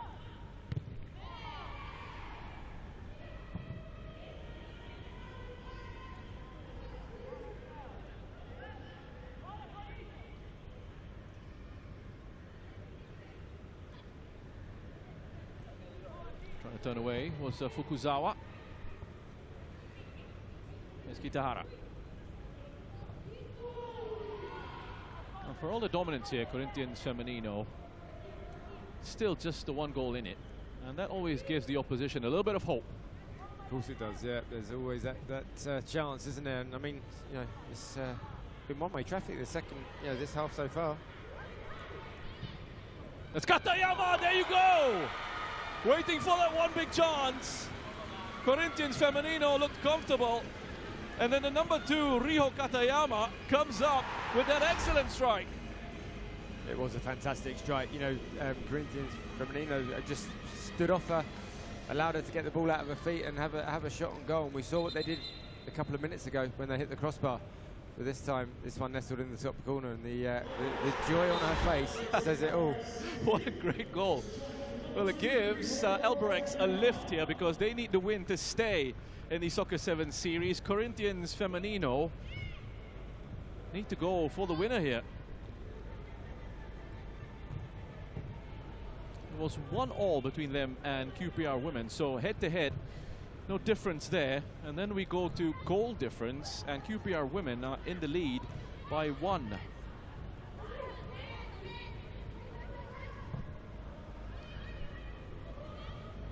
It's Fukuzawa.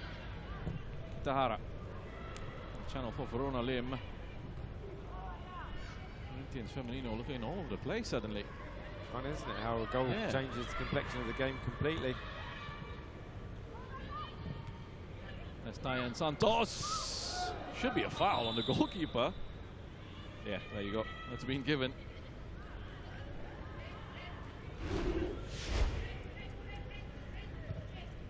Another look at that. Sia Souza going right into the goalkeeper. Meti. No real argument there, was there? It was a stonewall foul. That's Kitahara. Suddenly, space is opening up for Elberex in the middle of the park. Kitahara has got runners ahead of her. Fukuzawa is in behind. Oh, she was taken out. That should be a penalty. Incredible turnaround in the second half. She's trying to claim it was outside the box. I'm not sure she's going to get away with that one. I'm guessing there's going to be a card coming.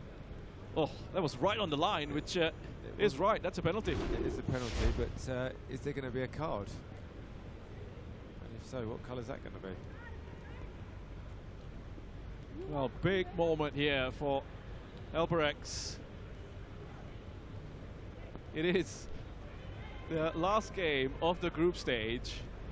They weren't in this one at all in the first half. Corinthians Femenino were looking so comfortable, but they've somehow been able to turn this around. Well, let's see if they can get the winner here late on. It is Kana Kitahara, the most experienced player, their best player. A player and coach at the club, stepping up to take this. Up against Monique in goal for Corinthians Femenino. It's Kitahara, no problems, driven in low. Bottom corner, and Elberex have taken the lead. Yeah, she was never going to miss that, was she? Such a good player, so composed. She knew exactly what she was going to do. Used that slick surface. Ball just gathered pace and nestled in the bottom corner. Keeper had no chance. But what a turnaround from a result that was.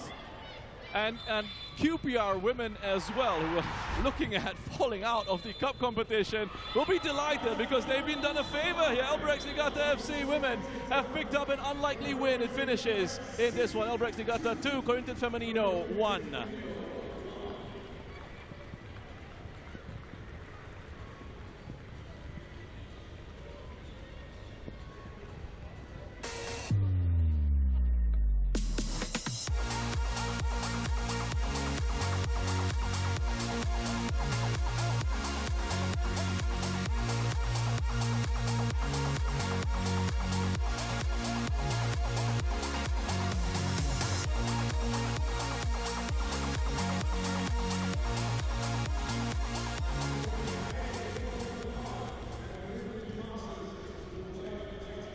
And from one dramatic fixture to another, suddenly this is a matchup that has meaning for Geylang International, because the complexion of the group has changed completely here. Albrechts Niigata, with a win against Corinthians Femenino, have moved into a position where they could continue their run at the Soccer 7 series. They'll be taking on Shanghai Shenhua women here, Geylang International, and they will need at least a point to move into the top 4 of this group to get into the knockout stage. Now, if Geylang International can actually find the win here, they will go into the top 2 and knock out QPR women of the cup competition. So they come into this bottom of the standings, but with the opportunity to get themselves into the cup competition here, Geylang International. Shanghai Shenhua women, no problems for them. They are 100% at the Soccer Sevens series. 3 wins from their first 3 matches, 9 goals scored, just 1 conceded coming into this fixture, and they have looked very solid in this competition. QPR hoops in Group B. The only other side, the women's competition, still at 100%. So big game here. Wasn't looking to be the case, but so much has changed with that result for Albrechts Niigata FC Singapore women. A nice turnaround in the second half to beat Corinthians Femenino by 2 goals to 1. Tough task here for Geylang International. It's a very strong Shanghai Shenhua women's team, and they get the job done. Here we go then. It's Geylang International going from left to right on your screens in the all black. Get us underway.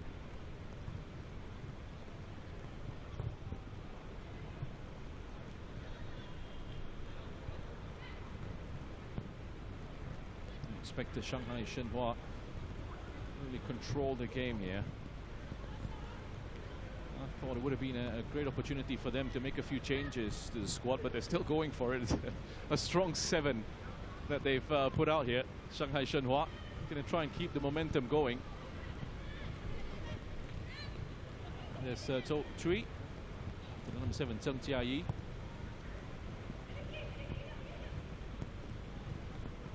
Ji Jia-sin, one of the players being given an opportunity here. I'm surprised, Matt, that we'll not see more changes from the Shanghai Shenhua squad. They're still going strong. Place at the top of the group is confirmed, and yet they still are looking for maximum points. I think you know, keeping that momentum going. Yeah, the girls would want to play. They, you know, it's only sort of 7 minutes and a half, isn't it? They wouldn't want it to sort of drop out and not have a game because, like I say, there's like golden boots and everything else, and they want to keep that momentum up because winning is a habit, and they're doing so well. They just want to keep that run going.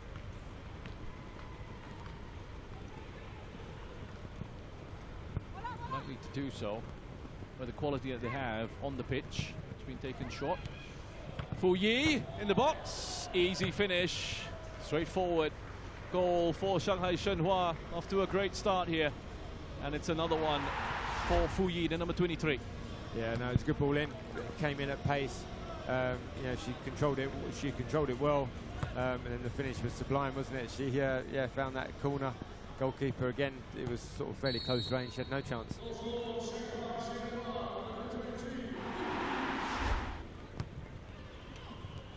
He's been on fire, Fu Yi. Blessed with the options up front. Got number 23, Fu Yi, has been scoring, and also the number 8, Yu Jia Hugh, who's not starting this one. And kept on the bench. Can really change it around and still maintain a high level of quality. Such a blessing for the coach of this Shanghai Shenhua women's side. There's Fu Yi again. Mistake at the back from Gelang. Kirsten with the save.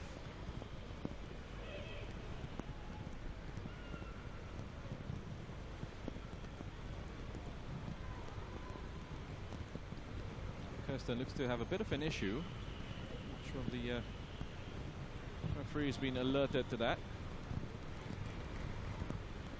Might there be a stoppage here? Nope. Kirsten should be okay to continue. And pouring down here at Jalan Besar. Much better to be playing in these conditions than in the high heat and humidity that we had earlier today. 8 AM start.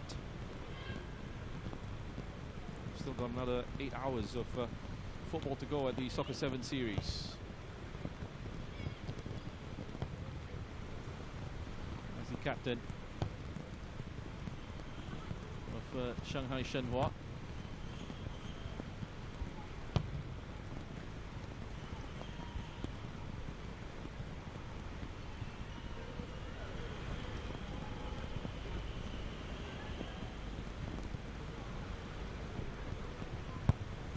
Fu Yi provides the option for the short corner.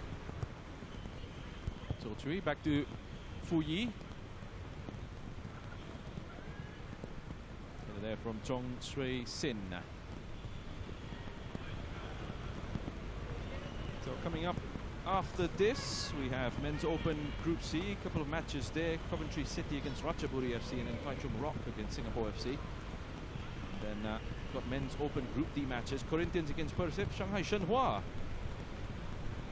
Men's team against Cosmo Select. Before we have a little bit of a break on the schedule. Ding Lei to the goalkeeper. Tsang Nan Sin. Didn't have much to do. Just been able to watch on and have a look at the teammates. Strut their stuff. And it's not really been too busy in this tournament. Could have been tricky for the Gelang goalkeeper, but she does well to claim. Quickly out to Summer Chong. Given back. Just as rapidly. There's Fu Yi. Be another for Fu Yi, and it is. Shanghai Shenhua up to 2. Yep, very composed finish, wasn't it? Like, as you said, as soon as it falls to her, and then, yeah, you just knew she was going to find the back of the net. You know, she just gets into such good positions, relies on her teammates to find her, and then yeah, she fires it in the bottom corner. Excellent finish.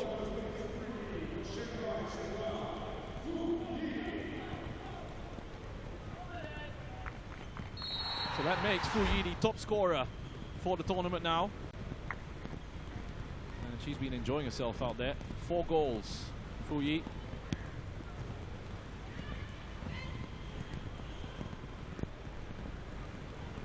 And the number 8, as I mentioned, was also a forward in this side, Yu Jia-Hu.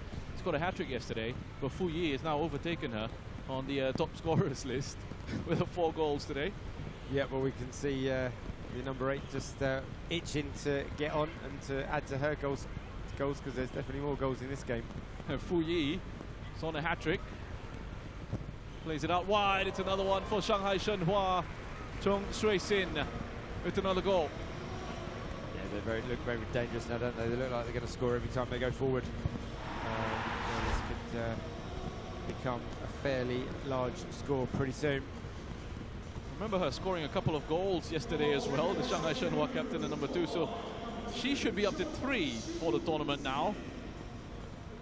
Intense race for the Golden Boot.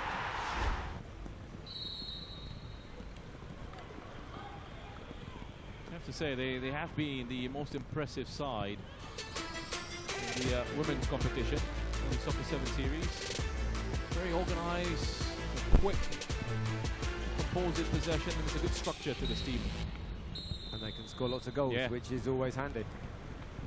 There we go, half-time here. Shanghai Shenhua leading by 3 goals to 0 against Gelang International.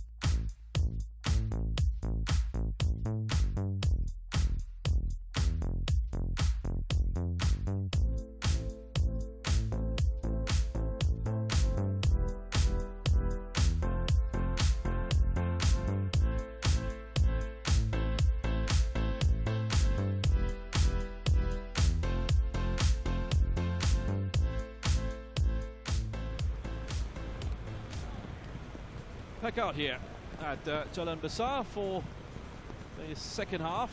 Shanghai Shenhua women against Geylang International. Very comfortable first 7 minutes for this Shanghai Shenhua side. A couple of really good goals from number 23, Fu Yi, and then number 2, the captain, Chong Shui Sin, heading the third just before the break. So Geylang International looking at an exit from this competition. Shanghai Shenhua women on their way to maintaining the 100% record. Should be 4 wins from 4. There's a chance for them to just make a few changes in this second half, but they've kept Fu Yi up there, and they're just trying something a little bit different here. Here's Fu Yi on a hat-trick. Goes back, shot from just outside the area, has taken a touch. Effort coming in from Tai Min.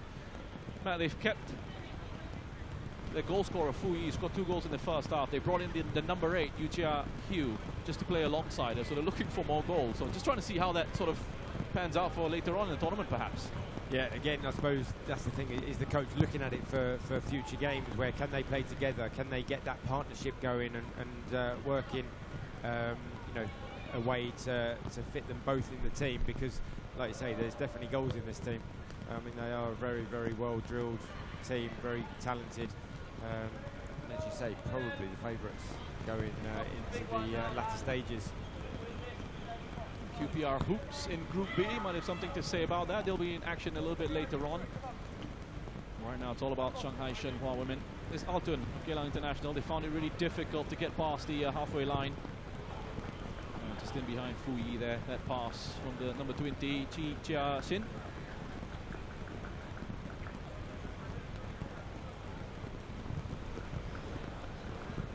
You can see just why Shanghai Shenhua women have been so strong on the domestic front. They do play in the second tier of Chinese football, but they won the Asian University Championships title in 2024. Most of these players, all of these players are university level players. And that was the number 8, Yu Chia Hiu. All of these players in the side from the Shanghai University of Sport.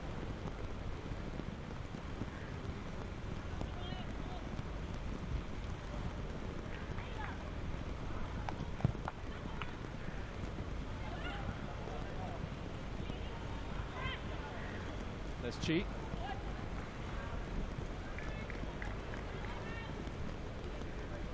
Just switched on the floodlights here at Jalan Besar.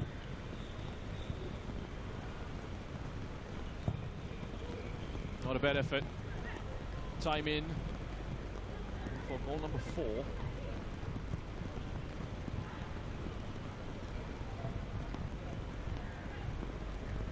Just trying to test the goalkeeper's handling in these conditions.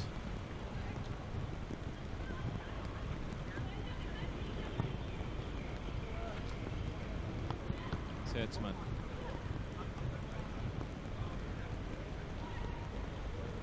Yeah, difficult to progress. It's just, Matt, a simple difference in the levels of quality between these two sides. Yeah, and that's it. I mean, it doesn't take a lot, does it, to sort of be that much better? But the fact that you know, there's goals sort of coming from everywhere, isn't it? You know, they're just dangerous every time they go forward. It just looks like they could open it up. And, yeah, they're just a really very well organised, strong, quality team, aren't they? So they're definitely going to be a match for anyone. It's Time In with the drive. That's a great goal from Time In. Makes it 4 for Shanghai Shenhua women. Number 4 with a stunner. That was a great strike, wasn't it? The goalkeeper wasn't sure. It obviously must have had a little bit of bend on it, because she tried to get her body behind it and completely misjudged it. But like I say, great strike. Another one for the goal of the tournament competition.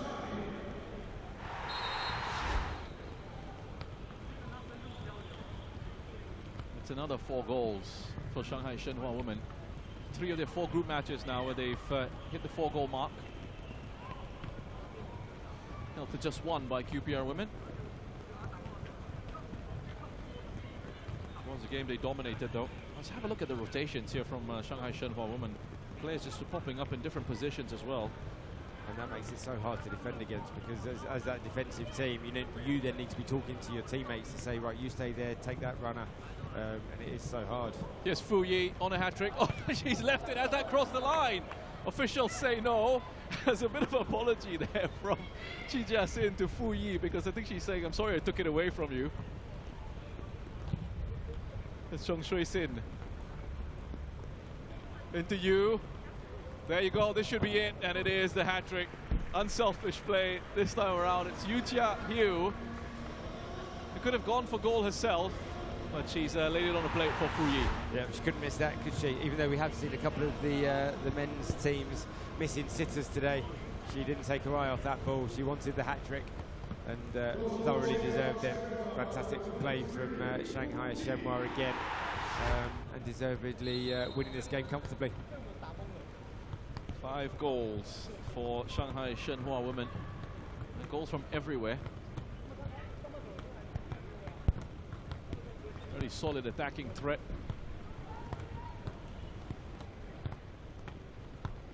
So Geylang will be exiting this competition.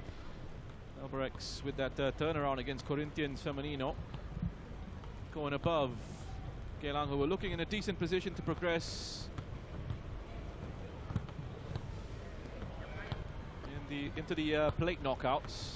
Not to be for the Singapore side.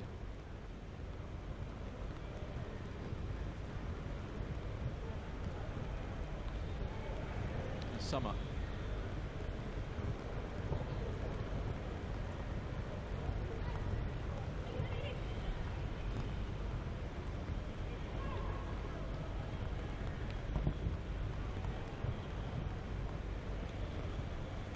That's Chi Chia-sin.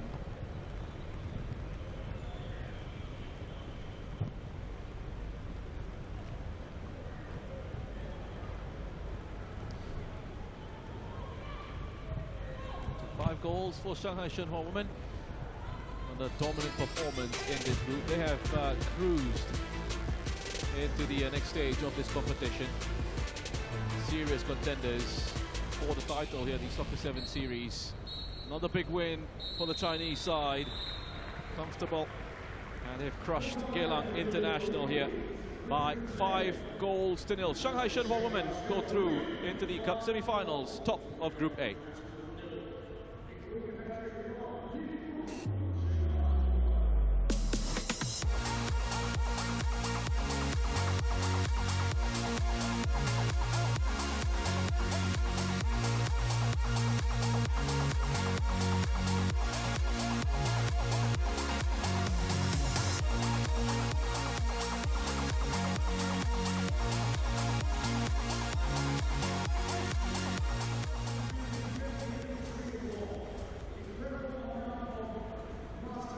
So here we go, back to Group C of the men's open competition with Coventry City taking on Ratchaburi FC.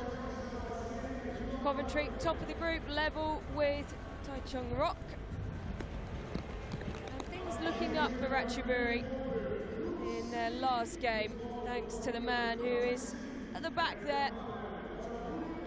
And will be the player that Coventry City will need to keep very, very quiet if they're going to be successful in this clash. So just a reminder of how things work in this men's open. 16 teams split into 4 groups. We've met already today, Group C and Group D. This is Group C. And we have Groups A and B to come later on this afternoon. Top 2 heading through to the cup competition, bottom 2 into the plate competition. Plenty of football to come through the course of the afternoon, the evening, and tomorrow as well. Tanwi starting for Coventry City. This is the first start that he's made in the competition, and Usep Page alongside me. The rain has stopped. The humidity level's very high, and that's why it's no surprise to see Coventry just shuffle their pack slightly, being top of the league. Yeah, good to be back here. Survived the downpour that we just saw, but interested to see how the pitch takes it. Is it the ball going to zip around still, or is it going to drive pretty quickly? I'd expect the boys from Thailand to be used to that sort of surface. It's also similar sort of climate out there. Well, Coventry City will be used to the rain. Not so much the humidity, but they'll be used to playing on Astro turfs and these artificial turfs in the rain. And well, Seb, as part of the organising team for the Hong Kong Sevens, you know, you're used to dealing with these slightly changeable, to maybe put it as an understatement, weather conditions. How much does it affect the players? I think it depends. Depends what the weather is. I mean, I think they like a bit of rain. I think the sun is more of a problem than the rain, and we seem to have avoided that slightly today. But yeah, a few years ago in Hong Kong, we had a thunderstorm warning, so we had to pull the players off. But at half-time of a game, which helped the underdogs a bit, who were 1-0 up and managed to get an hour breather at half-time to win a knockout game. Of course, we saw that at the Club World Cup as well. Those challenging conditions, big delays, something that maybe if you're watching on from an English or European perspective, we don't think about too much. Maybe apart from the odd bit of snow, is really a flooded pitch. The only times where you would get a weather delay, not usually during the game, and something that maybe we're going to have to be more used to over the course of the next few years. Something we're seeing more games being played in the US, and seeing more of these 7 series and small-sided tournaments pop up around the globe. This is Sandiford on the ball, number 2 for Coventry. That was interesting at the Club World Cup with the team. I think it was the Chelsea match, the players coming off right at the end of the game. But be interested to see if that happens at the World Cup next year. Yeah, sure, it was something that we considered, and just how they can mitigate these things happening as Coventry try and find a way through. It's captain Kayan, who's right up there, getting in the face of the goalkeeper.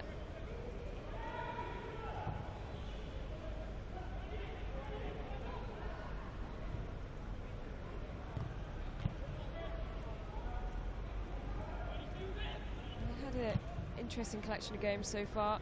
Ratchaburi FC beat Singapore FC 2-0. Still a brace from Bolkiah.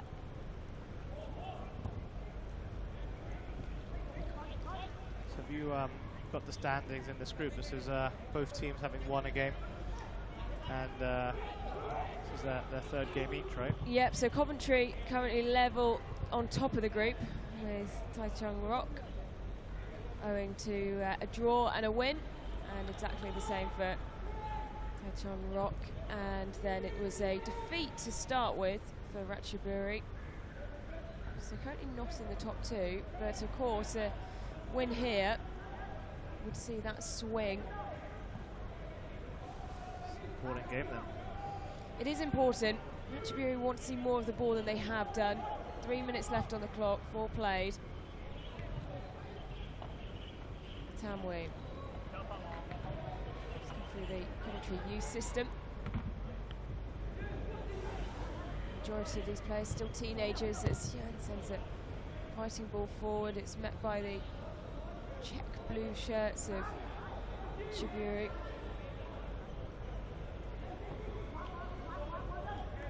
Shaman, who was superb in the 2nd game today.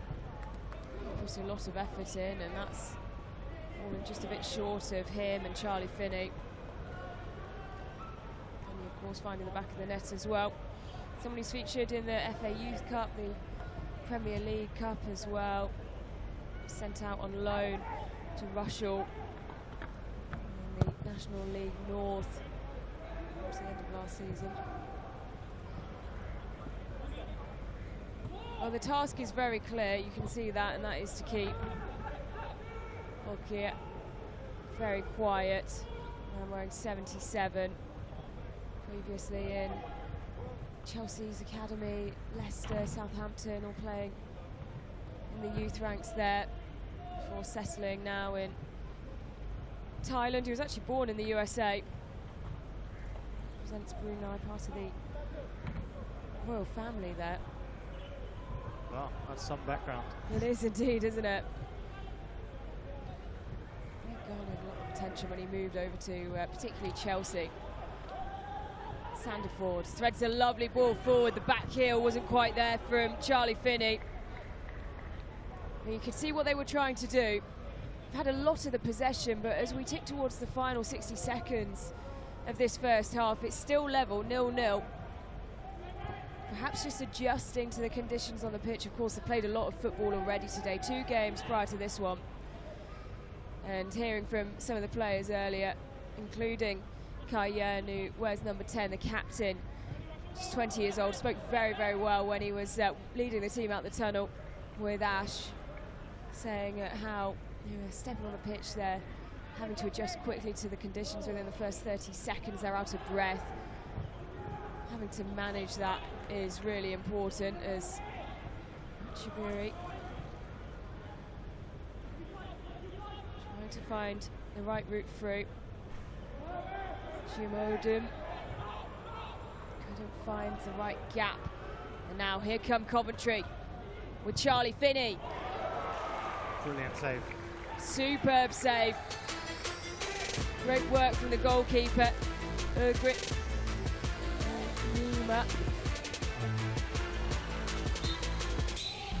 And there goes the whistle. So, at half-time, after a lot of football played by both of these teams this morning and inclement conditions, it's Coventry City 0, Ratchaburi FC 0.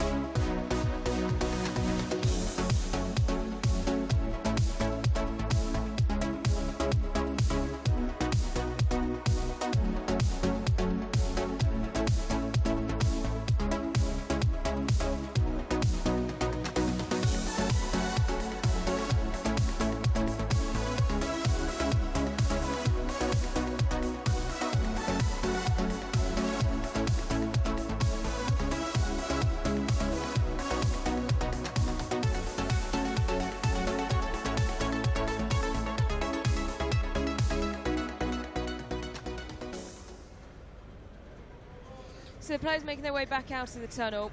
We are yet to meet the teams in Group A and Group B. They'll play their football through the afternoon and into the evening. But so just taking a look at the standings in Group C, Coventry, as things stand, will be on 5 points with a draw here. Ratchaburi moving up into second, with Taichung Rock dropping down into third. Singapore FC yet to register any points, 2 played, 2 lost. That was a big save at the end of the first half from the Ratchaburi FC keeper. And here come Coventry. He's going to have to make himself big again. And it's Charlie Finney again, and still this time can't get past the keeper. Didn't have to make any contact this time round. You hope Coventry don't regret these missed chances. Because that is the thing, it could change very quickly, and we could see a situation where if Ratchaburi can pick up points here, could see Coventry down into the plate competition, where they'll be desperate to really show they can compete in the top tier of knockout rounds tomorrow. Mima sends the ball long. A real battle for it. There's Nanthakon Pimket fighting all the way up to the byline.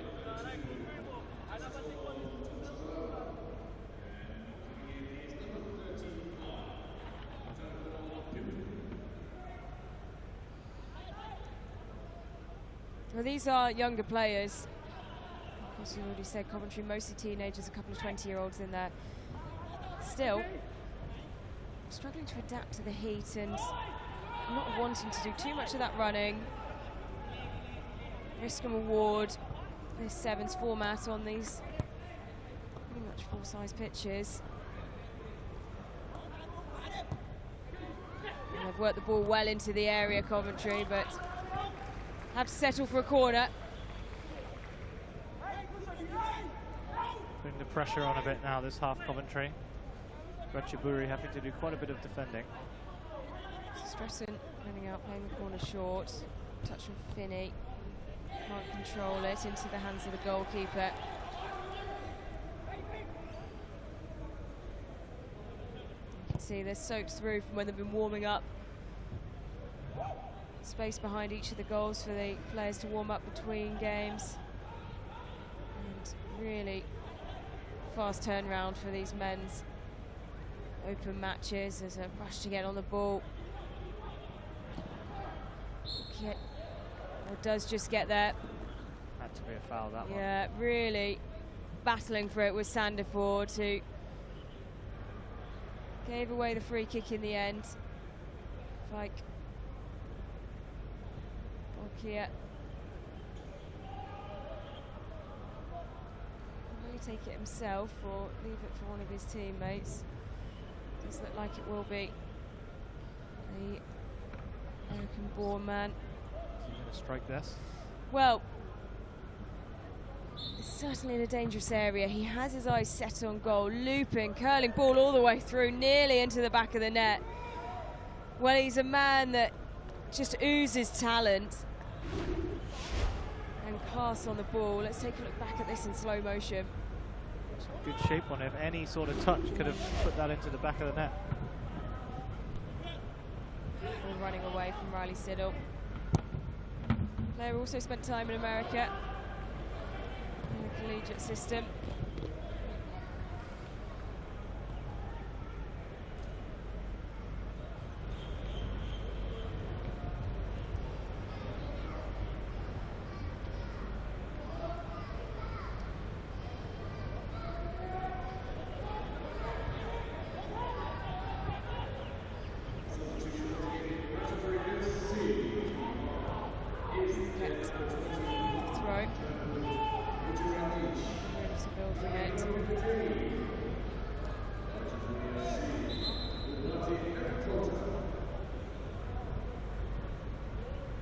Briefly there,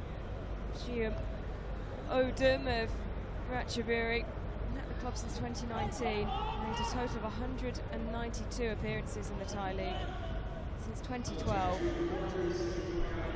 It's a huge amount of experience to still a fairly young squad. Confirmation of the change, so he had a bright game, Charlie Finney, 2 really big opportunities, couldn't steer any of them home. And here is Kayen driving towards goal. Can he slot it home? Well, it will go down as an own goal. Nanthakong Pimket, the player who got the final touch. All the pressure was piled on by Coventry City. You take a look back, they were battling to get into the area. Sent across, and just that touch. So disappointed, you can see on the goalkeeper. Catches it on the side of his boot. Really unlucky there. Keeper's made some brilliant saves, but his touch just came off the defender and into the goal, and it's a big goal for Coventry, that one. Much needed.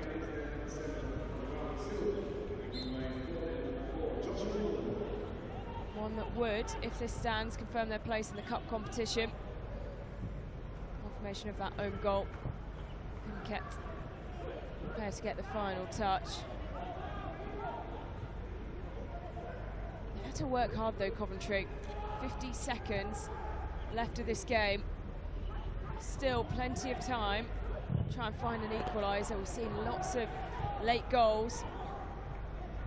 Chaburi, they will have to stay with the ball in their possession. 40 seconds now.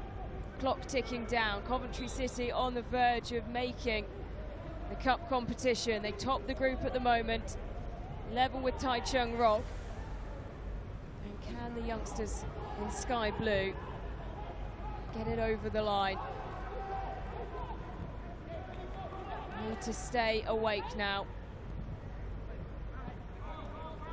That should be enough now.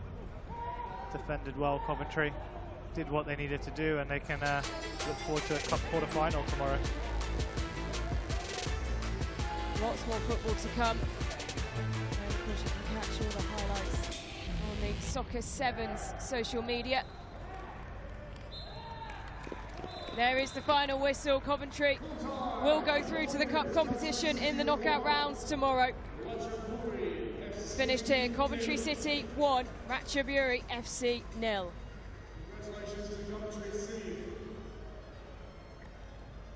To all the ladies in the crowd, it is dance game just for you. The best dancer gets a circle jersey.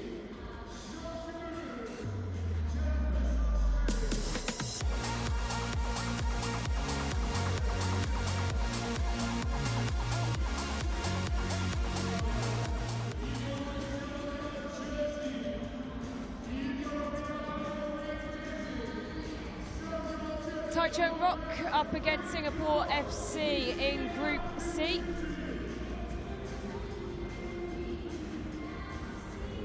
As the rain has eased here.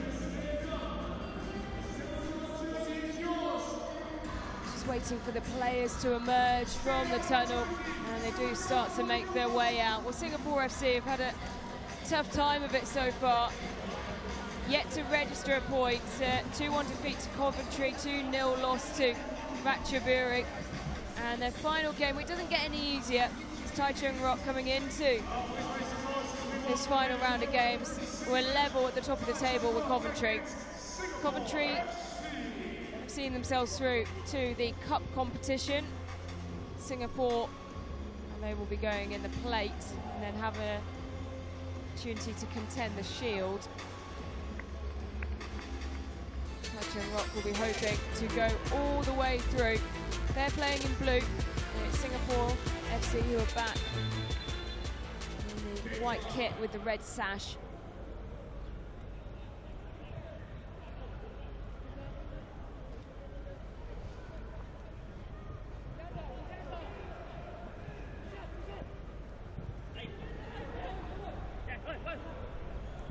Well, this group stage has been really tough for Singapore FC, Seb.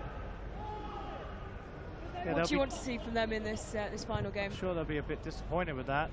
Came in, they've got some good players from Singapore, but they haven't been beaten badly. They've been close games, but it's a very tough group for them with 3 professional clubs. Yeah, they've had big opportunities. It's a change of shirt for Jake Jessup, who we've seen all in black until this point, now wearing the bright green, yellowy kit as Singapore FC come forward. An early goal would certainly improve their confidence as the referee has to just jump out of the way. Chow Ying on the ball. He's gone for it, chested. Good control by Jake Jessup. We'll see one of those long shots go in. At some point, we've had a few of them today. None of them have either had the accuracy or the goalkeeper's just been wise enough to make some adjustments, as we saw there. Oh, but I've been impressed with Taichung Rock. Yeah, risky move there, but pays off. Singapore FC. Shin Shung, the player to watch for Taichung Rock. He scored 2. 1 in each game.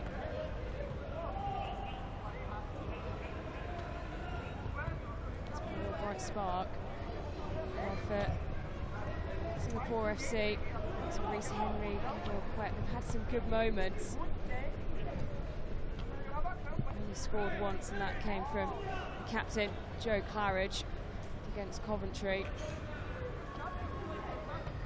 Singapore FC in their quite iconic kit. Unmissable. Sliding in. Important tackle there. Well, you can see just how much further those sliding tackles are travelling, and how slippy the surface is, and they're moving the ball better, Singapore.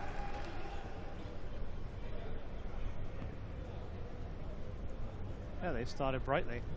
A lot of play in the Taichung Rock half. Just lacking that bit of quality with the final pass to really break them down.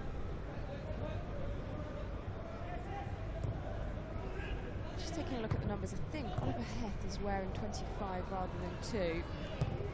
There's a big opportunity opens up for Djadjang Rock, and they take it, grasp it with both hands, and continue their excellent form in this competition. Great build-up. And of course that man involved, Xiao Ying, sending it across. Hong Chun, the man who steered it into the back of the net. This is the big difference playing against the professional clubs. Singapore FC having all that possession in the first half. Djadjang Rock one breakaway, square it in, and just their quality shows, finishing off their chance. They've been really good when hitting teams on the break. They have so much pace, particularly on the flanks, to get out wide, send in those important crosses. Let's see some Corinthians shirts in the stands. So this would put Djadjang Rock in a very good position to qualify. And would go through very close with Coventry. Go down to goal difference on who tops the group. Deservedly so. They've showed up well at this tournament.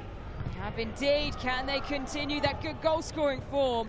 Well, a really nervy moment for the Singapore FC defence, because that ball could have come off any of them. Able to clear it in the end with 2 minutes left of this first half.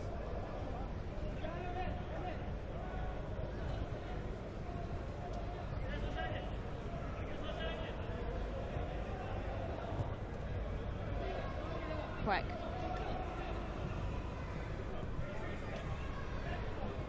Opened himself up again, thread the ball through, but his runner doesn't hear the call and sent out for a corner.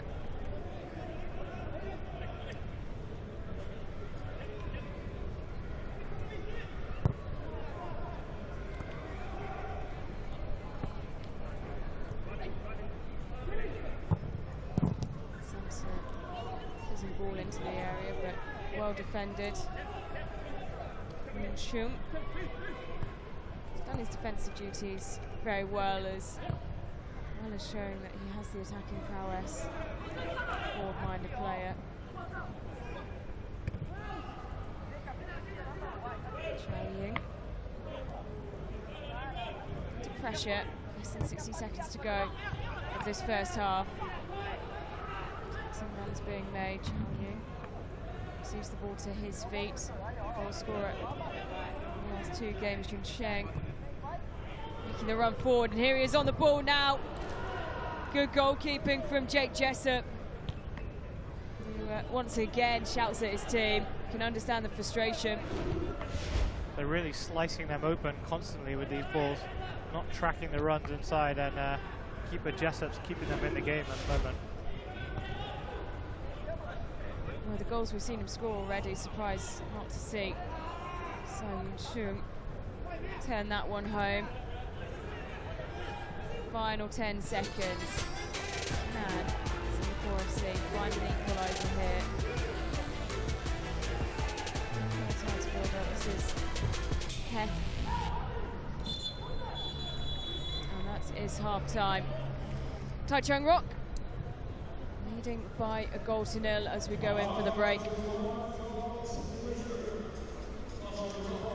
And we can hand down to Ash, who has made her way into the stands and was with some fans. And we're here with Ryan and Marcus, right? We're here for the fan cam. We're going to have a bit of a chat with them. How are you guys enjoying the action so far?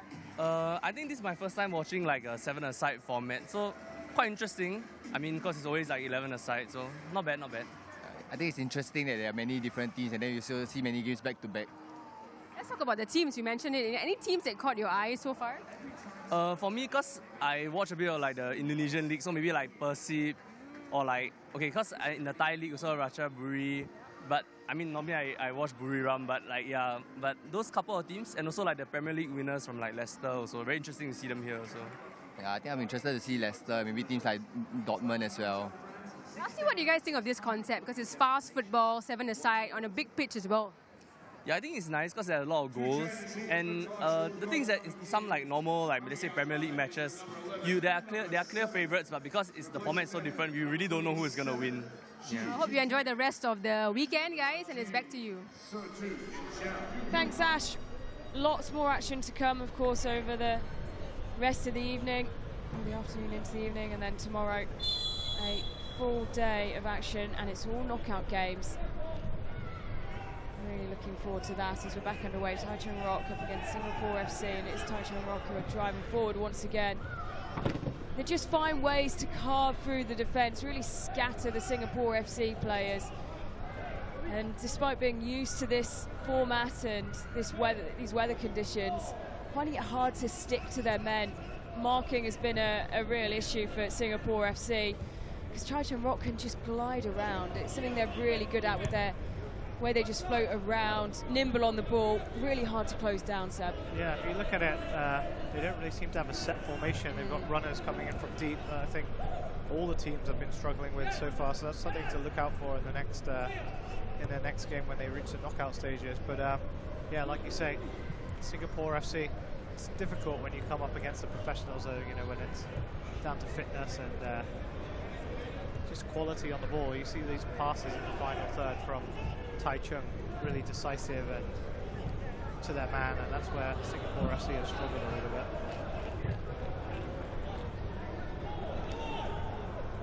They trail by a goal to nil. Rock have scored in every game so far. We've seen a few goalless draws in the Masters, in the women's competition running the same format as this one, so 10 players, 3 subs. The Masters, 11 players, 4 subs. Once you're off, you're off. So Jajang Rock coming through again. Set it up for their main goal scorer, who finishes perfectly, pinging it off the upright. Yun Shung, what a tournament he's having. His 3rd goal of the competition, 1 in each game. He has been spectacular. Finished that brilliantly. He didn't have much to aim for with the huge keeper coming on a man on the line, but found the far corner coming off the post. It was an absolutely brilliant finish. Sai Yun Shung has been the star for Taichung Rock, and he's done his defensive jobs really well too. And he's been getting back and forth, doing a huge amount of running. Love to see the kind of kilometres he racks up his tracker. Falling away from Heth.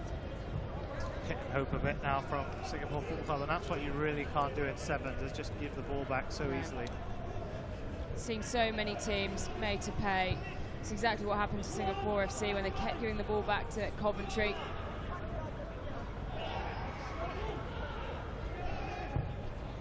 Given that, needs the ball to be won fairly. Gabriel, who we heard from earlier on today, just bringing us so many brilliant insights from these players in the men's open. They win the ball back so effortlessly. Taichung Rock. Tune. Blue to pick the ball up on this near side.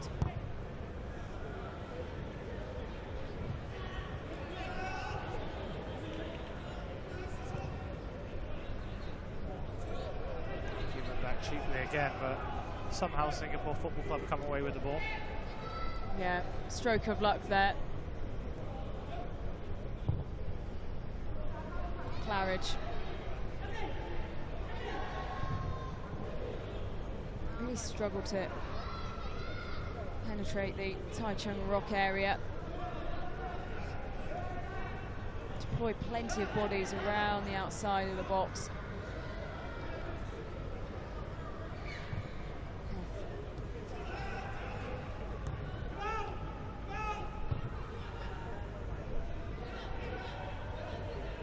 Jessup.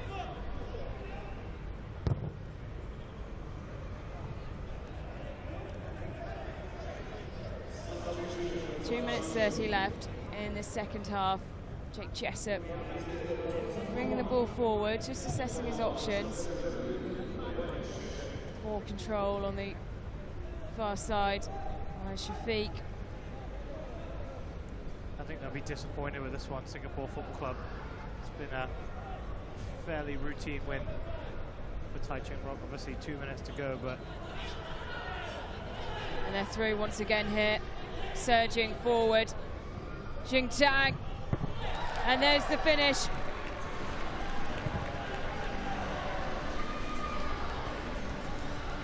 Well, they just make it look so easy. Tearing through the Singapore FC defence.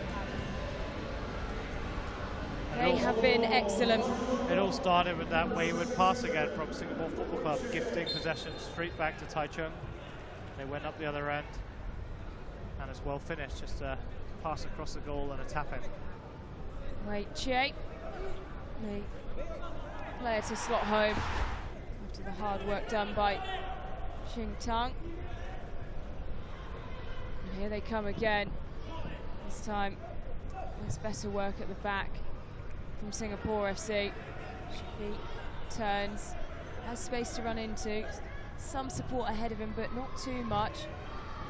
And it's well watched and guided out by Hun Chung.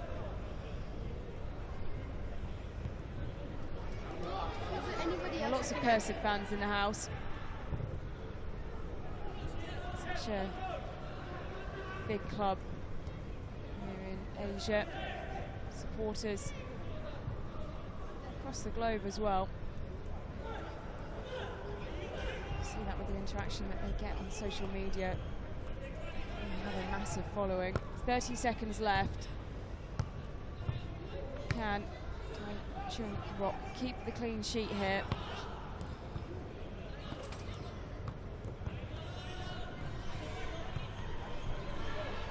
Can they find another goal? Not too far away from that, just slightly too much on it. And great to see the desperation. Keep the ball in play, keep the attack going from Shi Jingtang, the 21-year-old.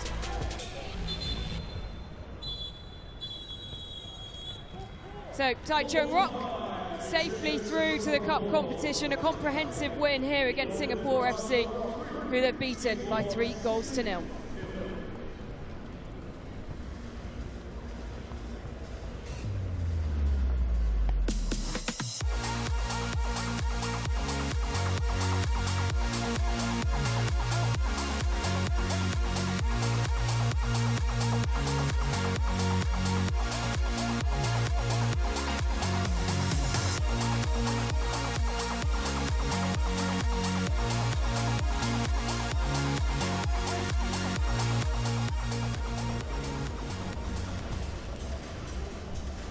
And we move on to football from Group D in the Men's Open. Corinthians against PERSIB right here in Singapore. Match 40 at the Soccer Sevens Series. Crucial contest, this one in the group in terms of progression to the next stage of the competition. Boboto yang menonton, kumaha namang, apa kabar? Torcida do Corinthians, como vocês estão? How's everyone doing out there? What a day we've had at the Soccer 7 Series. And what a matchup this should be, Seb. A Brazilian side against an Indonesian team. Two massive clubs. Yeah, I mean, this is why we love the Soccer Sevens. Brings teams from all over the world together. And what better chance do you have to see all these different styles of play? We got to see Corinthians, who lit it up in their first game but struggled a bit in their second. And PERSIB looked like they brought quite a young squad. So, you know, a lot of fans here out to see them, but they're struggling a little bit. Yeah, great to see some young fans out here as well, taking in the action. It's been a great tournament so far. Lots of goals, plenty of quality out on that pitch.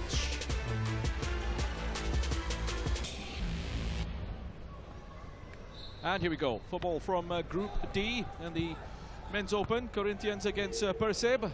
It is Corinthians going from right to left on your screens, up against PERSIB in blue. Two very successful clubs, huge fan base that they both have, and Corinthians will be looking to bounce back from their defeat against Shanghai Shenhua with a victory here.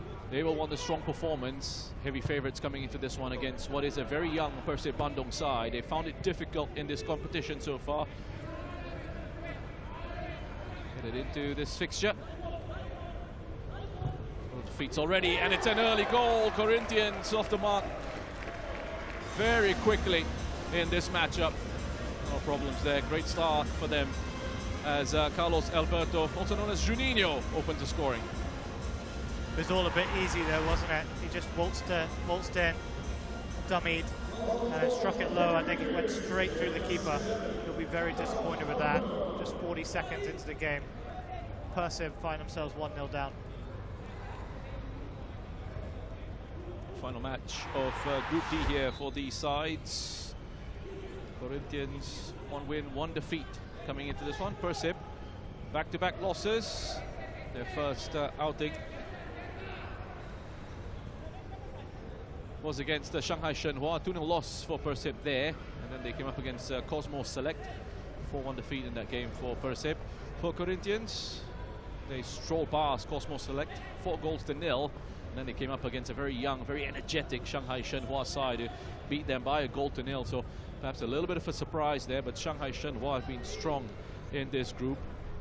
Real team effort, defeating the more experienced Corinthian side who sent a specialized 7-a-side team for this competition. They should be one of the stronger teams in the contest. We'll have a closer look at some of the other men's open teams a little bit later on in the afternoon schedule. Now we're looking at the Group D action and looking at wrapping things up here in this group. Coming out after this, Shanghai Shenhua against Cosmos Select in the here and now. Corinthians well clear and looking comfortable in this one. Yeah, we've Shanghai Shenhua bringing 2 very good teams. Obviously their women's team scoring lots of goals, and then the men's surprising Corinthians. Well, there was Kaka involved in that one. Corinthians very quickly getting another goal to the number 11, Tuko.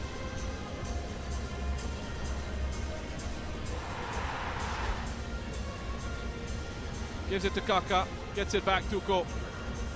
Look at the time and space. I mean, that's a really good finish as well. Spotting the gap. Yeah, it was very purposeful, wasn't it? He looked up 3 players in front of him, put it through the middle of all of them and past the goalkeeper. I like the celebration. Look at that smile, what it means to him.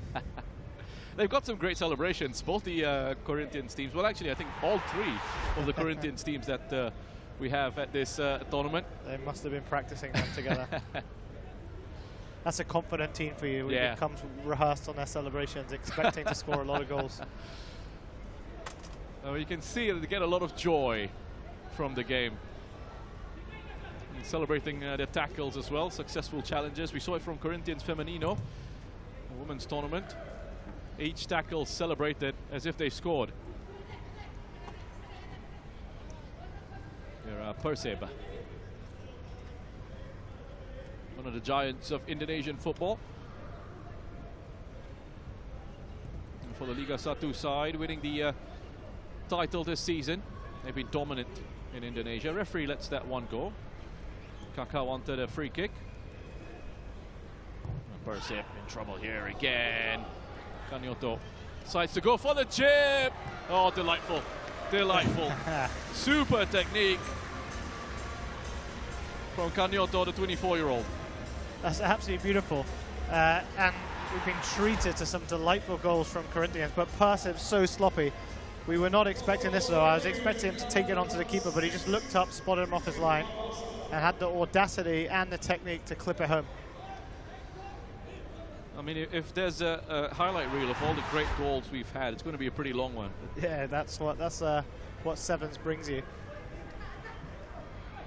PERSIB looking for a response. I missed the middle game of Corinthians. I saw them obviously score a load of goals in their first, and I'm surprised they lost 1-0 with all this flair they have and goal-scoring ability. Yeah, I mean, they came up against a Shanghai Shenhua side who were just really full of running, good pace, very organized, and once they got that goal, they just sort of sat back and made it very difficult to break down, so compact. And Corinthians were a little bit frustrated at times, couldn't deal with the pace of Shanghai Shenhua in the transitions. Look forward to them watching their game next up, but Looks like Corinthians will comfortably qualify into the cup competition if they win this. Yeah, look at that from Kaká outside of the boot with the switch. Canhoto. Cross that's whipped in. It's going to come to Canhoto again.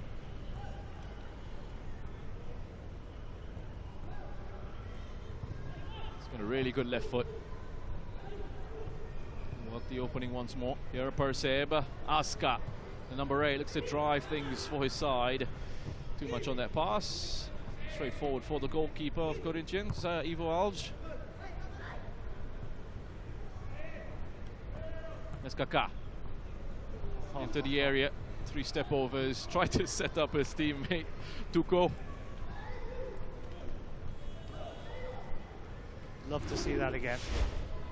You know, sometimes you just see 1 step over, but look at this there. Tried defending that 3 times and knocked it past him. Bamboozled the defender. Yeah, wonderful quality on display. Big smile on the face as well. This could be a chance for Kaká. Great clearance. PERSIB keeping it just to 3 at the moment for Corinthians. Tried to be too cute with his finish.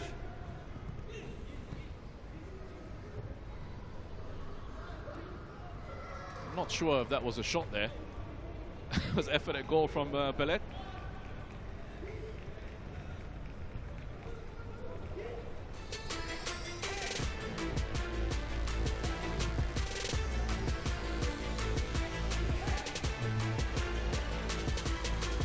Lucas Hector, number 29. Well, a great first half for Corinthians, and even at that halftime whistle, Hector just tried to put it through the legs of a PERSIB player. Halftime here, Corinthians 3, PERSIB 0.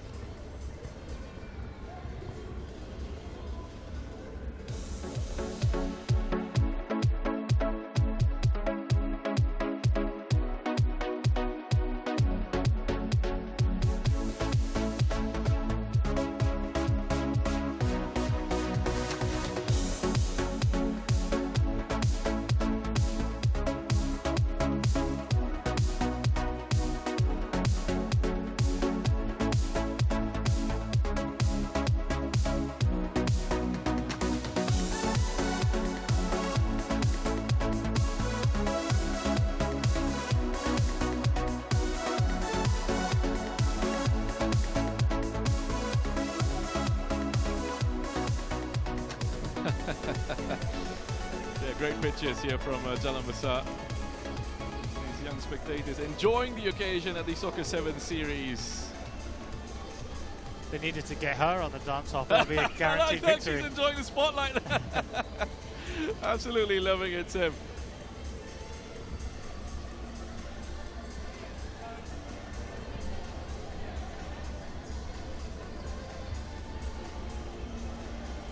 Well, it's good music here. Seb, it's not about just what happens on the pitch. There's a lot going on around it as well. Yeah, I mean, that's one of the things I love most about these tournaments is if you are able to get yourself down, just the whole vibe of it. The players wandering around, they stay around in between their games. They all have a few games a day. People with the autograph books out, photos. The players are mingling around. It's a really good atmosphere down here. So if you have the opportunity to come down today or tomorrow, I highly recommend it. It's a proper experience, a real festival of football.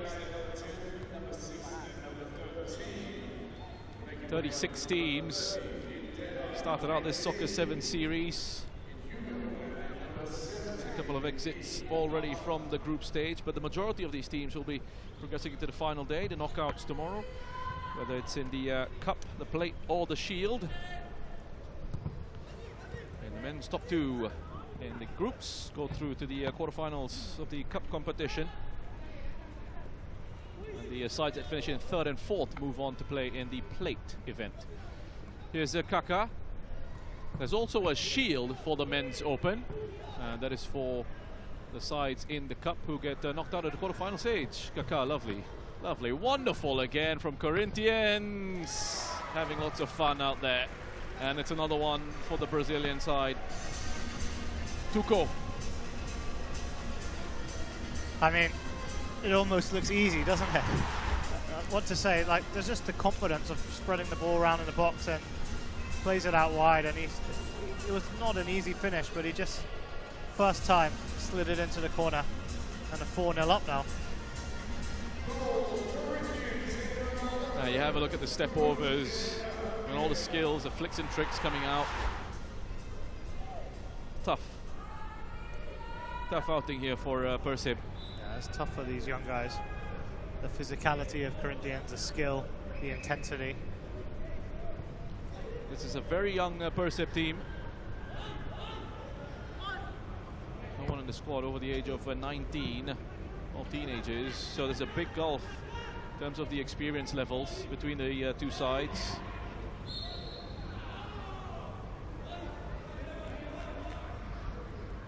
Good referee there from former Premier League ref, John Moss. Yeah, it's interesting to have a look at the officiating as well from a player's perspective, because you're seeing certain incidents not being pulled up for fouls and free kicks where players are expecting them. And so all about adjusting to the officiating as well. Yeah, I've been impressed with the refereeing. You know, sometimes refs are a bit whistle happy and it stops the game. And you know, this style of football, you just got to let things flow a bit, have a look at it. If you can play advantage, play advantage. I think they've done really well so far.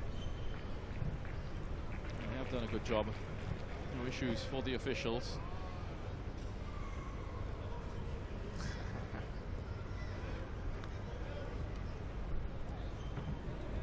When the Corinthians are 4-0 up, that's when they start to have a bit of fun. And it's good to watch. Here's Canotto. Christian Barbosa de Paula. Give him his full name, the number 6 for Corinthians. On the left-hand side here. He's got the ability as well just to change things up. Well, Kaká just left that. He thought his goalkeeper was coming for it, PERSIB. Oh. Well, that's just about sums their performance today up. What an opportunity. There was a bit of a miscommunication at the back with Corinthians, but the PERSIB player just took a heavy touch and it went out for a goal kick. Unfortunate there for the number 17 of PERSIB, Mohamed Fauzan Al-Ghifari. 19-year-old. Going to number 17, he peels away from his marker. PERSIB, bit of a 3-on-2 here. They make the most of it and opened up for the effort. And Hugo Arik, it was with the shot, blazes that one over. It's a great experience though for these young players when they go back to Indonesia to have played against Corinthians from Brazil. I mean, great part of their development. Lifted in. Nice aggressive challenge coming from that PERSIB defense. And that's good defending. As long as you force it backwards, you've done your job. Not allowing a free shot at goal. Well, that's a free shot at goal. Good save. Luizinho, it was the number 99 for Corinthians.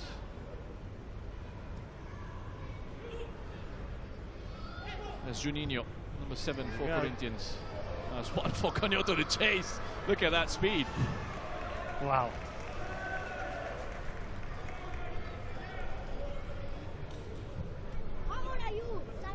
It's on to these Cosmos Select players there.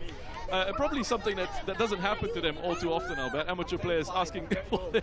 Especially on your boot. Yeah, boots to be signed. Cosmos Select getting the star treatment here at the Soccer 7s series.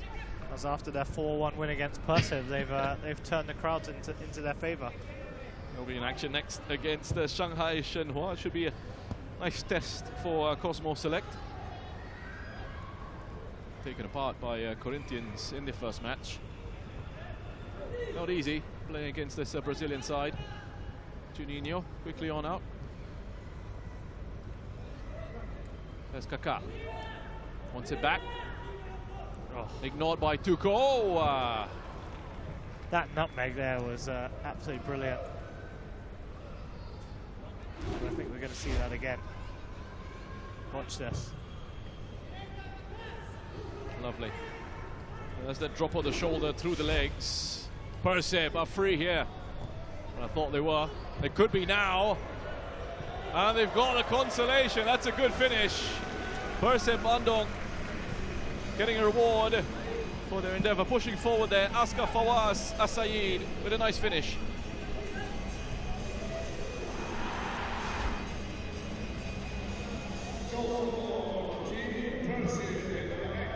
Goalkeeper just came out, cleared the first one, didn't get enough distance on it though. And number 8, Askar Fawaz. Intelligent bit of play. Great for them to get a consolation goal right at the end there. Askar on the score sheet twice now for PERSIB in this group. It's Fauzan. And that is it. Corinthians essentially sealed their place in the Cup semi-finals with that victory. Finishes here, Corinthians 4, PERSIB 0.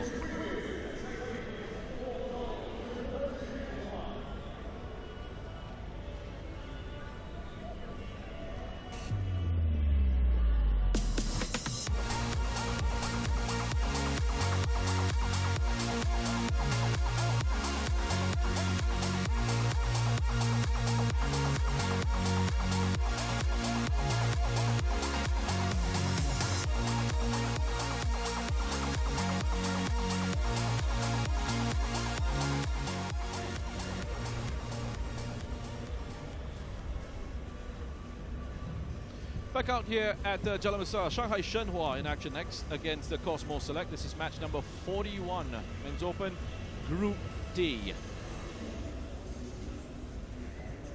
So Shanghai Shenhua in a strong position coming into this fixture against the Cosmo Select, or an amateur side. Shanghai Shenhua, most of the team players from the under-21 selection. The domestic league, Shanghai Shenhua, 2 wins from their first 2 matches, 6 points, 3 goals scored, none conceded yet. Cosmo Select, 1 win, 1 defeat. Their win came against PERSIB, so they should be confident coming into this one, as well as Shanghai Shenhua, which make things interesting. The Cosmo Select in their first game took a bit of a battering from Corinthians, but then came back strongly in their last game against PERSIB, scoring 4 goals themselves. So hopefully got their confidence up from that one. So here we go then, Cosmo Select. Get us underway, going from left to right on your screens. Dalston Cross it was, with 2 goals and 2 assists against PERSIB. He's leading the line at number 9 for Cosmo Select, a 17-year-old. It is professional debut with Tanjung Pagar in the Singapore Premier League last season. Plays as a wing-back on the left-hand side for them, but he's playing as the forward man for Cosmo Select. A couple of decent players selected from the Cosmo League. It's the oldest amateur league out here in Singapore.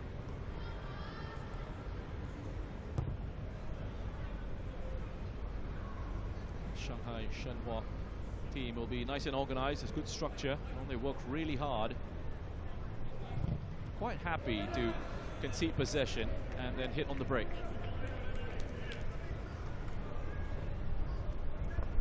Shanghai Shenhua look pretty well drilled here. I'm looking, seeing some nice shape. Very disciplined. Yeah, really quick on the transitions are Shanghai Shenhua, whether it's going out on the attack or dropping back in.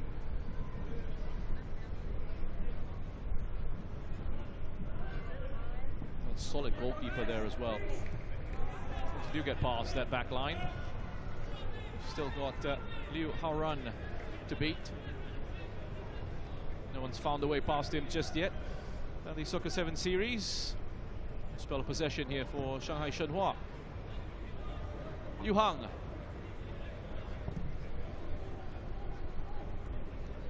He's made a contribution in attack, playing in defense for this fixture.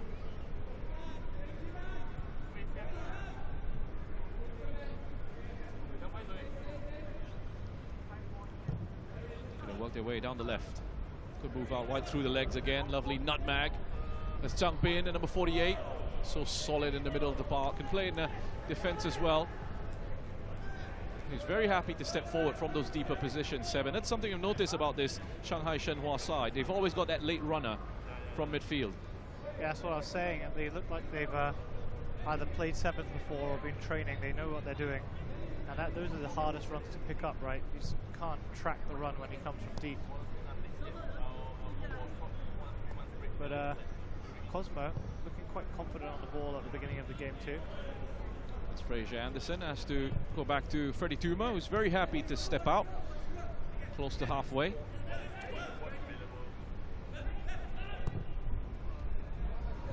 I was just going to say, Mehdi Boumaz, the number 6 for Cosmo Select, looks to be a decent player as well, but he gives that away, puts his side under pressure, and here comes Shanghai Shenhua. Chance for the opener, great save from Tuma. It's a brilliant save from Freddie Tuma, but needlessly given away in the middle of the park from Cosmo, leading to that counter-attack, and really should be 1-0 down if it wasn't for that great save.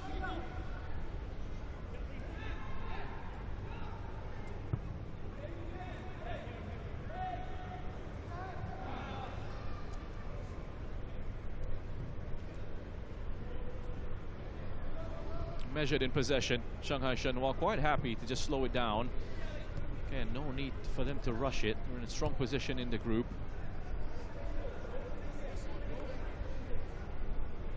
2 points from their first 2 matches, ensure they will go through top of the standings.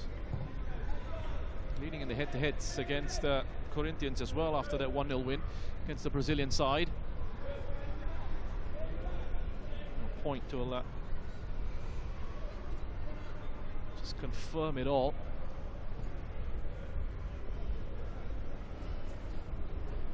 He Qian keeping the ball well now, but Cosmo keeping their shape as well, making Shanghai Shenhua work for it.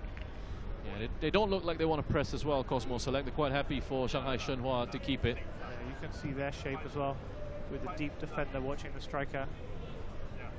Bit of a diamond shape.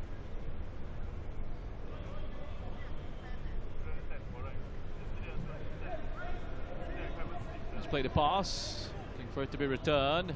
Lovely triangle down this right-hand side for Shanghai Shenhua. So number 35, He Xin, part of that structure on the right. Here's Dipimpin. Not going to get there. Yeah, too much pace on that one.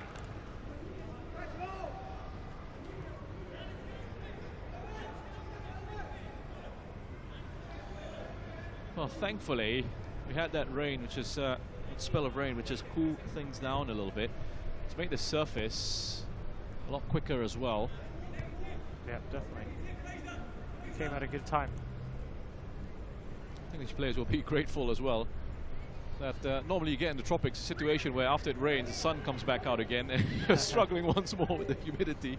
Yeah, it's quite nice now. I think they've got lucky today, the players. Yeah.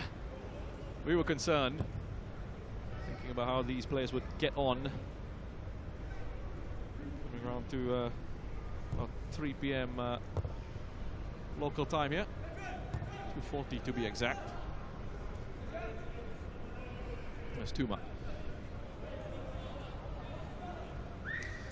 Looks a bit like a training exercise, this one. Both sides just quite happy to pass it sideways and backwards. Not too much in the way of highlights or efforts at goal. Cosmo Select not wanting to commit. And Shanghai Shenhua the same. So where do we stand in this group if Cosmo were to win this one?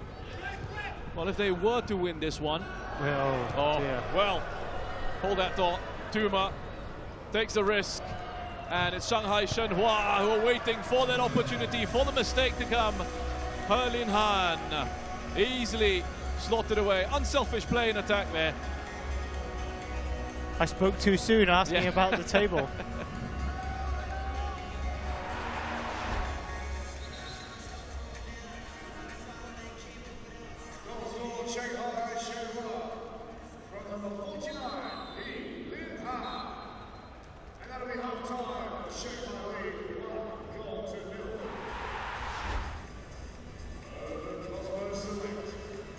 So at halftime, it's Shanghai Shenhua 1, Cosmo Select 0.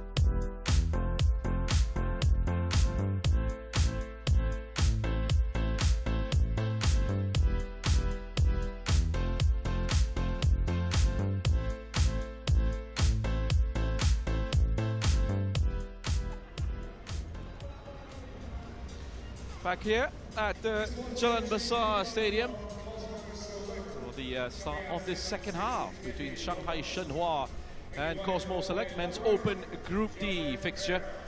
Shanghai Shenhua leading by a goal to nil.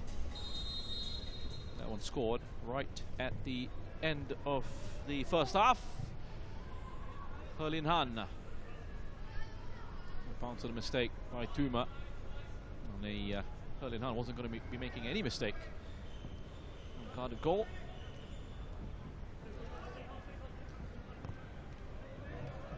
Shanghai Shenhua. Again, they'll keep their shape. Well, that's what they did in the first half. Nice and disciplined, well organized.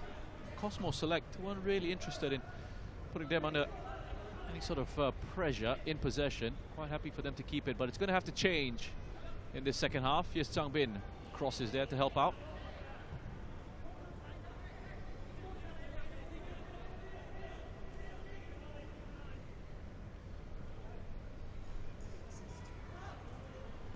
Well, just to answer your question earlier, Seb, about Cosmo Select, if they do turn this around and go on to win, it'll make things very interesting in the group, because we'll have to look at the head-to-head count, and then we'll look at the goal difference. So if Cosmo Select win this, they'll have the advantage in the head-to-heads against Shanghai Shenhua. Shanghai Shenhua will have the advantage over Corinthians, and Corinthians will have the head-to-head advantage over Cosmo Select. So it's going to make things very interesting indeed. Hence why I asked the question. Yeah. Listen, I'm no mathematician, I'll be honest with you.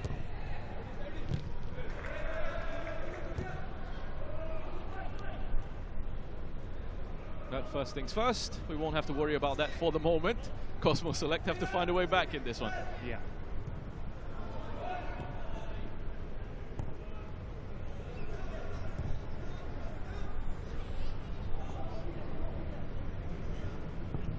Herlin Han.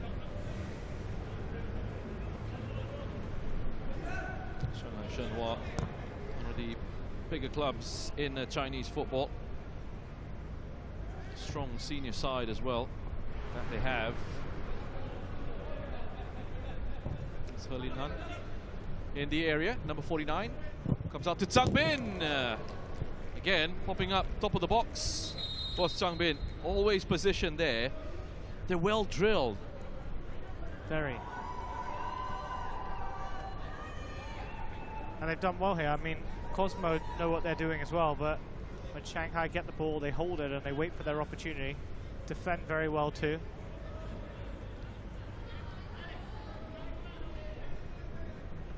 One of the Shanghai Shenhua players featuring in the under-21 league back home.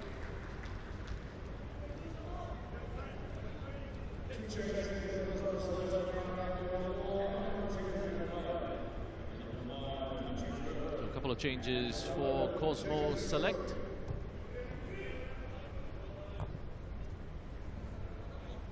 Shanghai Shenhua again waiting for the opportunity on the counter. Number 5, Patrick Bork, has come on for Cosmo Select. See, Tuma losing the ball in that first half hasn't put him off coming forward with it, which is good to see. And it shouldn't, right, Seb? I mean, if you're a player at this level, you just got to forget about that and try and keep going with a style that's worked for you. Definitely. Burke doesn't have the pace here, he's struggling. That's the speed of Shanghai Shenhua I was talking about. Give you a head start and they'll still wind up in front. Comes the pace of Xia Yongzheng. This is, could be interesting for Cosmo Select. He's got the legs. Takes a nudge, good strong play. All the way to the box. Gets it back, still alive here for Cosmo Select. Wow, that was brilliant play. What a run from Bertolon.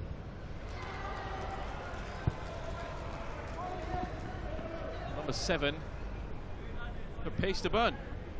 That was excellent strength as well. Shrugging off the defender. Just ran out of pitch a little bit at the end. Yes, Jaume Ferrer.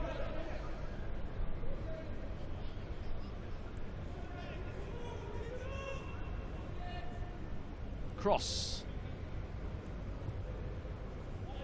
Up to Ferrer. This is what I was talking about, the sun's out again. Yeah. Notice that. Looks baking down there already in a matter of seconds. Here we go, Shanghai Shenhua, trademark transition, speed on the break, Bertolon, excellent challenge. Brilliant tackle. He's got some stamina, that guy. He was doing a 50-meter sprint down this end just a minute ago.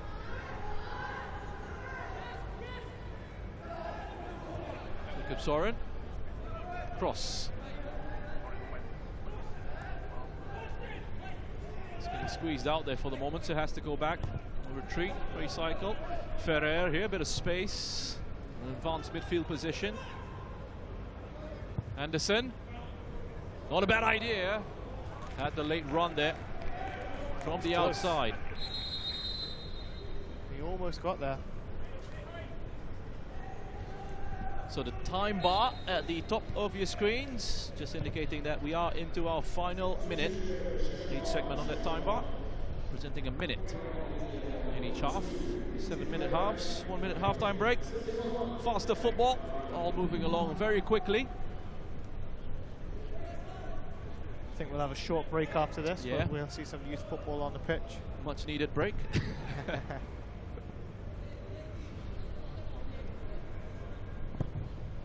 Oh, lovely ball played in. That's a good save from Tuma. Nice touch as well from Sia. Showing a bit of invention with the attempt at the finish. 20 seconds to go.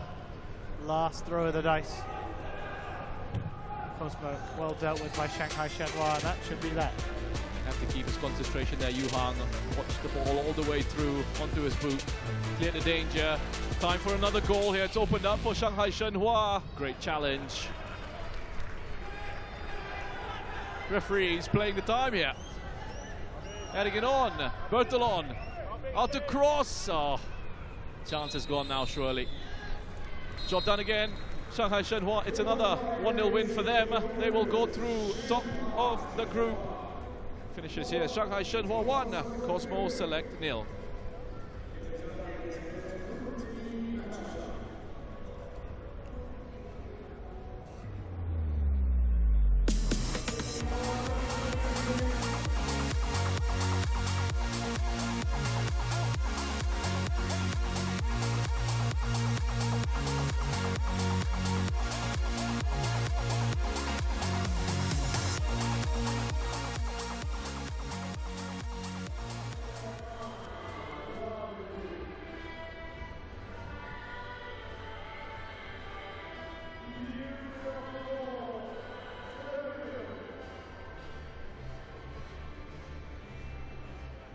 We're here for the Soccer 7 series. Looking forward to it this weekend. And then what I'm looking forward to is the football. You know, we former football players, you know, playing in England and all over the world. So what I'm looking forward to is experiencing it right here, Singapore. So I'm looking forward to that. Do you know what? I think it's going to be a very mixed style because there's a few experienced bodies, so to say. So I think it's going to be a little bit of a mix. But I tell you, the one thing I can always guarantee is the competitiveness is still going to be there. As soon as the whistle goes, I know the Masters for sure, with us, we're going to be competitive. I know it kicks in. So it's instilled in us. We've been doing it for years. So I think that's going to be there. Do you know what? It's exactly that. You know, there's things like no offsides. So different rules, slightly tweaked to the bigger version, the original football. So it brings a different style. It's going to be faster. It's going to be quicker. You're probably going to see more goals. Great for me because I'm a goal scorer, so I'm going to love that. So I can't wait for that. But you're going to see a very, very mixed, lots of different mixed styles. You know, some will go very quick, very fast forward. Some will play through. So you're going to see very mixed football, but I'm sure it's going to be exciting. Do you know what? Borussia Dortmund and also the Asian teams, because I think you know, I think they're going to be very, very sharp, very quick, fit as well. But I'm looking forward to play everyone, you know, because I think that's going to be the really cool thing is very diverse styles going up against each other, competition. So I'm looking forward to that. Yeah, no, I'm excited about the tournament, the Soccer Sevens, which is always good for the lads, and it's a Masters for all my boys to get together and then show their stuff. It's a good competition, and hopefully we can go on and win it. Faster football, well, it's always fast football, but the pitch is massive, so I don't know how quick it's going to be because of the heat and everything. Because I think the first couple of games are going to be quite quick, and then once they get their foot on the ground and understanding, I think it'll be slowed down a bit more. Yeah, well, that'll be very interesting because some of the lads that I know obviously played against them in the past, and obviously we're a bit older now, so we'll see what they've got and see if they've still got the spark that they can lead them through to win the game. I rate them quite high because I've got my team's quite I've got some experience in there, got some young lads in there as well. But so I think we're going to go far. Yeah, I'm excited. It's always nice for the lads to come out here and to play the stuff and show Singapore people what the lads have got, really. Yeah, I'm really looking forward to playing the Soccer Sevens this weekend. We know it's not going to be easy. Got our team together and we've been practicing, we've been training, but it's a different format. You know, we've not got 11 players. Bit of a smaller pitch, but still big for 7 players out there. But the lads have been training, and we know it's not going to be easy with the heat and the conditions and the pitch, but we'll be ready. We're ready to go. I'm looking forward to it. Yeah, with a 7-a-side tournament, I think it's very important to keep the ball, time your moments when to attack. I think the beauty with Leicester is that we've got players that can counter-attack really well. You know, we've got quick players that are fit and willing to run, and they're going to be our secret weapon. So yeah, in the early games we want to get games dealt with as soon as possible, get good scores early doors, and we can make some changes and rest some legs. I think the Singaporeans, that team with the conditions are going to be used to it. We hear they play a lot of 7-a-side, so imagine them to be fit and be able to go at a quick tempo for the full games.